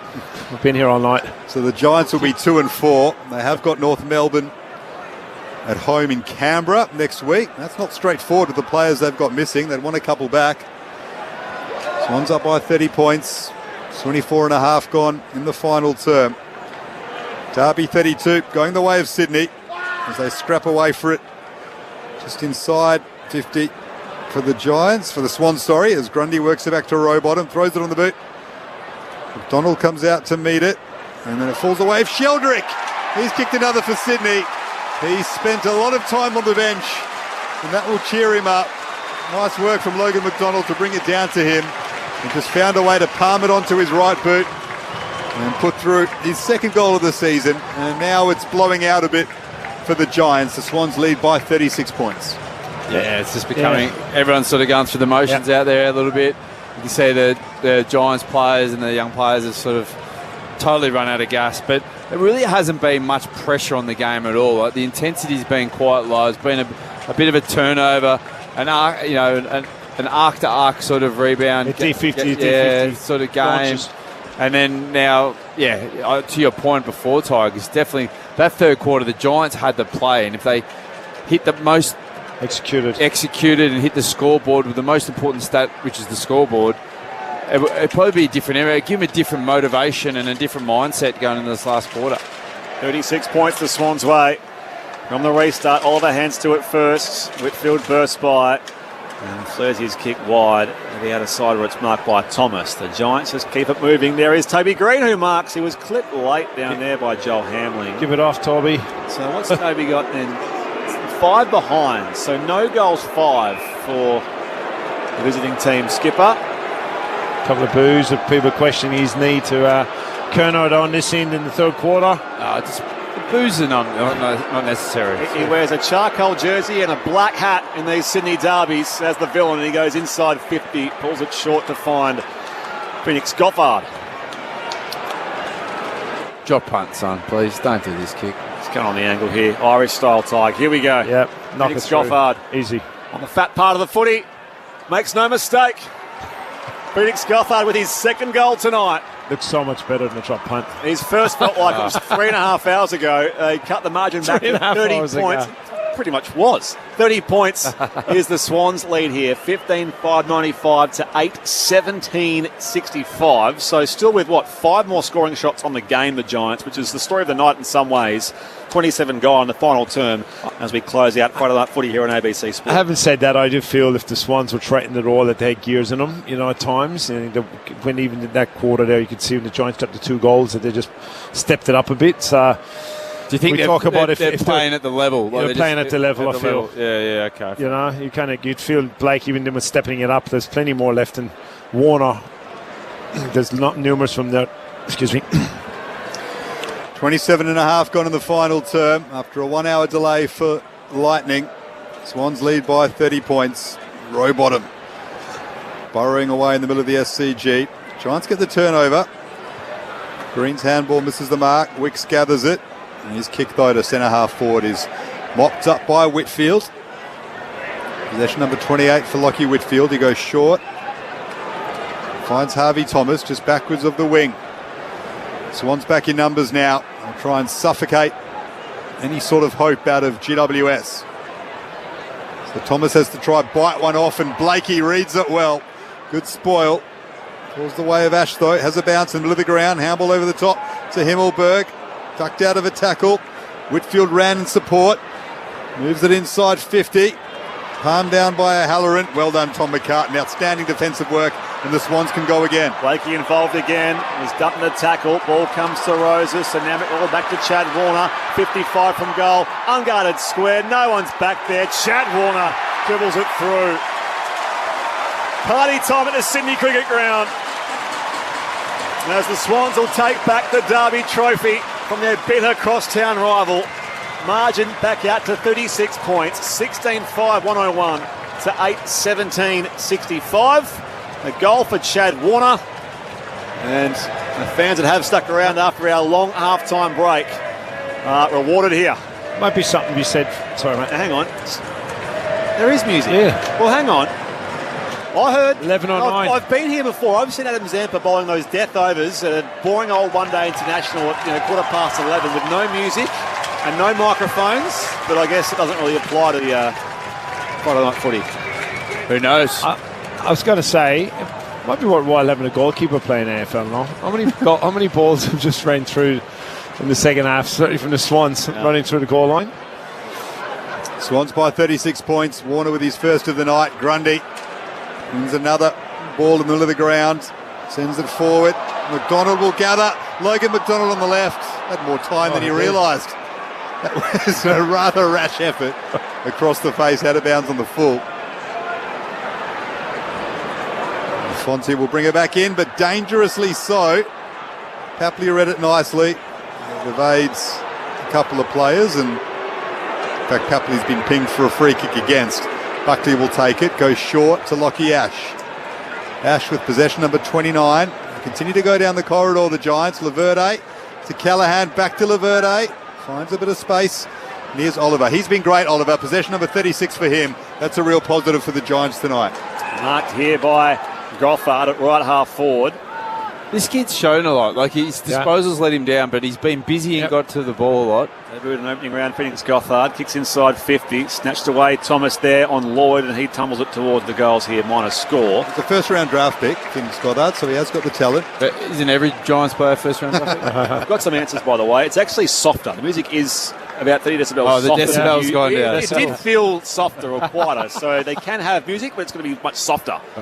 So you can cheer, but you can only cheer half. Correct. Half volume. Good mark, Blakey. Possession number 34 for him. He's the favourite to take home the newly named Kirk Ward medal. And that would be another honour to add to his burgeoning resume if it does eventuate that way. But 34 touches. The ball goes out just forward of the wing for the Swans. 34 touches. 8 score involvements. A goal on the run. 882 metres gained. He's looked like the most damaging player on the ground. We'll see if the votes add up that way. Oliver and McInerney, perhaps a couple of other contenders. Swans lead by 35 points. Back in it comes. Hand pass comes to Sheldrick from Rowbottom. Fires it back now again to Corey Warner. Weiss gets involved. Blakey again taps it down to Corey Warner. Kicks inside forward 50, and it's marked down there by Jordan. So he marks here 45 from goal. Right on the paint of the 50. Kick the first of the game, I kick the last.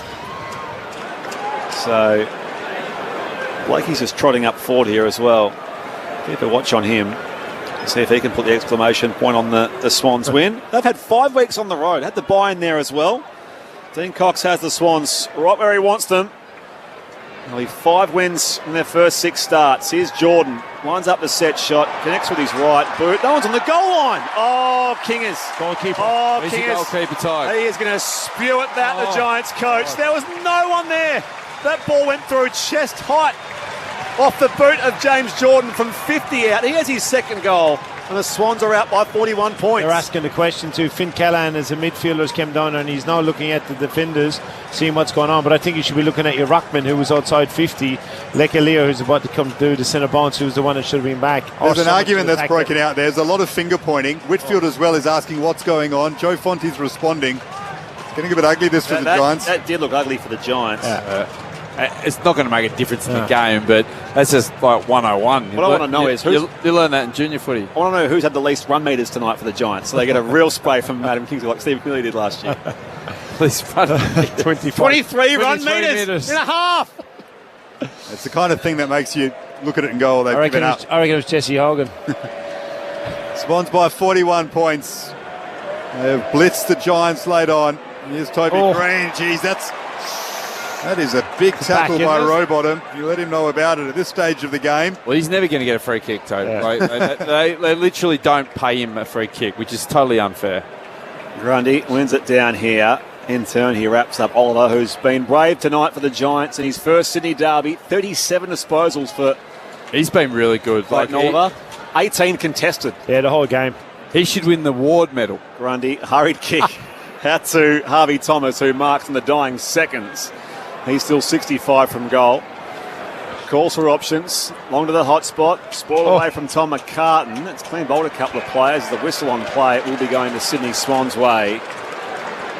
Nick Bakey. Seconds on the clock. The Brett Kirk and Ward medal. The Sydney Swans have been dominant over Little Brother tonight, and they assert their dominance over the competition as well.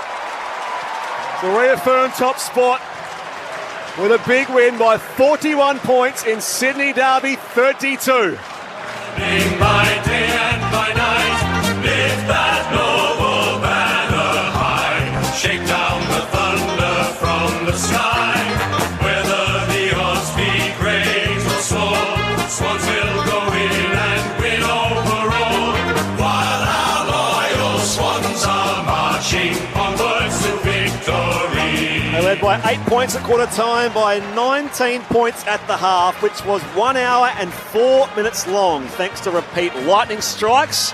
The Giants wasted opportunities in that third term, kicking 2 goals, 8, which kept the Swans ahead and still in the contest. The Giants didn't quite go away until that final term. Of course, the opening ball up was 3.5 hours ago. And in the end, the Swans see it through, winners by 41 points. Cheer, cheer the red and the white, honour the name by day and by night, lift that noble banner high, shake down the thunder from the sky, whether the odds be great or small, Swans will go in and win overall, while our loyal Swans are marching onwards to victory. So I mentioned they're the first team to 5 wins this year in AFL season 26, and as well as their superior percentage keeps them ahead of those teams chasing them, Freo, Hawthorn, Geelong and the Bulldogs. The Cats winners by 75 points tonight. Here at the SCG, the Swans had 11 different goal kickers, 3 for Curnow, 2 each for Jordan, Amati, McInerney and McDonald. Singles to Blakey, Sheldrick, Chad Warner, Jake Lloyd, Malcolm Roses and Tom Papley. Meanwhile, for GWS, 3 goals to Jake Riccardi, 2 for Phoenix Gothard, singles to Lecalier, including his first career goal. Bedford and Callahan also on the board. The Swans winners by 41 points, as I mentioned. That now makes their head-to-head margin plus 10. So the Swans with 21 Derby wins, the Giants with 11, and the Sydney Swans take back the Derby trophy. Let's get your thoughts, Ty Connelly and Ryan O'Keefe. Well, I just think about 5 minutes into that quarter, the Giants had the cue in the rack. I think they just, after that big effort in the third quarter, which was a lot of positive signs, they were winning the ball, they were dominating inside 50s. They just couldn't capitalise on their hard work, and then Swans get a couple of easy goals, and then the damn wall broke open. And I think it was just running a training drill and going through the motions. Real positive for the Giants, Clayton Oliver. I think, I suppose with Tom Green not being around, he's been the perfect recruit for him and come in, and he just all night he was clean. He played the conditions really well, and he just fought and led from the front. So it was a great example for the young players to watch him go. And then some of those young players, I think having Lecalier in the ruck, I think they should keep progressing with it, with that program and keep getting in there, because he's got the ability, and he'll just keep getting better and better. And then a few of those young players showed a little bit. And I just think with the Giants, they just tried to battle, but they just turned it over a lot. And in the end, the Swans were too good. And to your point, Tig, I think the Swans had a few gears when they wanted to. They put it down, and then they said, "Oh no, we'll take it off again." So it was sort of a bit of that game. Just a difference in class, really at the end. You could tell, obviously, the scoreboard pressure that the Giants had opportunities, didn't put it on the scoreboard, and the disconnect in their front half was very, very evident, and their entries were very poor. And the Swans got their rebound game going, as we know they do, and they love to come through the corridor, and they hurt them, and it did feel like they were playing at the level of Swans. And when they did get within 2 goals, the Swans just put the foot down and ran away with the game itself. So ugly game. Ugly game. It wasn't enjoyable to watch it all. The first half it probably got going there once they got the first 10 minutes of the last quarter when it got a bit close and teams started cracking in, but there was no pressure in the game whatsoever in the first half. It was almost bruised feet footy. We talked about D50 launches from both sets of teams. They're playing similar styles of football now, both sets of teams. Let's join our on-ground MC in Sophie Clapham. Good evening, everyone. Tonight's game marked the 32nd Sydney derby between the Sydney Swans and the GWS Giants, both teams playing for the Sydney Derby Cup. Tonight, it was the Sydney Swans who defeated GWS Giants. Before we call up the winning captain, I would like to ask Sydney Swans legend and 05 Premiership player Brett Kirk and GWS Giants legend Callan Ward to come forward and present the Kirk Ward Medal to the best player on ground. The winner of the Kirk Ward Medal tonight is Nick Blakey.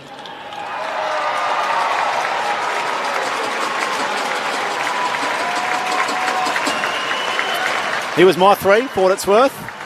Yeah, definitely. McInerney probably a close second, or Oliver, who of course was mighty for the Giants in a losing cause. So who puts it on? Does it Brett or Cullen put it on? I was going to say, it's Cal's first go with the medal. Just a ribbage. Here is the lizard. Yeah, firstly, just to the Giants boys, thanks for a cracker game. They're always red hot, and tonight was no different, so thank you. To the fans, thanks for turning out. You know, every home game, 40,000 here, so thank you. And to Kirky and Wardy, special game, and thanks for the medal. And to our boys, well done. Let's go. So he had 34 touches, 882 metres gained, 9 score involvements and a goal, Nick Blakey. Let's go back to the presentation here with the... Craig Drummond, who will present the Sydney Derby Cup to the winning team. And to accept the trophy, please welcome Sydney Swans captain Callum Mills. So Callum Mills, who's been playing in these games for quite some time, it's his 17th derby tonight. In fact, he only just gets the career win-loss ahead of the ledger. So he remarkably had an 8-8 head-to-head as far as his record against the Giants. Firstly, thanks GWS. We respect you immensely, and we love the contest every year, so thank you. And finally, to our fans for showing up, staying during the Lightning. We appreciate you so much. Amazing supporter base, and go Bloods. It does look weird. There's probably like a couple of thousand fans still here at this stage of the night, but that's all of our presentation there. We'll try and get some reaction from in these Swans rooms with Declan Byrne in these next 9 minutes or so, but that's where we leave things as far as this 41-point win for the Swans over the Giants at the Sydney Cricket Ground. The Swans' next home game is in the first week of May, so it's against Melbourne, a couple of weeks away. So we've got, as I said, one game in 44 days in Sydney. The Giants host North in Canberra next week. Hey, this is my last time on this. What's the cup named after? Why name the Callum Ward Cup?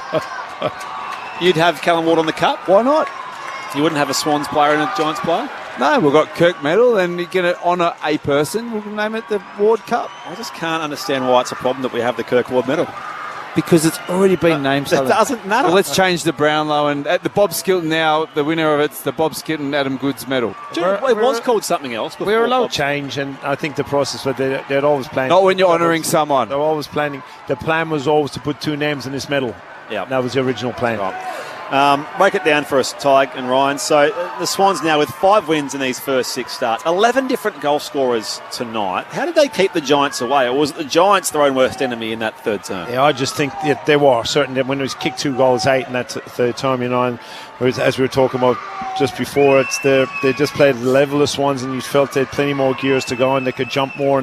And they've started the season really well. They'll be extremely happy. Obviously, losing Earl is a loss, but their star players are getting things done, and Isaac obviously is doing one pushing from the front, but they've got a settled side, and Kerno adds another dimension to it, which allows obviously other forwards to step up, and Logan McDonald's playing good footy. Their smalls are playing well. They got some real strong rebound out of half back, so they're looking extremely healthy, and there's keeping some quality players out of the team, this one, so they'll be very, very happy with being 5-1. Well, what I think's they're in better position this year is their bottom 6 to 7 players have stepped up. if you look at Errol's out, their stars are playing well. But if you look at players, like Boyce is playing well. Boyce playing well. You've got Cunningham as an experience has come back playing well. James Jordan's playing well. Rowbottom. Where's McCann? I think McCann might be leading intercept marker in the competition. Yeah, he's going to be All-Australian as well. He's going on unbelievable. So there's a lot of these players down there that are doing really, really well. Logan to come back in the team has been unbelievable. So I think there's, Roberts has had a really good year. So these sort of lesser light players, I think, have brought their game up. So when Errol was missing last season, they were also missing Papley, Mills, McDonald, Cunningham. Now, Papley's a star, Mills very important. McDonald and Cunningham, they fill important roles. Yeah. So it wasn't just Errol. There were a lot of other important players. And Mills has missed a lot of football too. So he's starting to come back to some of his best football. But Roberts got some footy last year. Wicks found a role for himself, and now he's taking these games to another level. To your point, clearly Justin McInerney is one of the most attacking players in the competition, and is playing some quality football. The Swans by 41. In the winners' rooms we go with Declan Byrne. They are making their way in, very happy about the result, and you can hear the crowd down here who are cheering them in. The top of the table, Sydney Swans, 5-1, 173 percentage. Ended up being a 41-point win, so a handy one. They're chilling. They're not too bothered. Tom Papley walking past me, throwing something in the bin, just nothing but net. They're ambling in. They were cheering and hollering as they came in, but it's a very relaxed Sydney team. Nearly 11:30 local time. That hour plus half time. Grabbing a sports drink, having a chat, couple arm in arms. They're in no rush here. We're off in 5 minutes, guys. Get to the song, please. Here they go.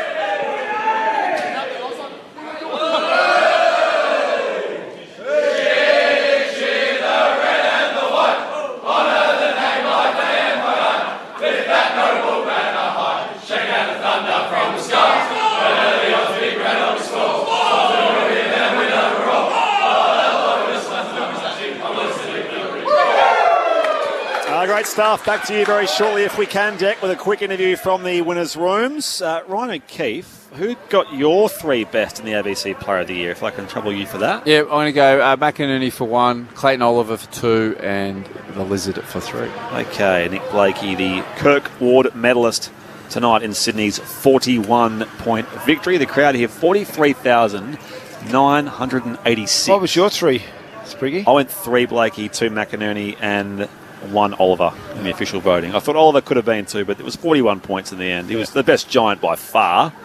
Back to you, Declan. I've got Charlie Curnow here with me. Charlie, that was a very odd game. How weird was that to be a part of? Yeah, it's quite strange, to be honest. I've never had that happen before.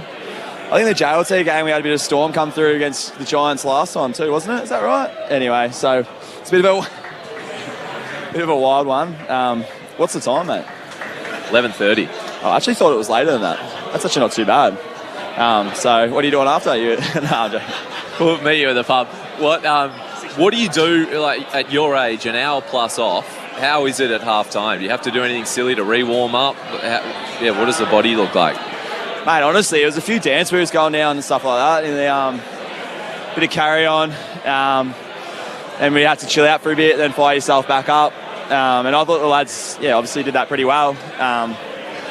I think Giants kept on answering our goals, and they had a lot of entries. So our defenders did a really good job to hold them back and put a bit of pressure on.